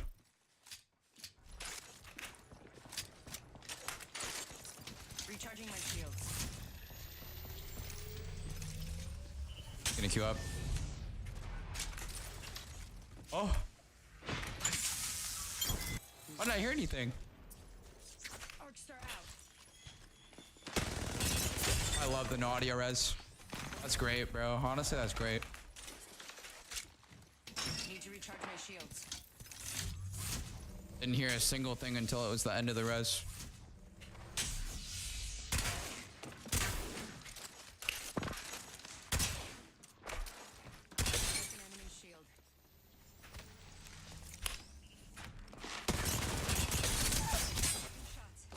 I'm lost. Guy's running to res. Got armor. He's not real.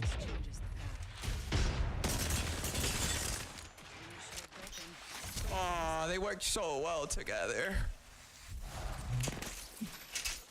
Oh, no.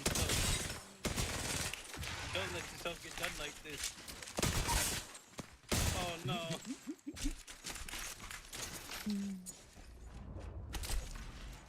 They fear me. Run away. Yeah, you run away.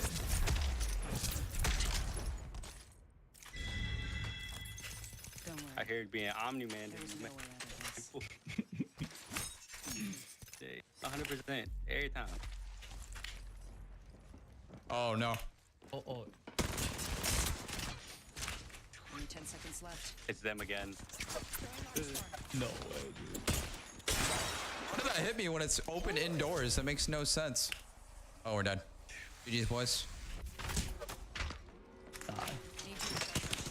I can't slide. I literally have no idea why there's a fuse there. GG's. Why is he there? Yeah, What do you guys think? D1 bad or good in 12 hours? 2 seconds left. I wasn't requeuing. I was like 300 RP off plat, or not plat, diamond.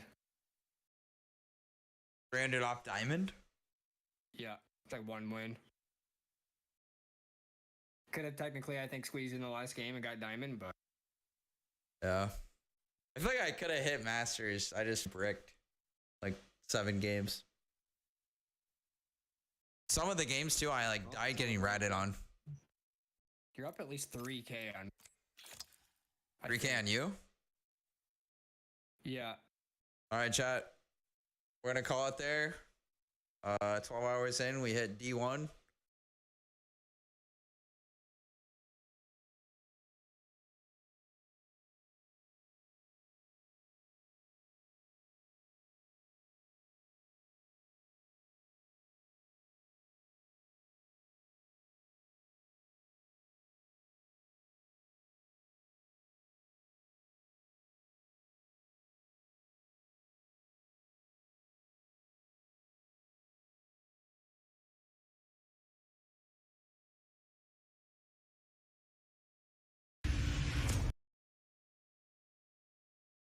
It took me 12 years to find out about this leg armor in Fallout 4. Here's what happens when you put it on.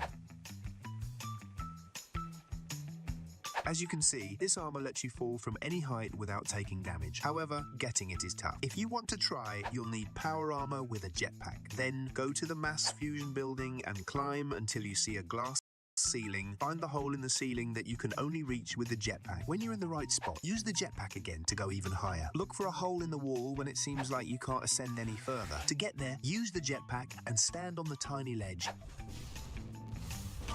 Then use jet to carefully reach another invisible ledge.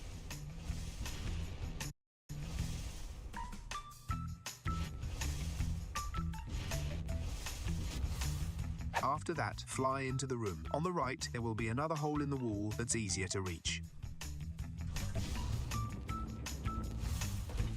Finally, in the last room, you'll find a safe with the leg armor. It took me 12 years to find out about this leg armor in Fallout 4. Here's what happens when you put it on. As you can see, this armor lets you fall from any height without taking damage. However, getting it is tough. If you want to try, you'll need power armor with a jetpack. Then go to the mass fusion building and climb until you see a glass ceiling. Find the hole in the ceiling that you can only reach with the jetpack. When you're in the right spot, use the jetpack again to go even higher. Look for a hole in the wall when it seems like you can't ascend any further. To get there, use the jetpack and stand on the tiny ledge.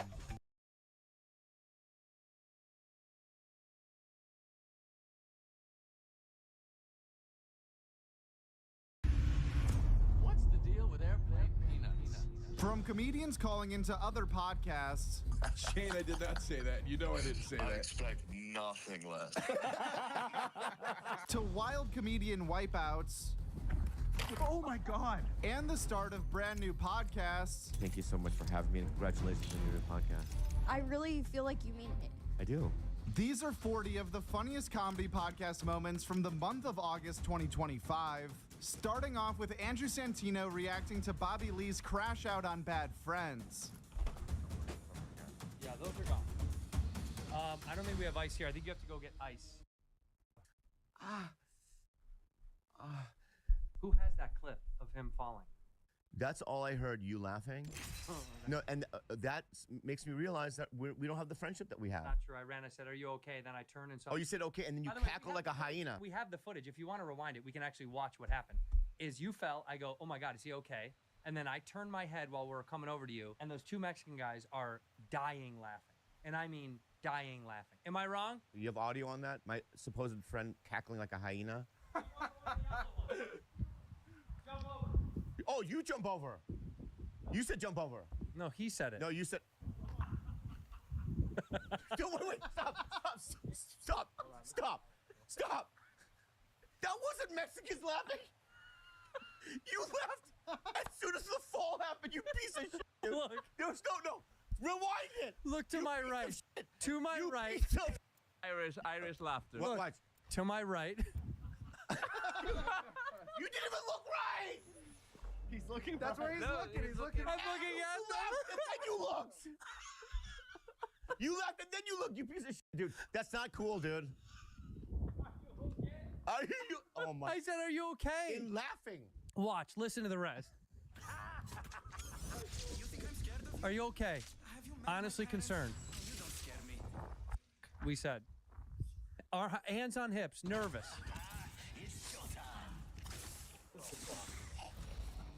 Carlos laugh. See? See? Excellent. It's all, "Are you okay?" Look at the Mexicans! Look at them! I'm the jump master, which should go without saying. Look at the Mexican dudes laughing! Look, he's right there! I'm the jump master. Target spotted. Solo dici tu. I got 2 hugs from one guy. Jesus Christ. The second one I asked for.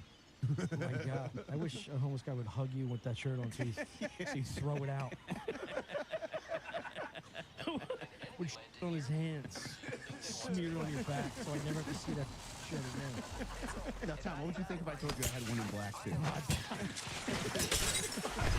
Dude, you tell me anything about Disney at this point. I thought it was a bit when you first started talking about Disney. I was like, this is funny, Mike. Do you love Disney? Oh, this is a good bit. Keep it going. And then I saw pics. I'm like, holy shit, this guy's not throw around. He takes his whole family. Oh my God. It's not the taking his whole family. It's the going without his family trip. That's going to Thailand. That's crazy, dude. You should be on a list. Yeah, Disney is Orlando, Thailand. Flag it. Flag it and check all the emails. Something's up, dude. Before I fell in love with Austin, I told Dean, all right, when the kids are out of school, I want to move to Celebration, Florida. And Disney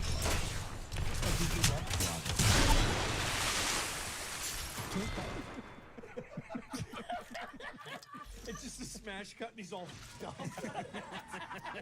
Yeah, me and Tim just can't hold our mic. Stars going around. Break our fucking wrists. Do people in Orlando go to Disney World? Is that like, or is Disney World like us going to the Empire State Building in New York?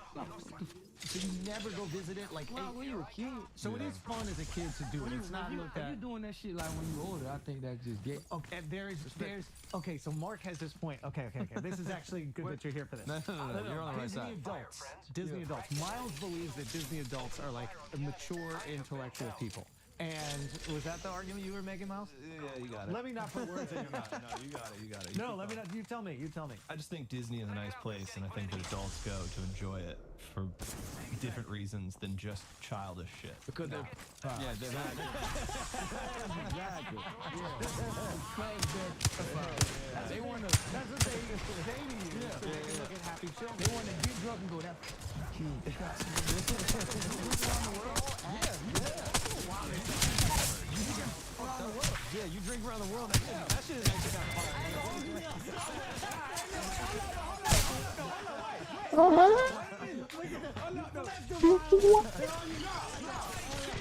That shit still going on better. Still bullshit, but you can drink around the world. Okay, so you can go to Epcot. Is that the one? Yeah. Epcot is okay. You can drink around the world. Yeah, that's cool. And Epcot doesn't have rides. There's no rides. There's no kids. Right. So you're not into being around children sober. I don't want to be around kids at all. I'm tired of your bullshit. This media train, bro. I'm tired of me. I'm running you. I've learned the media train shit. I can't say the call as much. You know what I'm saying? You got respectfully. You got to respectfully. You don't call me. We got real shit. We was in the airport in Austin. You told me some real nice words, man. I went home. I called my dog. Great. I think you're fantastic. No. My dog, I called my dog like, but that told me, he was just really a dog. Made the world to me. Can I tell you something about him? He smokes crack. No.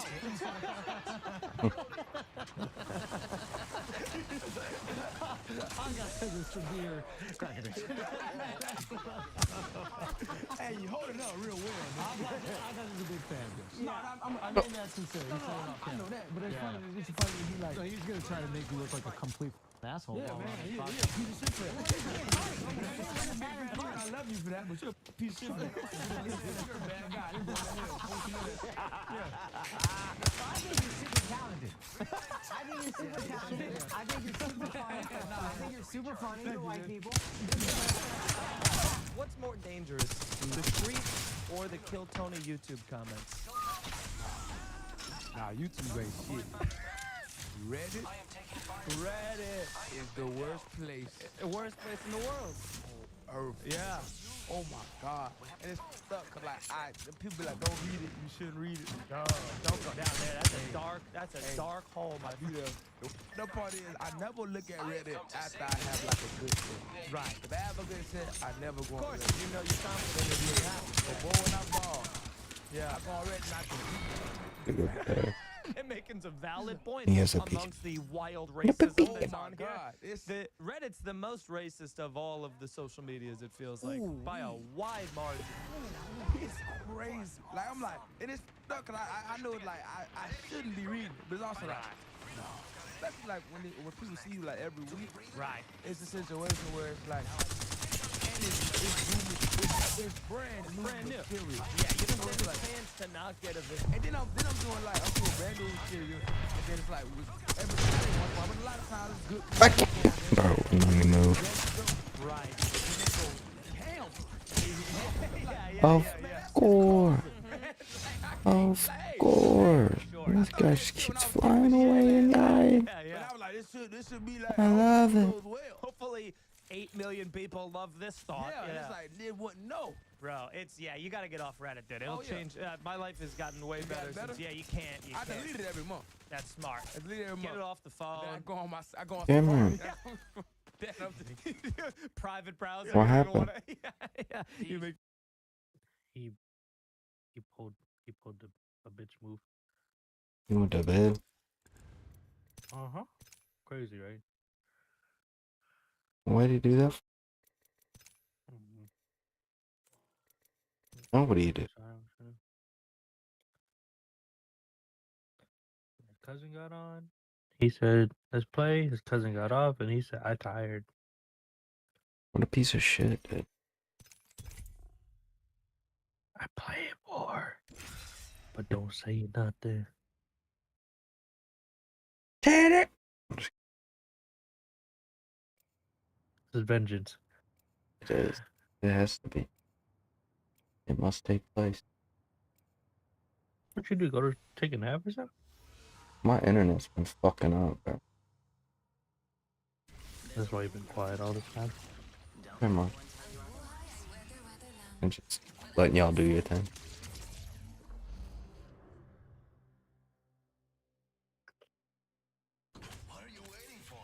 I was just, like randomly cutting out. I don't know why.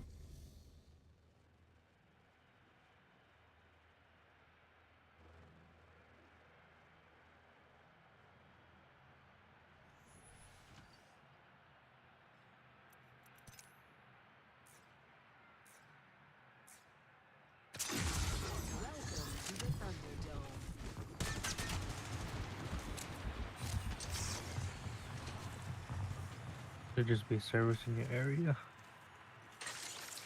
Possibly.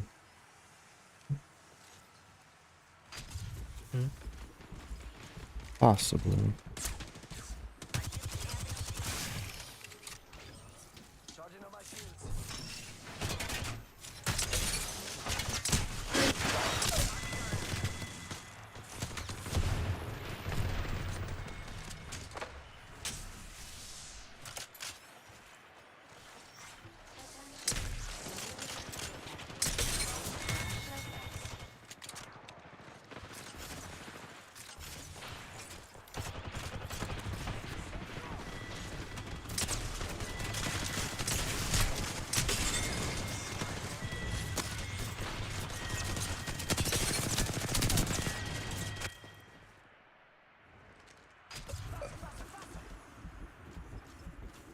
You enjoying the game so far? Best game you've ever played? Follow's better, but Worse.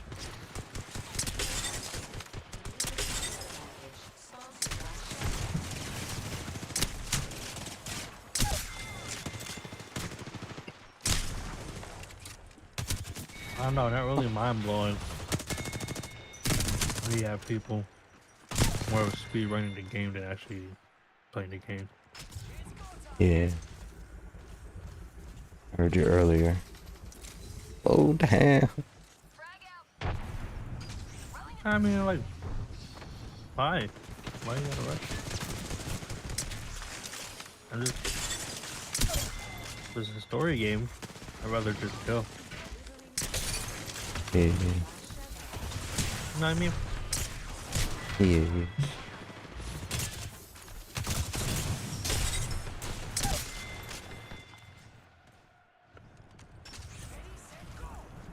People play their own way. People play their own way.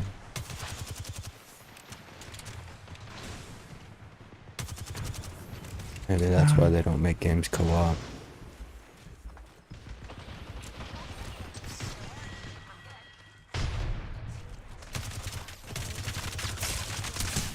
Or the tryhards.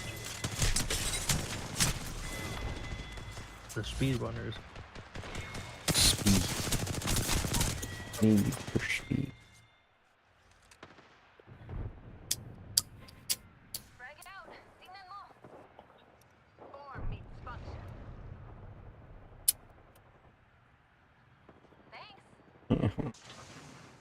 My lighter's out.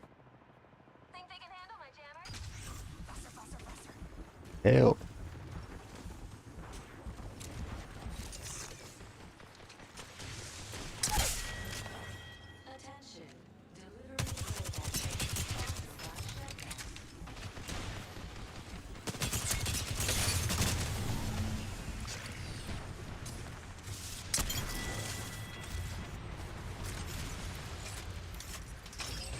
Freeze. Oh my god.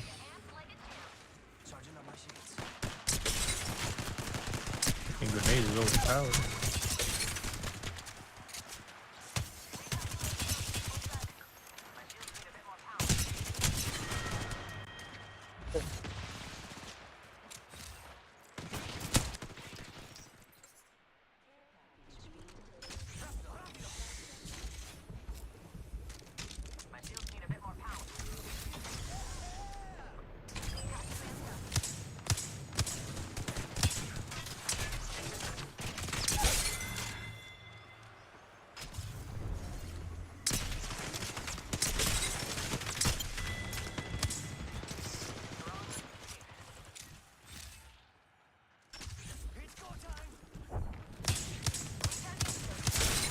This game makes me want to play like Fallout.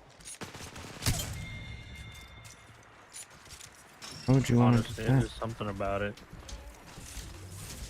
You think Fallout know what 4 it feels more like Outer Worlds. Yeah. It's like Outer Worlds and Destiny mixed together. Yeah. I don't know. I didn't like Outer. It's a cool concept, but I don't like Outer Worlds. I didn't like it. Didn't scratch the itch, I guess. That makes sense. I don't know how I'm feeling about the art style now. They changed it in there. Uh-huh. Everything's like bold. Well, Yeah. almost everything is like bold. Like everything looks like Into the Spider-Verse type like shit. You know what I mean? Like it's like this shit. If you was on acid or shrooms, this shit you'd be tripping the fuck out type shit. You know that's what it basically looks like. It looks like, you know, when you're on shrooms and everything looks vivid. Yeah.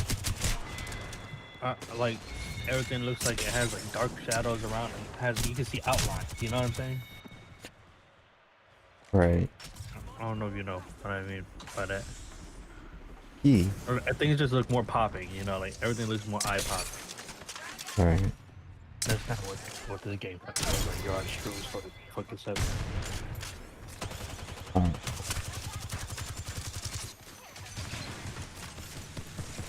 This shit, though, would probably trip somebody out, I feel.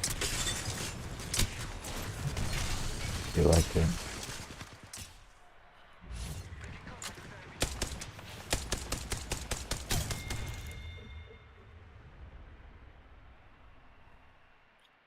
I had to get at least one more level above Titty just to do it. Let's do it. You think, Fallout 4's co-op's any better? They have one? You want to try Fallout 4 co-op? Maybe. Possibly.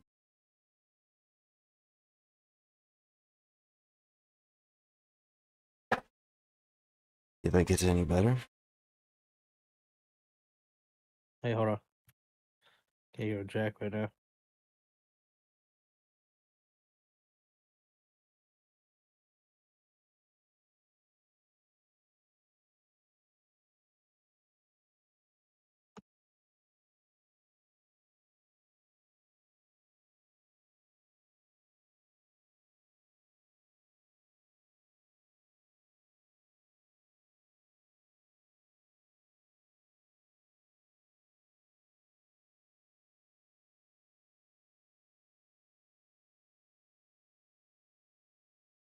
Okay, what were you saying? Drum? Trying to remember. Why are you talking so low? You tired or something?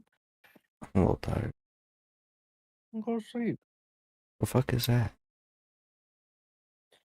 Go to sleep. Tell me what to do.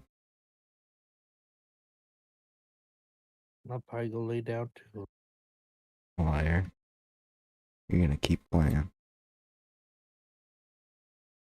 I'll go lay down and go do something. Like what? I don't know, but find out.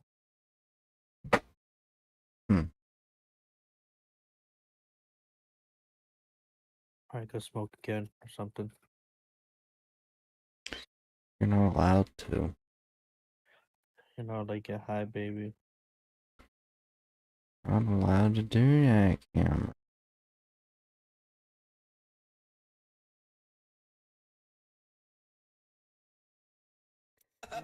Promise me you'll go play Fallout 3. Promise. Promise. Get Okay. high, baby.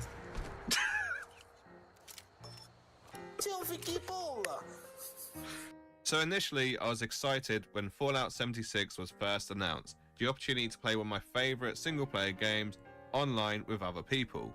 However, fast forward to the present day, and I hate Fallout 76. Okay, hate is such a strong word. What I mean to say is that I'm disappointed by Fallout 76. Okie dokie. What I'm trying to say is that Fallout 76 is flawed. What is that I'm disappointed by Fallout 76. Okie dokie. What I'm trying to say is that Fallout 76 is flawed. It had so much potential and it shat the bed. But let me tell you a few things that really annoy me about the game. It's a buggy mess, it lacks conflict, it's got a boring storyline, but its biggest issue, you might be asking, it's simply the fact that even though it's multiplayer, it is by far the most antisocial MMO title. It's an actual rarity to find anyone who wants to talk to you in-game. Oh, hello friend. How are you? Hello? It's like no one even has area chat turned on. And not only that, people just don't even acknowledge your existence. Yes, you're a wastelander like me, I see. Even though it's meant for multiplayer, people will play this game completely solo. You okay, friend? You okay? Another glorious day. Leave a like if you would stop and talk to me in Fallout 76. And it got me thinking, am I the arsehole for trying to be social in a multiplayer game? No, it's not my fault. It's Fallout 76's fault. So in today's video, I want to see if there's other ways to play Fallout with friends, and if so, are they better than Fallout 76? It says you're the town liar, so should I believe you? Should you? Should I? So if you want to see what alternatives there are to Fallout 76, then stick around as I go through some of the multiplayer mods which are available for you to download and play today. So before Fallout 76, there was an ambitious project to make Fallout a MMO, and that was of course Fallout Online. And you might be wondering, why have you never heard of this title? Well, it's easy. It was cancelled. There was a legal dispute between Bethesda and the original license holder, Interplay, but essentially Bethesda sued Interplay and the title was cancelled.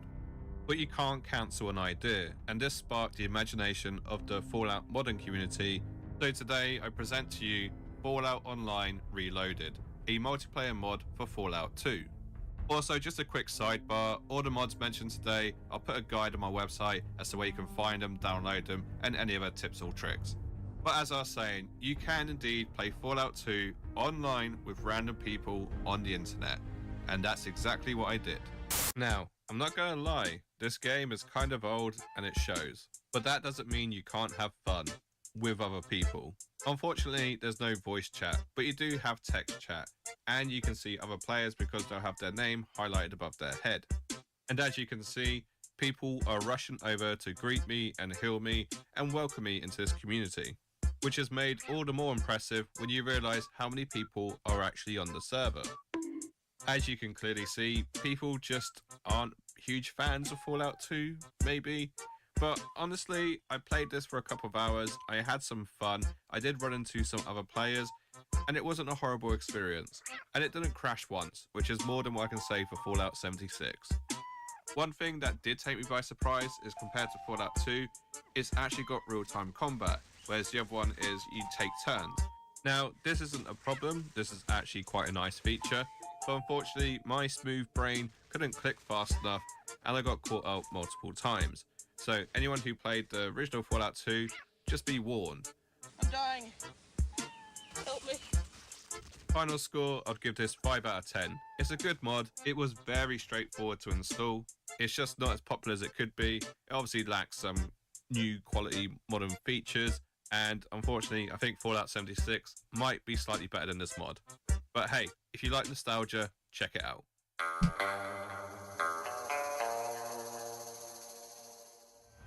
Next up, we have the New Vegas multiplayer mod, which I have to say was mighty impressive. This mod allows you to play co-op with friends, or better still, you can get the true MMO experience and play on one of the public servers. Not only that, it gives you the entirety of New Vegas to explore with other people. And if you go on a public server, it throws a bunch of MMO mechanics at you to give the game even more life. The server I played on was the Ring-a-Ding-Ding server, which allows 40 players to all play on New Vegas at the same time, whereas Fallout 76 is restricted to 24. The New Vegas multiplayer mod integrates with Discord, which then allows you to use voice chat in local area, as well as text chat. And it's one thing that I feel like Fallout 76 is missing, it's just better ways to communicate with other players. Where does everyone go to, you know, roleplay?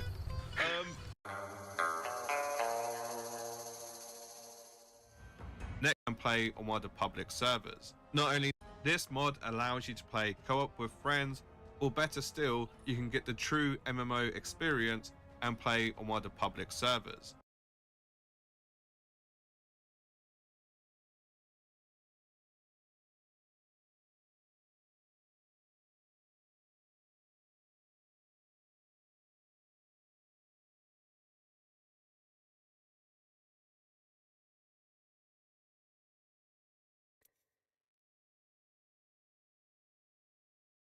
Is there anything in it? You see a deserted town. Once. We'll make a mad rush to kill Benny. You're gonna have to probably tell me what to do, but Okay. at some spots. But yeah, I could mad dash it. All right, I mean, we'll I only played it once.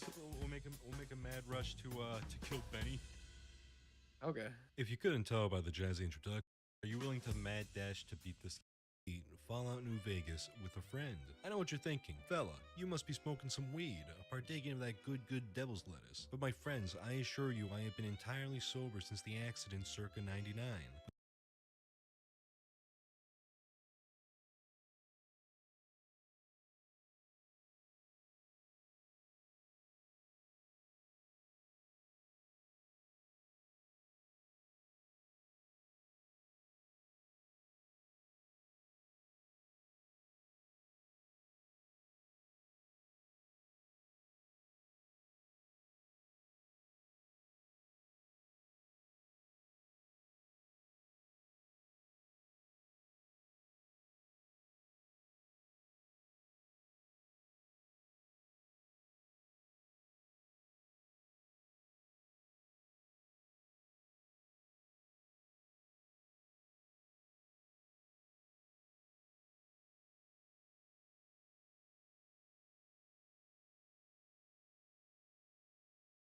With those allegations beaten out of the way, let's dive right in. Back in December of 2021, I joined the Patreon for a very interesting modding project, one that would make Fallout New Vegas multiplayer. The mod itself is actually free and public servers can be accessed. However, I wanted a private server for playing through the story with my buddy, so I paid to have access to be able to host one. After the goods had been secured, I rang up my good buddy Schluffles and enticed him to join me on my nonsensical Mojave adventure. Inside the home of Doc Mitchell, we made our characters. Speech felt kind of redundant, so I went full murder hobo on my skills and stats, and waited for Schluffles to exit so we may begin our journey together.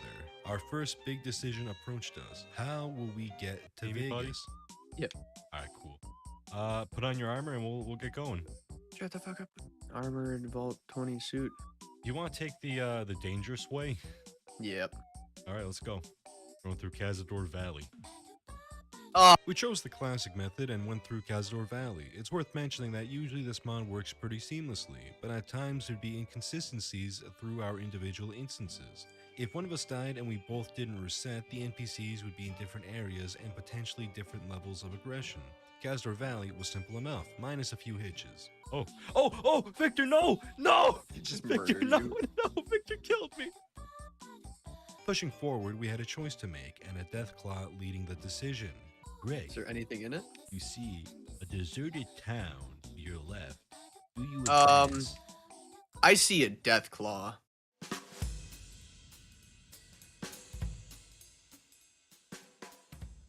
Oh, there he is. He's pretty far off, I don't think he'll notice us. Oh yeah. Oh, he's turning around? Oh yeah, he doesn't see us. We're good, we're good. Oh, What the fuck? Oh my plasma god, they got mine. grenades. Sean, get up. I don't know if we'll be able to take these guys. Oh, we got stims. You have a leader chasing you down. I'm dead. I'm dead. Okay. Okay. Alright, now we press Q and we fucking go.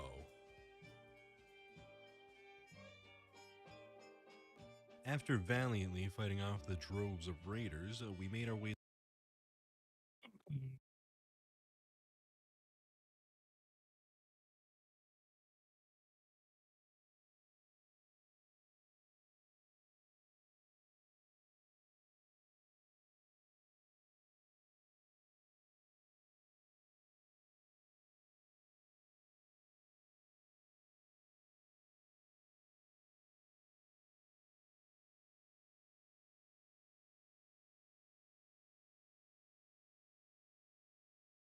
If there's one thing that makes video games better, it's playing them with.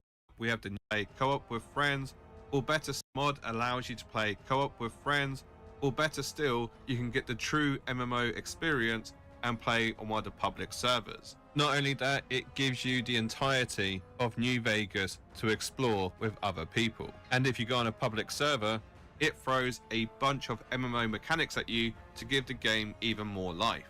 The server I played on is the one with the ERP. In all honesty, I would say the Brotherhood. And they do the ERP? I mean, we do have options, but yeah, we're still working on that. The E bit, though, is the important bit to me. The what bit? Sorry. ERP. Emphasis on the E. Oh no, you can't have that, mate. You can't have that. No erotic roleplay here. What? I didn't say that. I said ERP, not what you just said. No. You said ERP. Roleplay, sir. No, that's like else. I don't know what you're on about, sir. I'm a dignified human being. Ghoul thing. I would never want to do that.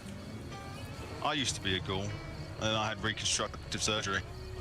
I used to be an adventurer like you, then I took an arrow to the knee.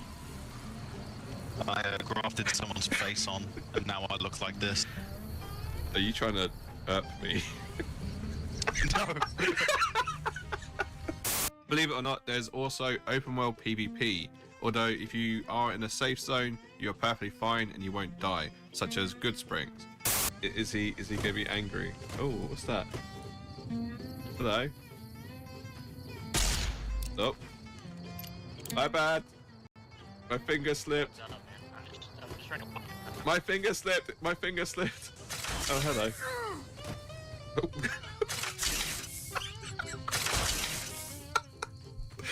I don't know how to stop her. I'm sorry. Ruh-roh. Do it, coward.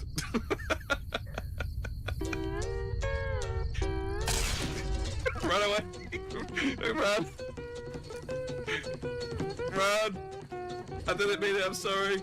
Sorry, I'm running away.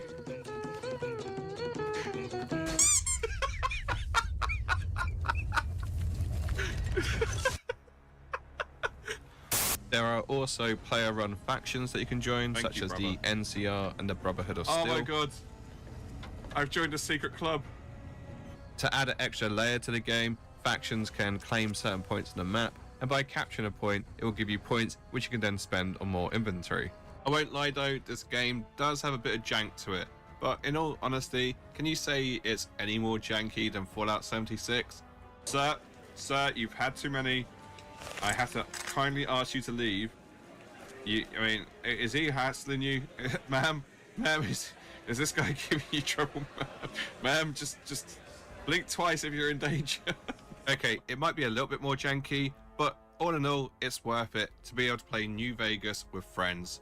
In terms of getting the mod installed, it was a bit more complex than some other mods I've tried in the past, but the instructions were very clear, and as long as you follow them, you shouldn't have any issues. Overall though, I'd give it a score of 8 out of 10, because although I really like this mod, and I really like the social aspects of it, it's not quite there yet. It's just missing that little bit of polish, which will take it from an 8 out of 10 to a 10 out of 10. But don't let that put you off, because honestly, I still had a great time. And I genuinely think there are people out there who will prefer this mod to Fallout 76. So, just like the Fallout New Vegas mod, there is one which is available for Fallout 3. However, it physically pains me to say this, but I couldn't get it to work. I hate you, Pierce! I hate you so much! And it's annoying because Fallout 3 is my favorite Fallout, and I just don't understand. I can't get it to work. There are clear instructions, there's even step-by-step video guides, but for whatever reason, it just wouldn't work on my system. But I thought it's worth mentioning still, because once again, it's another multiplayer mod, which you might not have heard of, and it is for the best Fallout. So if you can get it to work, enjoy it on my behalf. If you've been on the internet long enough, you should know about Gary's mod by now. And if you don't, it's a free-to-use tool on Steam, which basically allows you to create these sandbox games where you can basically do anything and everything that you're physically capable of programming. So what that means is there's a Fallout RP server where you can roleplay to your heart's content. And you're not just limited to humans or ghouls. You could be a rad scorpion, a protectron, or a Mr. Gutsy. It's really up to you. But what makes this mod so special is just the social interactions that you can have. And some people really do go hard on the roleplay. You may now resume your normal activities. Move along, please. Move along, please. Told me to move along. Protect and serve. For your safety, please stand clear. Listen, Protectron, you're gonna come with me. Protect and serve. Come with me. Hey, no fucking hitting. Come with me. Sorry. Voice signature not. It was at this moment I was kidnapped by members of Caesar's Legion. They tied me up, took me out back, and decided to turn me into scrap. I guess I was just in the wrong neighborhood, protecting the wrong people. All yours. Move along, please. I'm gonna scrap this machine. Attention, male. Well, it's been a great day today. Can't wait for more. But it wasn't all bad. I did have some interesting interactions. I got to go to the main strip and see some of the casinos, and I even might have danced a little bit. Recognize.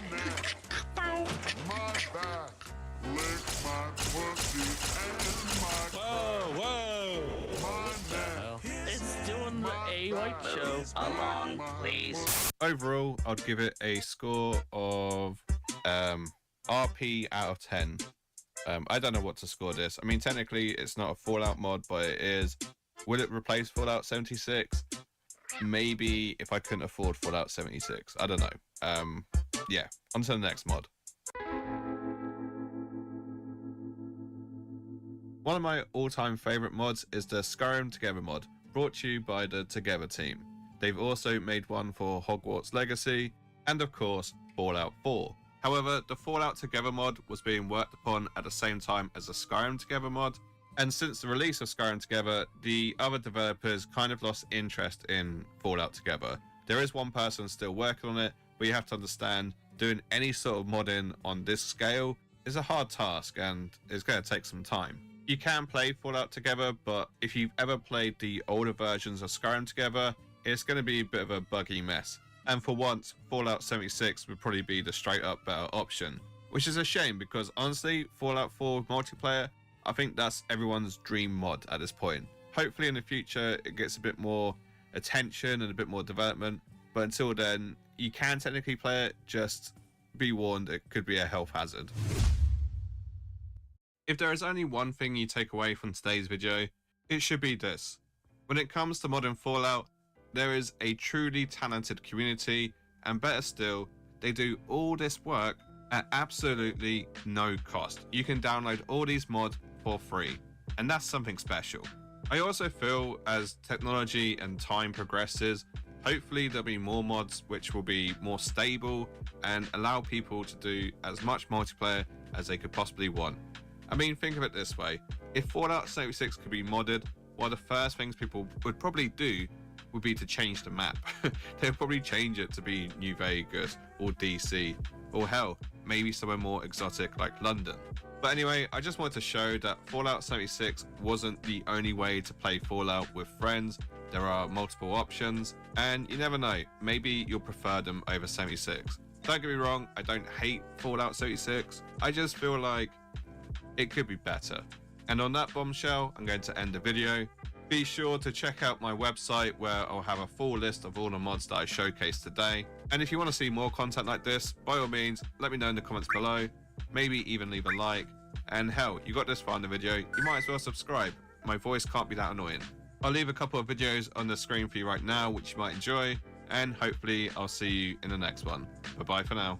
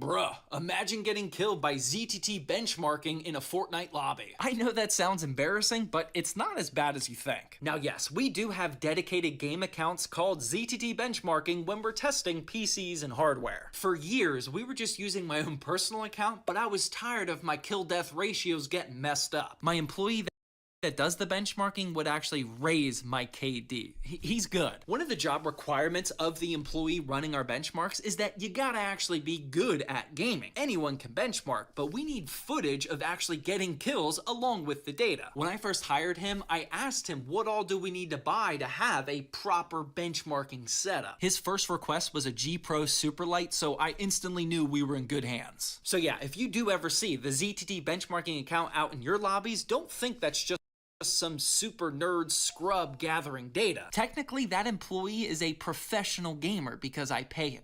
Kinda jealous. Bruh, imagine getting killed by I had a buddy one time who was making LSD, and he would send it to these girls that would go around to concerts and sell it for like 20 bucks a hit. One time he got pulled over. He had put the LSD in a shot glass, and he said, so we were dabbing with little eyedropper the night before, right? He said, well, there was still a little bit in the shot glass. He goes, well, I took the shot glass and put it in the console, right? It dried out, so there's like a residue at the bottom. He said, it almost looks like salt. He goes, but look, you have to understand, if you were to rub that and put it in your mouth, he said, that's like 200 hits right there. So they were driving in a van. He was and you had to look at this guy. He looked like a hippie, but he said, we're driving to a concert in a van. He was like, we look like we have drugs on us. He said, but we don't. Other than that one little bottle, he said, the girl that sold the stuff for him had already come by and picked it up earlier at the hotel. He said, so we're headed to the concert. He said, we're driving the concert, we get pulled over. They want to search the car. He said, but luckily, like, you open the back. He's like, well, we had nothing in it. He said, well, the cop, he said, while we're standing there, the cop goes, what's this? And he looked at it, he said, are you guys, you've been drinking? He's like, no, that's from last night. The cop goes, put his finger in it and went, and he said, literally, when he went like that, he and his friend went, oh,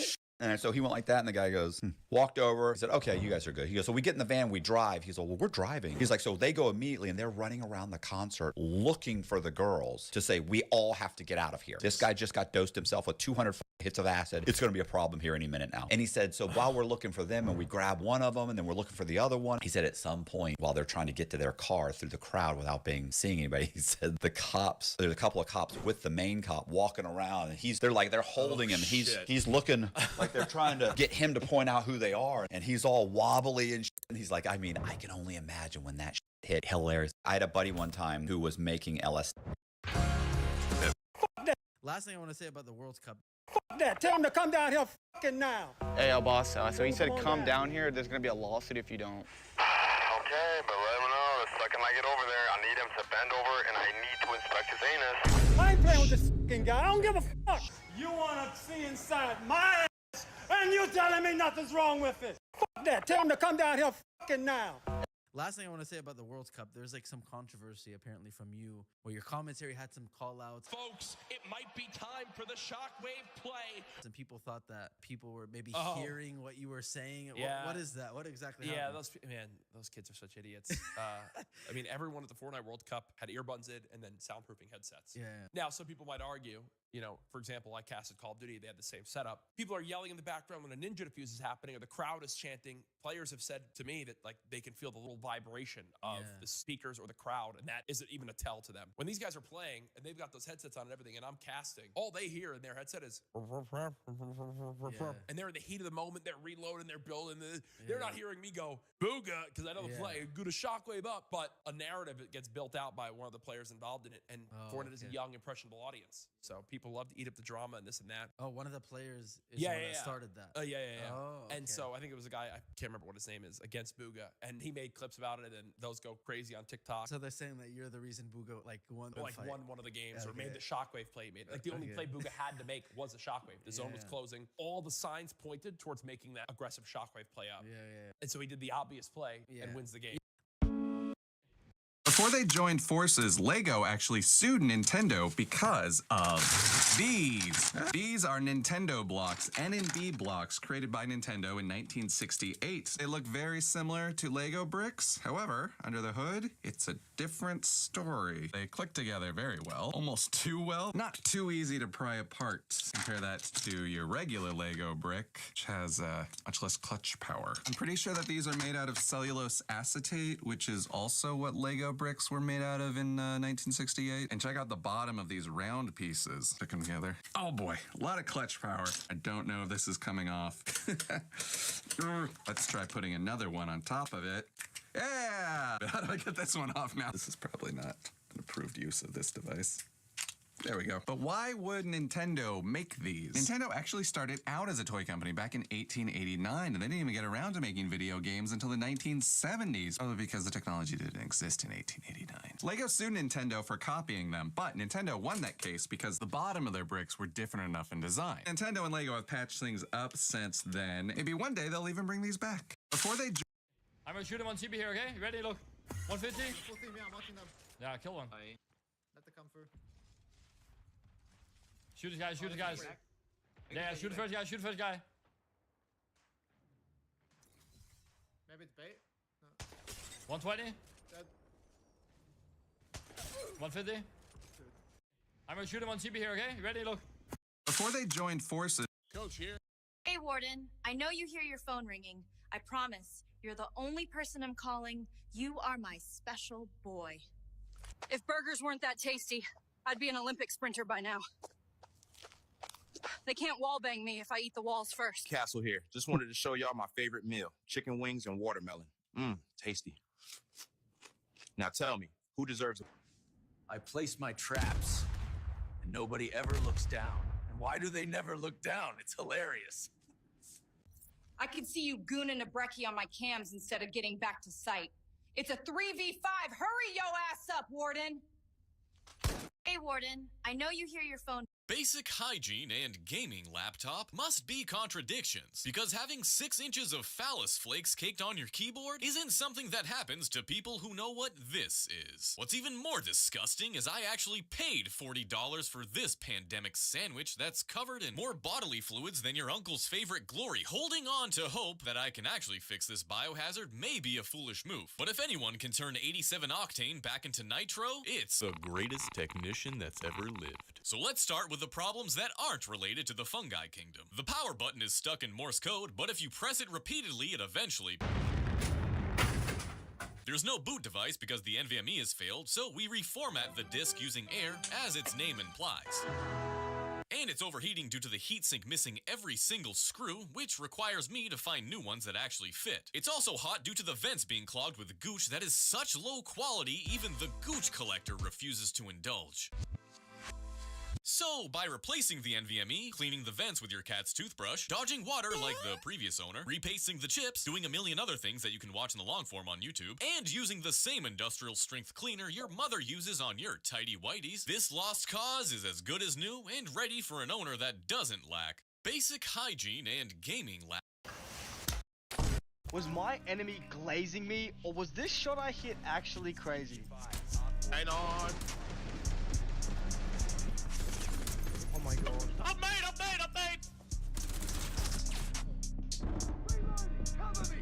You got this, Mozzie.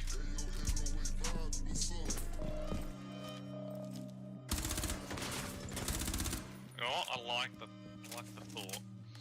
Maybe not that one.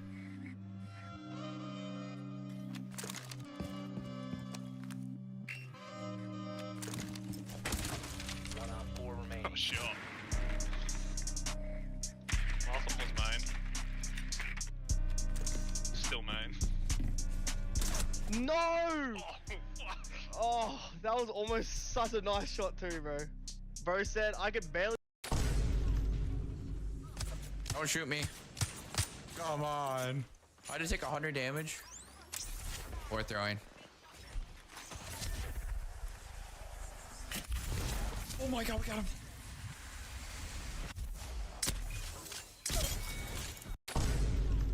Was my enemy? If you can't lose a cop in 10 minutes on a motor. After including Joe DeRosa in Bud Light's first commercial of this year's college football campaign, Shane Gillis snuck Lemaire Lee into ad number 2. You said there'd be tailgaters here. I said there could be tailgaters here. I wanted to see tailgaters. All right, let me try something. A Bud Light here. Bud Light. Beep, chip, chip, chip, chip, chip. Got ice cold Bud Light. Shh. That might be one. Whoa.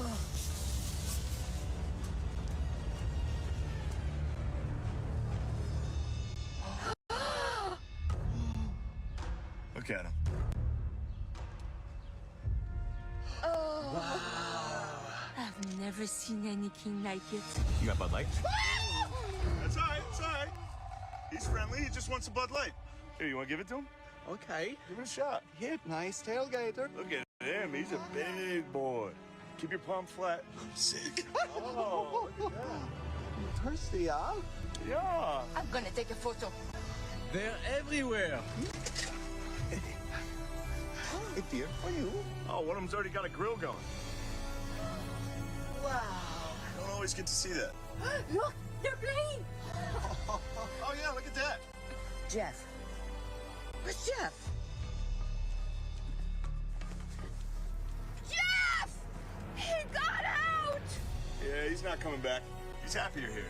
Look, they've already taken him in. Nature's beautiful. If you can't lose a cop in 10 minutes on a motorcycle, you shouldn't be on one. Absolutely not. Like, I went down and saw Dave one time, and I'm coming back, maybe 100 miles an hour. Something told me to look in my rear view, and I look, and there's a cop. It was a state trooper in a Charger, like 2 bike links behind me. And about the same time I look, he lights me up. So I just downshifted 2 gears and stretched it out. I got it fast as I've been 191. I looked down the speedometer, and I was like, oh, shit. And I just went to look up in the mirror. I didn't see him behind me, so I downshifted and I pulled in some McDonald's. You know, all the trash cans had little walls around them. Well, it was perfect because the guy had it open, emptying the trash. I was like, bro, I'll give you $300 and let me put my bike in here real quick. He's like, man, put it in here. So I put it in there, I run inside, and I take my backpack off and all the dope. I took my pistol out, put it in the backpack, and it got drop ceilings. I lift it up, I put it in there, and I go out and buy a meal. I call my buddy, I said, I need you to bring your enclosed trailer. And he's like, bro, it's 11 o'clock at night. And I said, man, I'm gonna give you $2,000. He's like, where are you at? So he brings his trailer down there, and we're coming back down 75, and you know, they have Amber Alert signs. It says, be on the lookout for a motorcycle with helmet has an orange mohawk on it. It had a helmet with an orange mohawk on it. He's like, is that you? I was like, no, what you talking about? He's like, you son of a bitch. I said, you got $2,000, shut up. If you can't lose a cop in 10 minutes on a motorcycle, you shouldn't be on one. Absolutely not. Like, I went down and saw Dave one time, and I'm coming back, maybe 100 miles an hour. Something told me to look in my rear view, and I look, and there's a cop. It was a state trooper in a Charger, like 2 bike links behind me. And about the same time I look, he lights me up. So I just... Alright, Mr. Movement Genius here. I'm ranking Apex movement techs by how hard they actually are. None of that fake YouTube difficulty chart stuff. Let's go. The wall bounce, flashy, looks clean, but honestly free once you practice. 2 out of 10. The bunny hop, it's pretty easy once you get the hang of it. You just gotta watch a couple tutorials. Your chiilin, that's like a 4 out of 10. Now the super glide is where the pain begins. Frame perfect timing. You either zoom like a god or face plant. 8 out of 10. Suck it, controller players. 5 out of 10. Perfect timing or nothing. Miss it and you look dumb. Hit it and you're cracked. 9 out of 10. Do you agree with my ratings? Comment below. Alright, Mr. Movement Genius here. I'm ranking Apex Movement Tech. You've seen Hunter Biden describing why crack is so good? It's the greatest advertisement of all time. One of the things he was talking about was why smoking things are so addictive.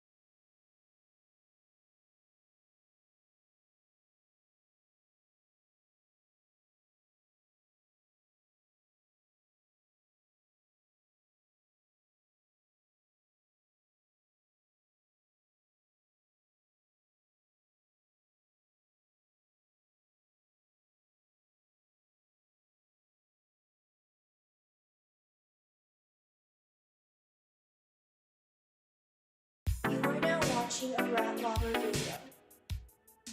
Please enjoy the video experience. I've always had a soft spot for tactical shooter games. One of the first video games I ever played, in fact, was the original Tom Clancy's Rainbow Six from all the way back in 1998. I mostly remember just really hating the fact that you actually had to plan out your own missions and being upset that there was no weapon view model, but for all of its faults, playing it gave me a lifelong desire to kick doors in and mow down whoever happened to be on the other side. It's been about 20 years since the tactical shooter genre came onto the scene, but it's really only recently the graphics have gotten good enough to deliver a truly lifelike experience. Thanks to games like Ready or Not, the days of breaching a low-poly house to shoot at low-poly bad guys are over, and now you and your squad can pretend to be good guys in a disturbingly realistic environment. But I'm kinda nuts, okay? I'm a little bit cuckoo. When I first saw gameplay of Ready or Not, my first reaction wasn't excitement at the fact that there was finally a tactical shooter game with realistic graphics. My first reaction was, imagine if Left 4 Dead looked like this. See, I love the fast-paced action of Left 4 Dead 2 more than anything, but I also really appreciate the tactical parts of Ready or Not. So my perfect game would ideally be a beautiful combination of the two. And, as it just so happens, Left 4 Dead 2 is one of the most moddable games in existence, and a pretty good amount of those mods were made by people just as insane as I am, and exist solely to make the game more like a realistic tactical shooter. So today, mostly just to scratch this really weird itch that I have, I'm going to do my best to turn a 15-year-old game into a modern one using a bunch of different mods, and make Left 4 Dead 2 as realistic as humanly possible. If Valve won't remaster Left 4 Dead 2, then I guess I will.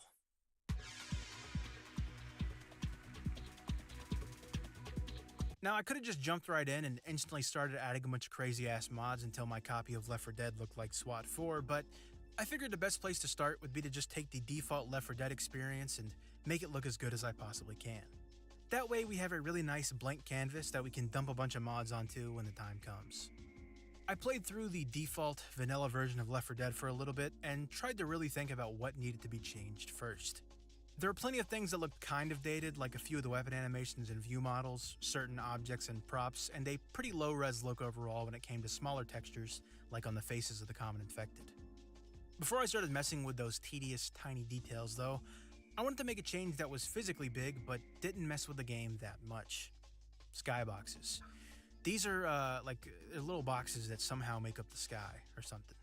I'm not a game developer. Left 4 Dead has a bunch of different skyboxes, and to be honest with you, none of them look particularly amazing. They definitely serve their purpose and in some cases can set the tone for how a certain level feels, but in a lot of cases they're also just these big gray blobs that are kinda blown out and lack any detail. So I got rid of them and installed a mod called Fancy Skies, which swaps out the default Left 4 Dead skyboxes with these new, highly detailed, lifelike skies. These look pretty nice, and I think you can easily make the case that they're more realistic than the original ones are. I will admit that the new sky on Dark Carnival is just a little bit fantastical and reminds me of something my mom would post on Pinterest, but as far as the daytime ones go, they're all a lot more realistic, have visible clouds, and look pretty picturesque. To round out this small graphical overhaul, I went ahead and installed Reshade, a fancy little program that can add things like bloom and fake ray tracing to basically any 3D game. After borrowing a realism preset from someone here on YouTube, I loaded back into Left 4 Dead and honestly liked what I saw. It seemed to up the saturation quite a bit, added a bit of bloom, fake depth of field and ambient occlusion, and in general just made the game feel like it had a lot more depth. Unfortunately, one of the best looking effects, the ambient occlusion, seemed to glitch out super hard on some maps, and I could only get it consistently working on a few very specific campaigns. Trying to use it on No Mercy, for example, added these weird ghost artifacts all over the screen and made the game look pretty bad. In areas where it actually worked though, it looked really nice and made the game feel a lot more modern. I didn't even know this was possible, but I also found this filter called SSR, which added screen space reflections to the game, which really looked insane on certain maps. It's hard to overstate just how much more organic the game feels with this enabled. Unfortunately, it didn't work on every map and also made my PC loud as hell, so I was going to have to use it very, very sparingly. While I was here playing around with shaders, I decided that I really wanted to take advantage of the added depth that Reshade introduced by implementing a dynamic lighting mod. What this does is add dynamic light and glow to certain elements of the game that frankly probably should have been there to begin with. Now, when you walk around with a bright object like a Molotov or a pipe bomb, light actually emits from it and will follow the object around. The same goes for enemies like tanks and chargers that have been lit on fire. It was a pretty small change, but one that I think makes everything come together much more nicely. Speaking of small changes, I rounded out the graphical overhaul by downloading cinematic lighting effects, which tastefully sprinkles in a nice helping of lens flare all around the game. And as everyone knows, there's nothing more realistic than lens flare. With just a few small mods, I now had a much more vibrant copy of Left 4 Dead. Everything felt much more alive thanks to Reshade, and these beautiful endless skyboxes made the maps feel more like real places and less like arenas made just for killing zombies. Now, you might look at the footage on screen and think, wow, Bratlauber really ruined Left 4 Dead's art style. And to that I say, don't worry, it's about to get a lot worse.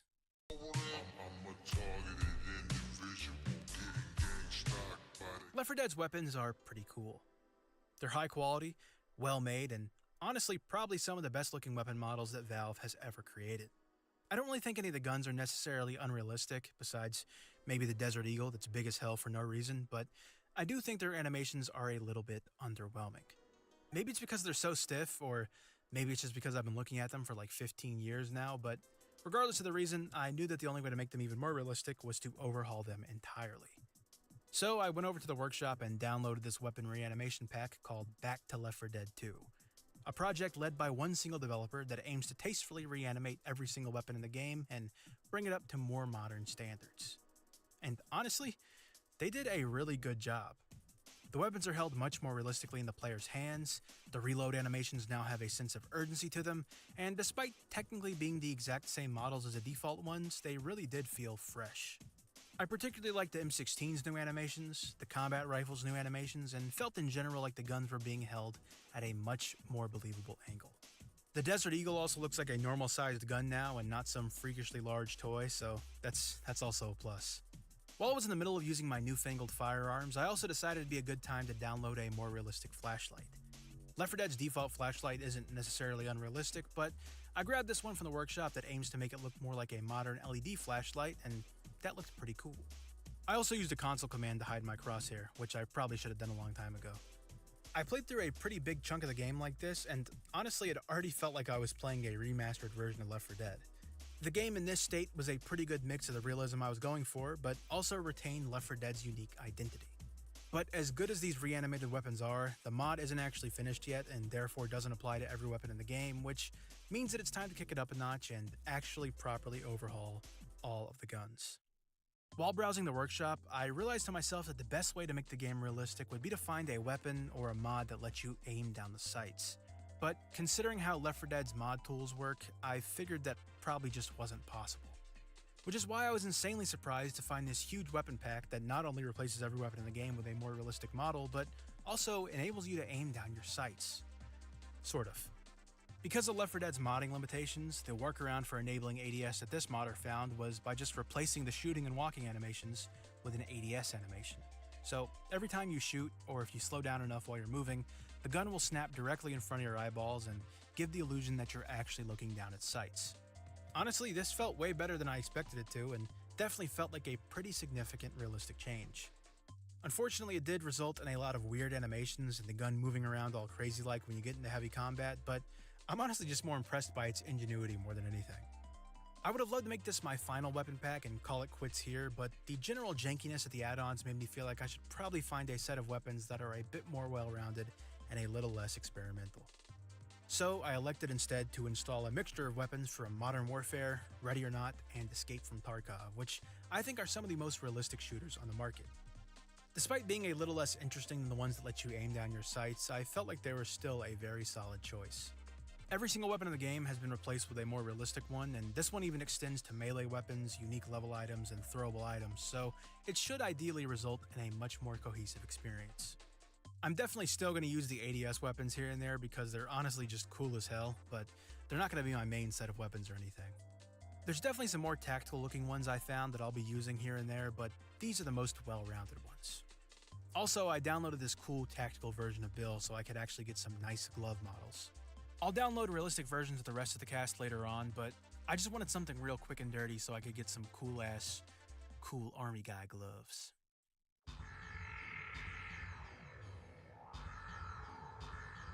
Now that I had a copy of Left 4 Dead with enhanced graphics and realistic weapons, it was time to actually fundamentally change how the game worked. Left 4 Dead's mechanics aren't super unrealistic, and there's even a realism mode that comes with the game by default, but all that really does is make the game harder and give the enemies more health, so I had to do a bit of my own tinkering to get exactly what I want. The first mod I installed was the Survivor leg script. This not only adds back in leg self-awareness from Left 4 Dead 1, but also adds support for custom models. Any player model I download from here on out will have real physical legs, which I think helps a lot with grounding the player in the world. I mean like literally, because my feet, they is on the ground. In keeping with that trend, I also decided to add the first-person animations mod. This does exactly what you think it does. Anytime the game would usually go into third person, like when you're healing or getting pinned by an infected, the game will stay in first person. I'll admit that it glitches out pretty often, and sometimes your hand will clip through objects and stuff, but I do think at the very least that's better than being pulled into third person when you're trying to play an immersive game. The next add-on was one that I find pretty important for making any game feel tactical, and that's the tactical movement speed mod. This does exactly what you think it does and just makes the player move a lot slower, and in general makes getting around feel a lot more weighty. I know rapid action and quick movement are pretty much cornerstones of Left 4 Dead's gameplay, but it's honestly a really fun and unique experience to play it at a slower pace and take your time clearing buildings like a true soldier. Or just like an airsoft player or something. I used a mod called the Ragdoll Collision mod to make it so that when infected die, they not only stay ragdolled forever, but are also a lot heavier and can collide with their own bodies. This made the game a lot more visceral and also made my PC louder than it ever has been before, which I took as a sign that I was on the right track.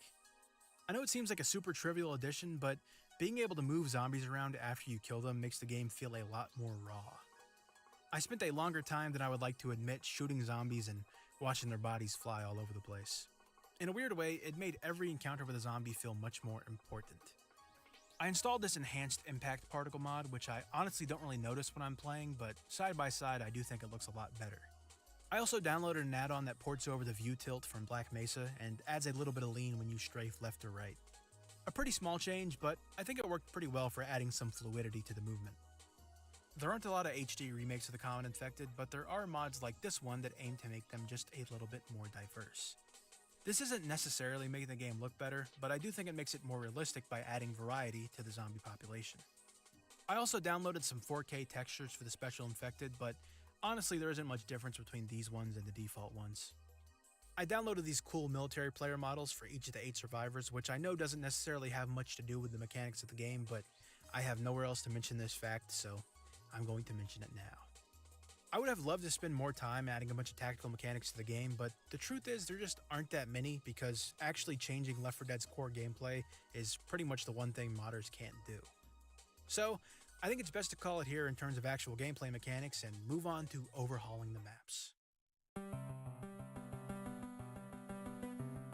There aren't really any realism maps for Left 4 Dead on the workshop, and to be honest, it would probably be pretty hard for modders to make maps that look better than Valve's do. So while I couldn't just click one button and download some ultra-realistic map, I could make changes to the ones that I already had. I downloaded this huge collection of mods that takes basically every asset and texture in the game and upscales it to 4K. I'm not sure how well this is going to translate to a YouTube video, but personally I think this made a night and day difference. Every texture was now super detailed, even when you got up really close to it, and I honestly think that this mod alone took the game from looking like a 15-year-old game to a game that could have come out in the last 5 years. This mod even goes as far as to completely redo a few of the environment textures and replaced in-universe brands with real-world brands like Pepsi and Coca-Cola. Some people might not like that because it's no longer lore-friendly, but I personally find small touches like that to be a very welcome change, and also, Pepsi and Coca-Cola, they're yummy, okay? They're just yummy. There were definitely some weird-looking assets in this pack, like these suspiciously clean HD cars, but I think small issues like that are well worth the huge visual upgrade that the game gets. I played through my new 4K Left 4 Dead for a little bit, and while it was insanely fun and I genuinely felt like I was playing a zombie mod for Ready or Not or something, I did want to try out some community-made maps. After all, custom maps are extremely important to the Left 4 Dead experience, and there's a good chance that we could find some cool, realistic ones. But, as much as it pains me to say it, a lot of custom maps just don't work when you have this many mods installed. I really wanted to play this one called Chernobyl because it's one of the most impressive custom maps I have ever seen, but attempting to play it with my mod pack enabled just hard crashed the game every single time. I did get some custom maps working though, like this gun range. It wasn't anything special, but it was well made and also a nice little place to show off the screen space reflections that Reshade adds. I also got a port of CS Office from Counter-Strike, which I know doesn't seem like it would be a super impressive map, but the addition of screen space reflections and slow tactical movement made it a really fun CQB experience. I know it probably sounds like a huge bummer that most custom maps in the workshop just flat out won't work with this mod pack, but I am very happy to report that this Five Nights at Freddy's map I downloaded works perfectly fine. So, you know, at least there's that.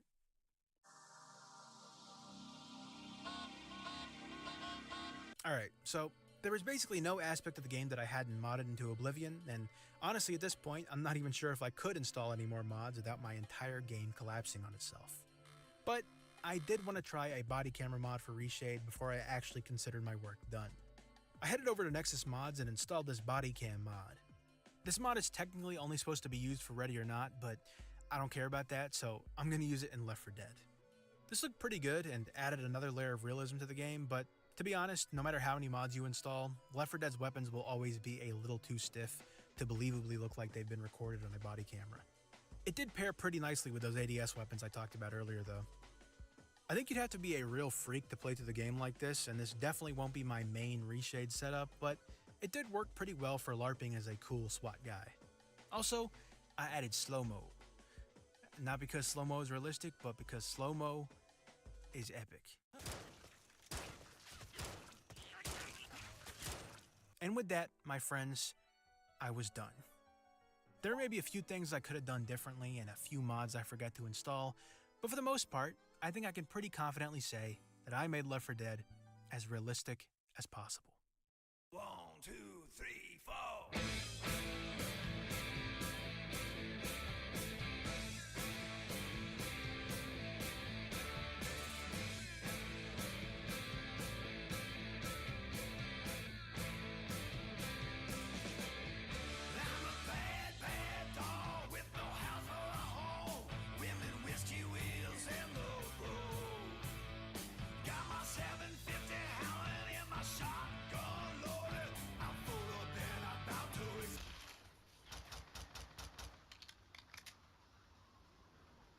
I'm pretty proud of my realism mod pack, and I think it looks good on just about any game mode. It's really bizarre just how different the game feels with it installed, considering most of the mods are purely visual and don't even really affect the gameplay in any way. If you're looking to play a slower, more methodical, and dare I say it, tactical Left 4 Dead, you should give this a try. There's definitely some issues with it, and in hindsight, maybe I could have added some more mechanics and also maybe toned down the saturation a little bit, but I set out making this video to combine Left 4 Dead and Ready or Not, and to be honest, I think I did that. It's kind of ridiculous just how moddable Left 4 Dead 2 is, and that's probably 99% of the reason people even still play this game. If anyone out there happens to own a game studio worth millions of dollars, I humbly request that you make a Left 4 Dead Ready or Not game as soon as humanly possible. That's pretty much it though. As one final point of comparison, here's what the game looked like at the start of the video, and here's what it looks like now. I had a lot of fun messing around with one of my favorite games of all time, and I hope you enjoyed watching me do that. Big shout out to these people for being the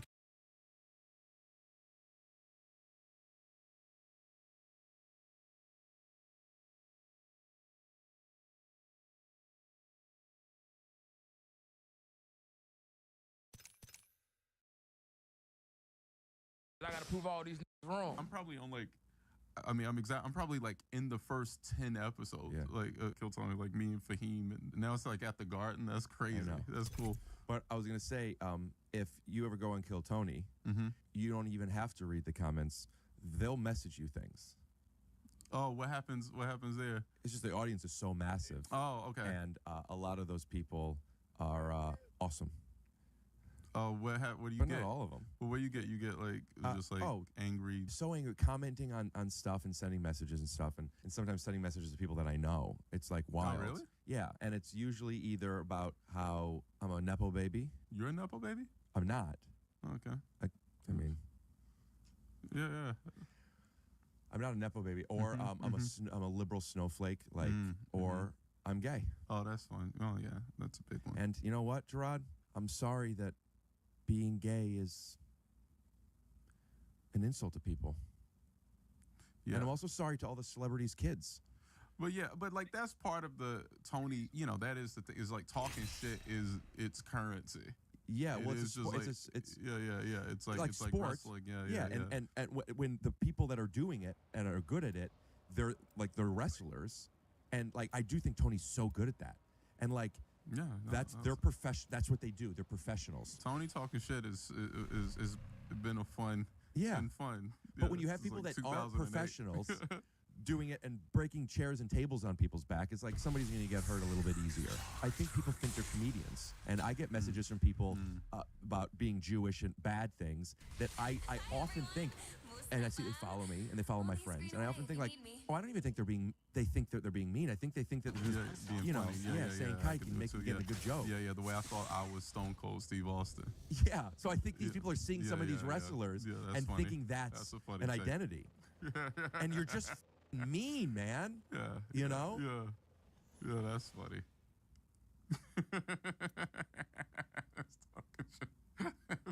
Well, because you grow up. I'm like laughing at the thought of just like this guy in Texas like emailing your mom. When you grow up and you watch stuff on TV, when you watch Martin or you watch musicians, and you're like, ooh, I want to do that. I want to be inspired by that. Yeah, that's okay. I get it.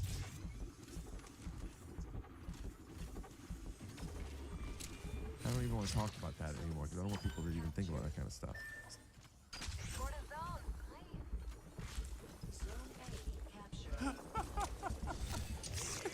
We got his own. It's just that thing. How insane that is. You know how and innocent people in your life try to give an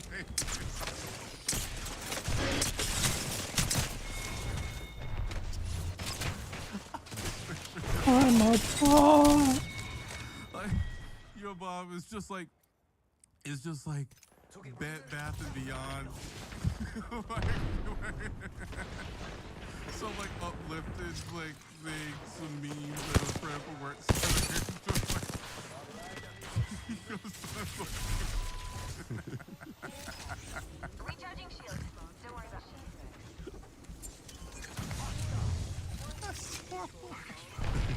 Youth and age kids the gathering of the Juggalos this weekend. I know you did Madison Square Garden 5 minutes ago.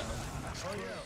We started this show with 45 minutes on this clown festival. I bet there was no. I bet a clown didn't shove a chicken foot in her to kill Tony the Guard, did they? Yeah. Can I tell a story from the show? Actually, they did, and they got a gold. Damn it! True. I'm chucking out the new.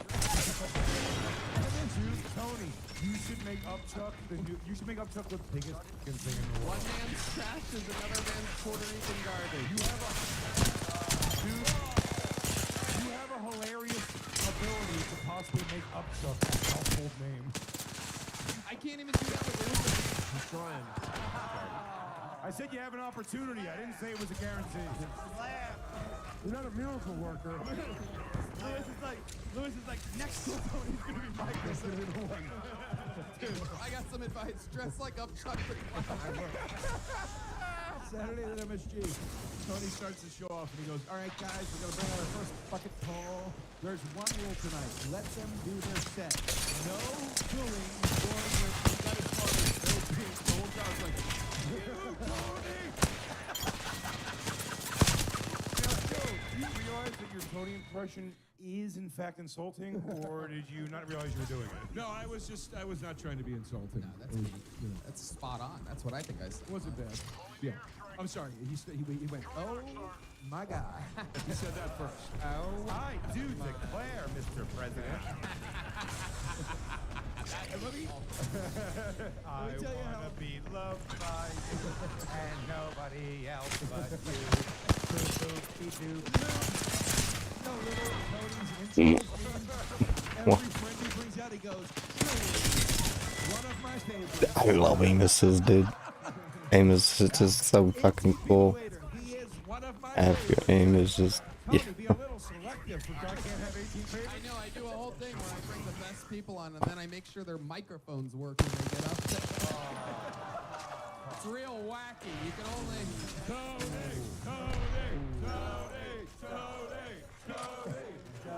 I mean, I'm just telling you. Show you're in right now? You cocksuckers. You know who you had to put on the poster to fill this bitch? Holy shit! Who's got a chicken foot in their...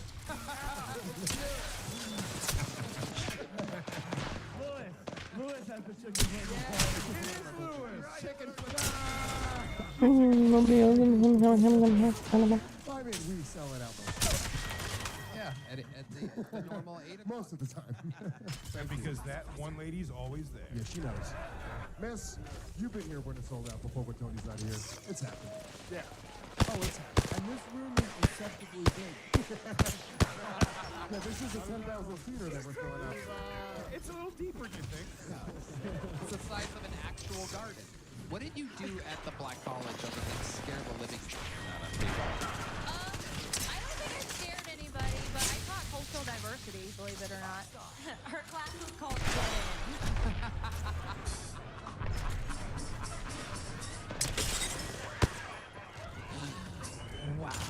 And can you give us a lesson here? Can you give us what it would look like if we showed up to your class? Just a like 10 seconds into you as a professor. Oh, actually do it? Yeah, do it. So I'm not good with technology, so usually I walk in and then I'm like messing with the computer and then I like say some words and then they all laugh and I say Random. I seen one.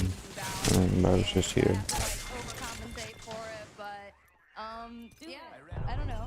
Do what?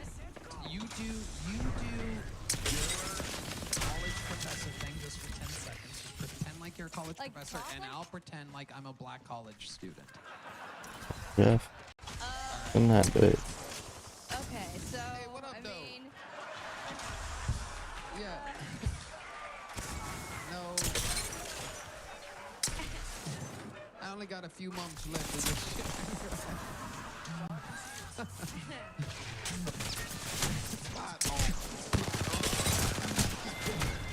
Bitch be looking like the bitch from Poltergeist. Random ass. Why is he? I'm learning studies from the motherfucking children of the cone over here. honestly, I'm so painfully white that like half the time I don't know what they're saying, or I didn't know what they were saying. Wow, I love that. And it brings me to the next segment of the show, Dr. Rabbit. Oh, What do oh, you think is the blackest thing about you? Oh, I do have a black daughter, and I don't know who her father is.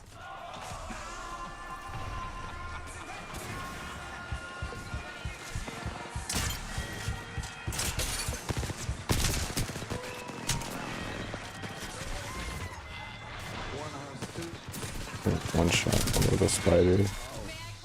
By the way, bro, it Oh, nice. Oh, the crowd's upset that you adopted. They were all hoping that you got knocked out by one of your students, literally. No, nothing like that. That's not why I still don't work there. What I miss? Just to be totally honest. Yeah. To be totally honest. It's not that you don't understand it because you're so white. I don't understand it. I have a black son all over. You talking about?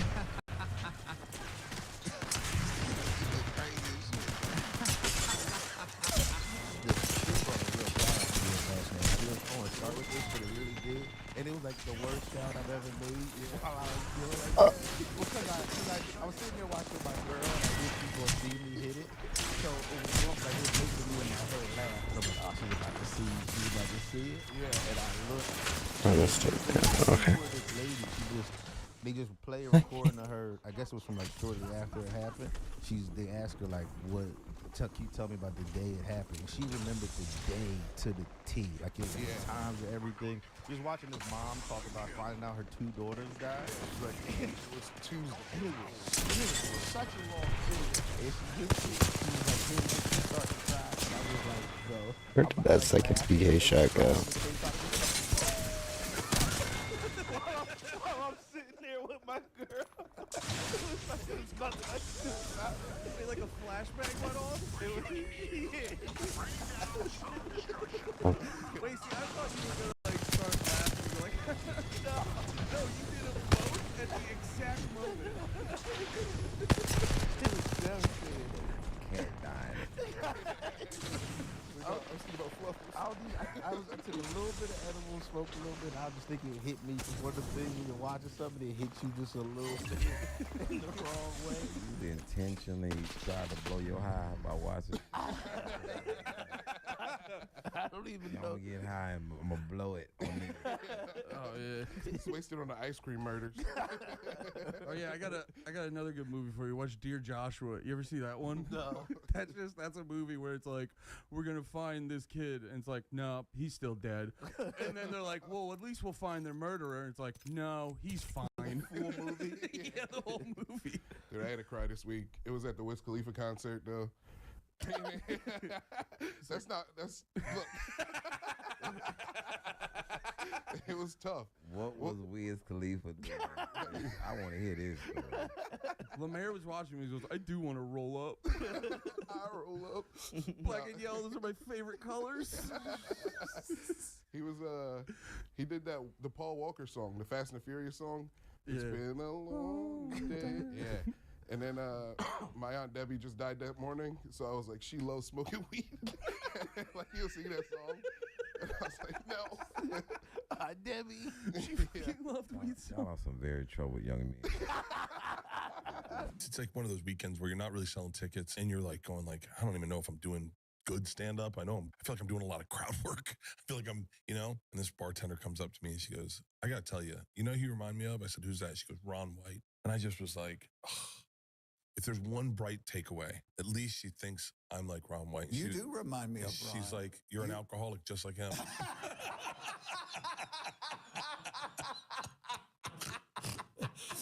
Now, many years ago, Tom banned something that I loved on this show, and it really broke my heart, Ron. And so many of the listeners, the devoted fans, the mommies, loved this thing, and then Tom cruelly took it away, ripped it from us, from our world, from the fabric of our lives. And now I am here. I am back. I am restoring YMH to its former glory, to its greatness, if you will. That's right. Chips in a bowl. And That's what Tom ripped away from the... oh, you'll see. Here it is. Are you ready? Yes. Hold on. This is what was ripped away, and I will restore to its former glory, its greatness. Everybody behold the fart mic. The fart the mic. fart mic. It's back. So is... You're welcome, world. You're welcome. Now, so it was a thing at one time, and how's it smell? It was a staple on the show, and Yeah, so what happened was... and then Segura, who I've never liked. No. And Boo. he just ripped it right out of your life. He took it away, and this was something that was so beloved, It was. and because we used to... That was the pole holding up the tent. So just if you have to fart at any point during the show, you let me know and I'll hand you the fart mic. I'm not going to do it. Ron. I'm not going to do it. I'm just going to back my ass up to this mic and fart right in it. And that's why they, you know what? These Yeah. are changeable. That's a filter, right? Yeah. So you can change that filter Yeah. if it gets clogged up with That is. whatever spray. Yeah. Because I'm going to drop trowel when I do it too. It's not going to be coming through these jeans. It's going to be fresh. Oh. Again, we're coasting to the finish line. That's it. We're over halfway. 100%. 2 more episodes after this, so we This want is to cool. see, Okay. what some suggestions. Yeah. What can we do? We're like the team that's already made the playoffs, and we're just resting our Wing. best players. We're just resting our best No. Joes. Well, we haven't made the playoffs. We're tanking to get another. Come on, man.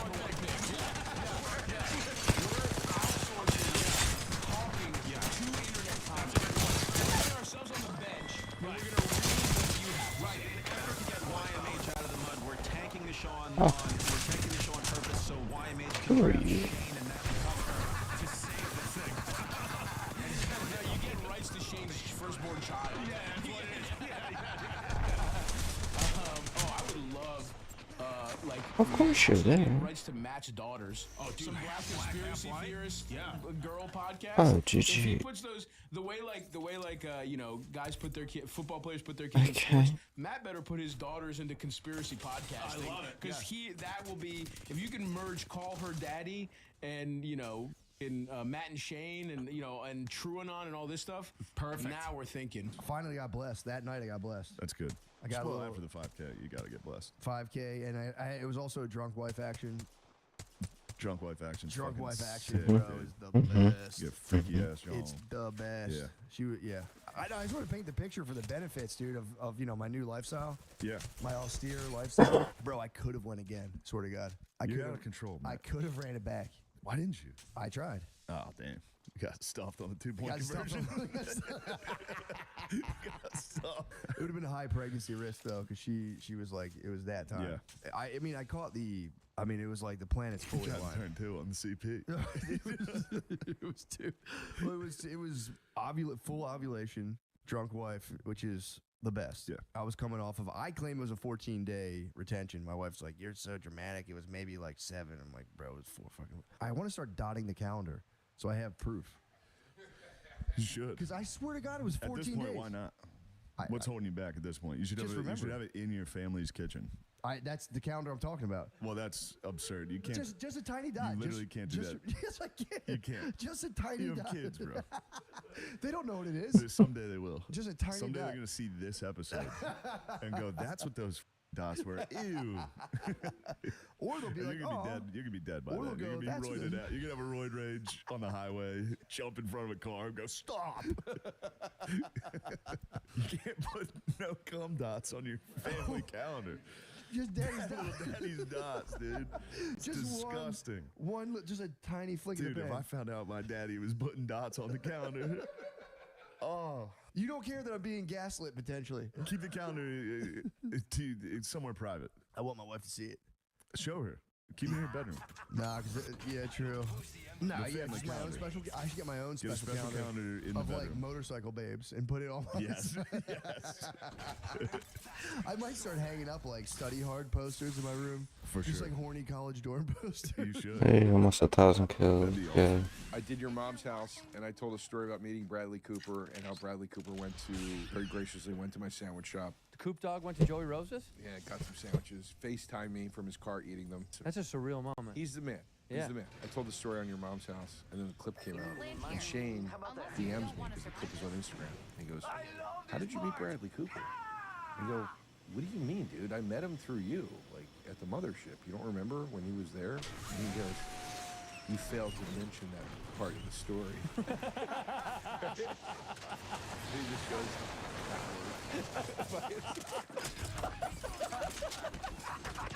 I know, it was inferred, dude. It was insinuated. No, it was not. It was insinuated. You try to take credit for being buddies with Bradley Cooper, didn't you? That's what Shane said. Yeah, she was a friend stealer. I go, not a friend stealer. I told her I met the guy and he went to my shop. Ah, the fun gun.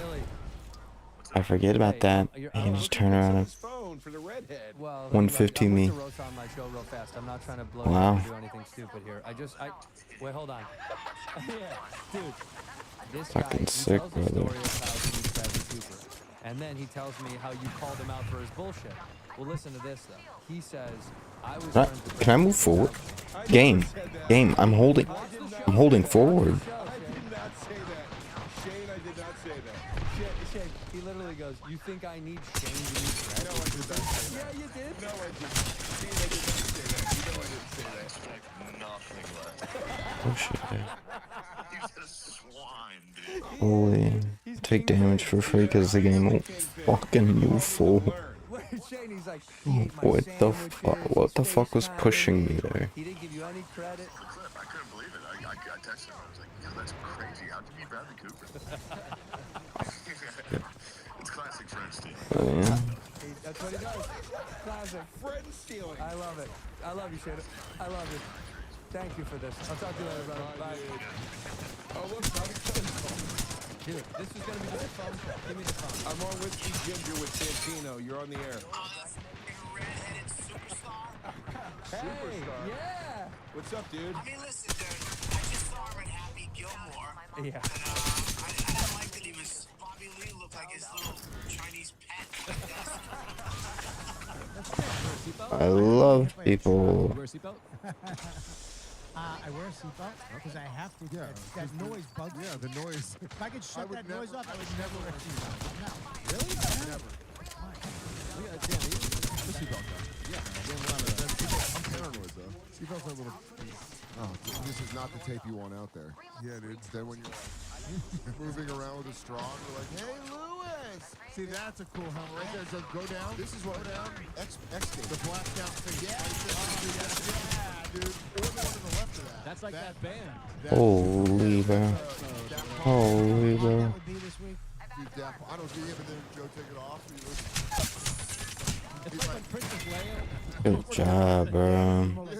Yo, what about that one? We could put a logo. Ooh, what about a Darth Vader helmet? Look at that. You should get that. You look cool. Do they have one with like a Bluetooth in it? That's a motorcycle helmet, Joe. That's even better than a bike. You can protect your nugget. You know what? That's super cool, dude. Yeah, you can get. I don't look on a city bike. You look really cool. Hey, you guys I already look awesome. I get it. Take it first. I got a child. What are you going to do? We all got kids. Yeah. We don't ride a bike. I ride a bike in the city all the time. All the time. Show us your City Bike app. Show it. You don't have Show the it to app. me right now. I'll show it to you right now. And then when I show you and you're wrong, I get to slap you Bobby's downloading. There you go. Ride history. Push whack. Wow. Boom. Yeah, when I was in town. July 22nd. That's not far. That's not that long. Within a month is the job. Look at all the rides, Joe. Look at all the rides. Look at all the rides. No, because the one bike didn't work. $0. fuck, right? Oh, you didn't run July 13th. Oh, you did. You tried to. You did. The bike, no, the bike was like weight limit. You're hurting. He said, the tires popped. I'm getting AI generated messages from the bike itself. He rides it. I think my credit card's fucked up. Oh, yeah, that's what it is. Maybe they didn't. Yeah, something's up. Oh, no, guys. I rode a bike. How many parents Dracula's like Castle. raise their kids like, you know how like black parents have to like say to their kids like things are gonna be different for you, da da da da da. You think parents in Transylvania have to go? People are gonna be very scared of your voice. I thought maybe we're gonna be like, when the cops come around, just listen to them. Don't fight dangerously. You have no idea they have silver bullets. No, mom. Yeah, I don't know. I'm gay. What are you kidding? Are you kidding? I'm a werewolf. Werewolf show list. Marty, we turned into wolves in the moonlight. Marty, that's a full moon. What are you kidding? What are you kidding? It's a full moon. What are you crazy? Mark, I can't do the podcast. What are you kidding? I told Mark. I told Mark I'm a werewolf. He said that's fine. Hey, I'm a vampire. Hi everybody into the sun, dude. Let me in. What the hell is that? Now, what the hell? We're only allowed to come into a house if we're invited. That's not fair. What the hell is that? And what the hell is that? That's not fair. Please, 2 more seconds.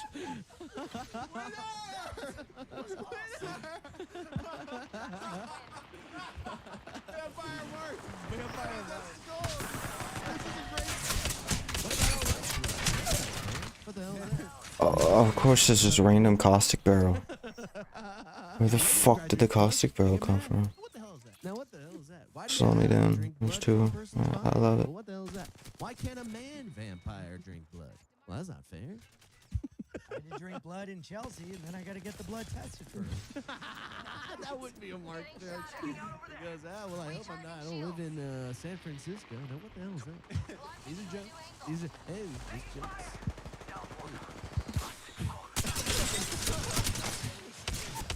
The last show we did Northampton on Thursday. We ran out of babysitters. You can't have people just traveling all over the babysitting. Yeah. So the Thursday in Northampton, which is like the capital of America. I didn't know that. How about that? Fascinating town. I saw a license plate that said Les Baru and a Subaru. I love it. How good is that? That's great, but I mean, it's a little redundant. We see the Subaru. We know it's Lesbo Village. Les Baru. It sounds like it could be like a TV host. Buckle Link has Les Baru. Oh yeah, or a weird Dr. Seuss character. Les Baru. He comes out at night and eats your box. Oh, there's a weirdo with the charger right there. It's like Dr. Jekyll. I think it's Dr. Root. All right. Scissor. Those comedy lesbians, those bitch comedy lesbians, I know there's some kind of looming evil. I can see between No. Look, here's a comedy lesbian who I think is hysterical. And every time I'm at a festival, it's a good time. Jessica Kirsten. You never have a bad time with her. No, she rules. I mean, like, couldn't be a better fine example of that. It's not the lesbian part. Okay. I just consider that an evil. Anyway. Holy shit. Holy. You rolled by that. It's happened. You gotta run out. This is gonna be awkward, and now that I've got this and we're doing the hair thing, I've never said this to a man before. I don't even want to say it.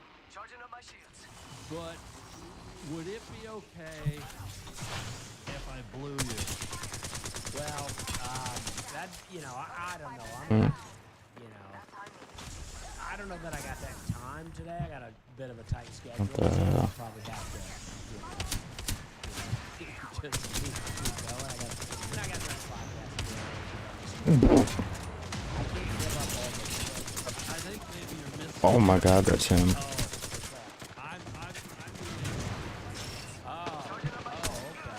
would love to blow you.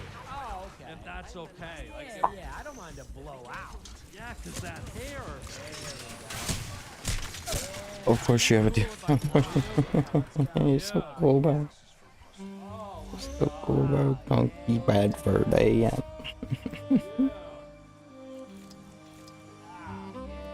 Like, fuck off. Come on.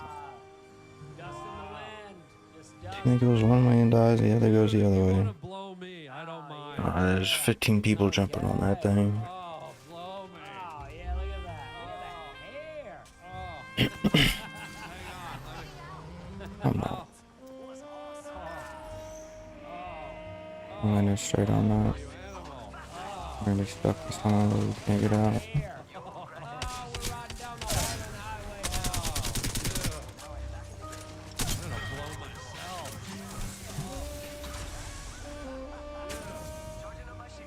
why hair's good. That's why you like a lot of hair. It is. Guys with short hair really miss out on an opportunity to blow themselves, you know? Yeah. Do people ever tell you look like Jesus?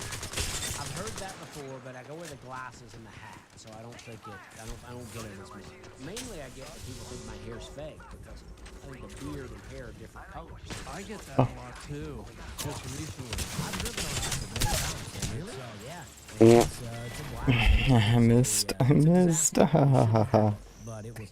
That's another thing. I Small town, missed. You know, you're out late enough. Nobody else is out there. No. What's the danger? This guy was some random dude. Hey. Shut down everybody. Yeah, we would drive around. Me and my buddy, we drove around. We were like so out of our minds. I was like biting the steering wheel while I was driving.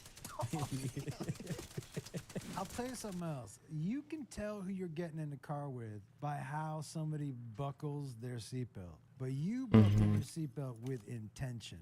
You should, like, you're, yeah. Holy yeah, bro. you're like, hey, everybody else, get ready. This So is, I yeah. get into 3 accidents every day. Look at my car. The right side, I got scratches.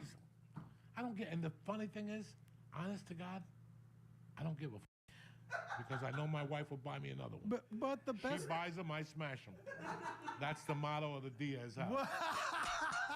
You buy them, I smash them. What's the best car ride of all time is Brody in the back seat of his own car. Oh my God, God rest his soul. Driving to Olympia, driving down the wrong way down one-way street. Telling me, motherfucker, I'm not going to make it there in an hour and a half.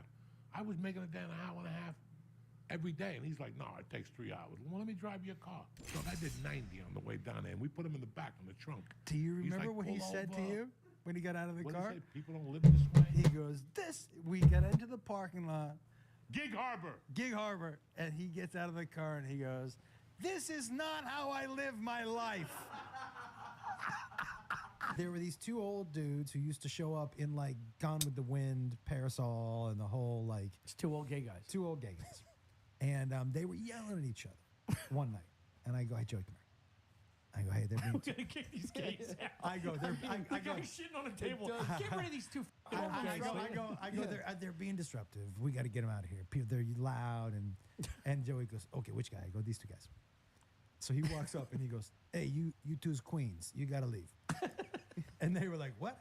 And he was like, you're being loud. We gotta go. And they were like, we don't want to go. He goes, I'm sorry, you gotta go. And so he starts to walk them out by their elbows. Just hitting him with the umbrella. They're hitting him with his parasols. No.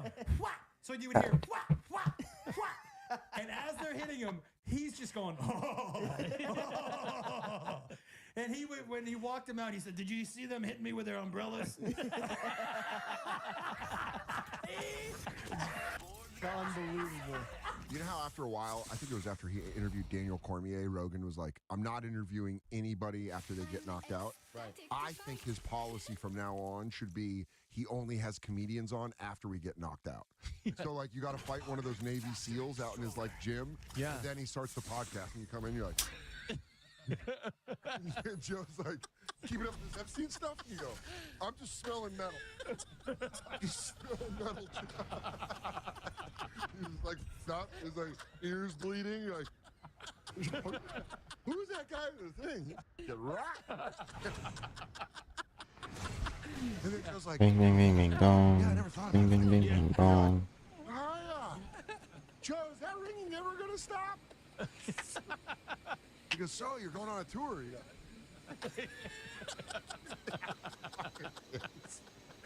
dude, you're like, I gotta go do Rogan. You go, yeah, I gotta show up like 30 minutes before and spar with one of his. Oh, cool. Yeah, that's what I want. Oh, I love Joe. That would be fantastic. Yeah, I mean, it's just when you think about it. Starting it on you. Yeah. Who's on this? Yeah, they got kids. Come in with blood trickling out of my nose. They're tramping in. Off. It's like plastic. like Spain and Tommy Gun. Like you found open. I was watching these dudes, and I feel like the name. A lot of gives lectures on history. What was he doing lectures about? I don't know. I was only watching them. Fuck, there's nothing. Brief up on something to talk about. The last time I was here, you know, I read the comments on the last time I was here, and people were like, this dude's not so cool. Like, he's not interesting. The last guy was better. That was a great episode, the last guy. So I'm like, all right, well, who's he, you know? And that dude was like out here, I think he was like a fighter pilot talking about aliens, like spinning, and I was like, why did they put me after that? Before we get back to the best of August, this is your 10-second reminder to subscribe to Joke World for daily comedy news coverage, keeping you in the loop 24/7 with all your favorite comedians. And while I got you here, would it kill you to leave a comment? Only a nice one, though. Okay, back to the video. Why do you think people come here? They're sick. I think people come here for an experience. They want to meet new people. They want to try different things. And feel part of the community. They should go to the hospital. They should go to the hospital. Until recently, that program's doubled. Chattin. Money drops on my head. Popularity of summer camps for adults right now is tied to people wanting to seek a simpler time. Yes. Two guns that fucking suck. Right now, there is a simplicity that comes here, right? I should just go right there. Superficiality. We'll take the restraints off when you're better. We will take the restraints off when you're better. All right, get this. Yeah. Look at that. This guy. Good job. We will take the restraints off when you're better. If you commit to getting better, we're going to help you get better. We'll take these restraints off. These people should be restrained. They should all be put on that bus. Instead of going to the camp, the bus should pull over and they should be taken out. And at gunpoint, they should be put in straitjackets. That's what ICE would do. If I ran this country, ICE would be they wouldn't be grabbing busboys. They'd be tasked with putting these people in straitjackets and putting them in an institution and getting to the bottom of this crap. You're not going to experience everything on earth as a narcissist. You don't get everything. There are people that are not going to have the thing. I'm sorry about that. It is a deep narcissism. It is not a search for community. It is not it is a deep, wow, such a good player. So good. Type that demands that they have every experience on earth at all times. There is a time for all things. Someone said it, I don't know who, and I don't care. But the point is this. It is a deep commitment to worshiping the cult and the church of self. I'm going to get drunk and do a slip and slide and get into you after I take Jello shots. I'm a degenerate. I'm a degenerate and I should be in a straitjacket. I have tattoos all over my body because I'm an animal degenerate and I should be in a straitjacket. But instead I have my mother fell down the stairs, so I'm taking her inheritance and going to summer camp when I should be paying for my straitjacket. I should get a bill for my straitjacket and I should never do it. Because if I am, I'm going to use my arms to sign myself up for adult summer camp or God help us get a fake baby and wheel it around New York City. I should be in a mental institution. I should be in a place where my days like, hey, well, what's good is the activities they're planned for you. You know where they're also planned for you? In a mental institution. When you got there, was it like, did they leave all candy on your bed? Like that, like all that Oh. stuff I hear? No. Holy. I'm getting in there. You eat the candy, you're like, you owe them some. Yeah, no. What is this county? I'd be like, I got it clearly. you're like, Kelly's like, in here. Where'd you get that candy? Oh, it's all over my bed. Everybody's so nice. Well, you know what? My first Kelly told me to hold it. He told me to hold the cigarettes. He was like, yo, bro, hold these cigs. And I was like, and I was like, look, I said, if I take them, they mine. Good for you. I'm like, if I take them, they mine. And he was like, what? I said, if I take them, they mine. And he was an older nigga. This is the thing. I feel like a lot of people in there shouldn't have been talking to me the way they were talking to me. Right. Because he was like a 50-year-old man. Like, bro, what are you doing? I'm 19 at the time. I'm like, bro, what are you doing? Yeah. I'm like, I'll kill you in here, bro. Like, what are you doing? I wouldn't have known what to do. That's such a. So he told you to hold this cigarette. You were like, okay. I probably would. You'll get in trouble for that. I probably would have said no. He didn't just fuck him in his ass. I know. Like their Pez. Yeah, I go, does anybody want a cigarette? Oh. Give us the origin story of James Donald Forbes McCann. Very prestigious name for a collar that frayed. This is a good. I love it. I love I it. thought that was Good ass third party. Very famous. You know, like Madonna, she goes to one name, and Prince, one name. They go, look how famous. I'm so famous, I just need one name. Say, you're so weak that you only think you can get one name across people. If you have real star power, you should be able to get 4 names to fly. And it also cuts out a lot of the weak fans. You got to really be committed to typing all a lot of characters. Wow. On the street, you go by James McCann. Yeah, exactly. Literate. Audio. Man, it's a #1 best-selling book of poems. And here's the secret to having a #1 best-selling book of poems. Yeah? Just release it. Because if you, there are so few sales for books of poems that to win the poem category on Amazon, you sell 3 books in a day. You're a #1 best-selling poet. I'm not making enough money out of it, but I feel very successful. Still tripping is a joy. And I tell people, Steve Harvey's one of my favorite comedians. Everybody looks at me with confusion, or they think I'm being ironic in some way. Number 2. No, for me, Steve. Long time Steve was #1. I adore. You watch a lot of Family Feud? I watch the clips, and I like it when he gives speeches in between the feuds. Here's where you gotta watch the full episode. I've seen some. Because the clips are good, but where you really see him is just when you can immediately tell he doesn't like a family. And they're white, they're always white, and he just goes like, and he like looks across to the black family like longingly, like, get back over there. Might like him at his most joyful in the season of African Family Feud that he went Yeah, to. but fuck about 50 people. I love it. It's a cool. Such a goddamn money. They were like, okay, now how many animals can you get killed with in your sleep? What is like, What is something you see on the way to the ring? He goes, I fear a lot of things outside, Steve. What are you afraid of outside? Show it to me. Are there snakes? Well, I can be afraid of lightning too. What about the weather? I'm still laughing at this joke. One shot. Just blows up now, and you're like looking at it. It's like It gave me anxiety. And it gives you I was anxiety. hanging out with Shane, and like he was like showing me a video on Instagram of the amount of texts he got. I was like, I'm done. I was saying. Oh. Man. Right about right now. Okay. What the fuck? Alright. Much love. Hope to see you all tomorrow, man. Bye.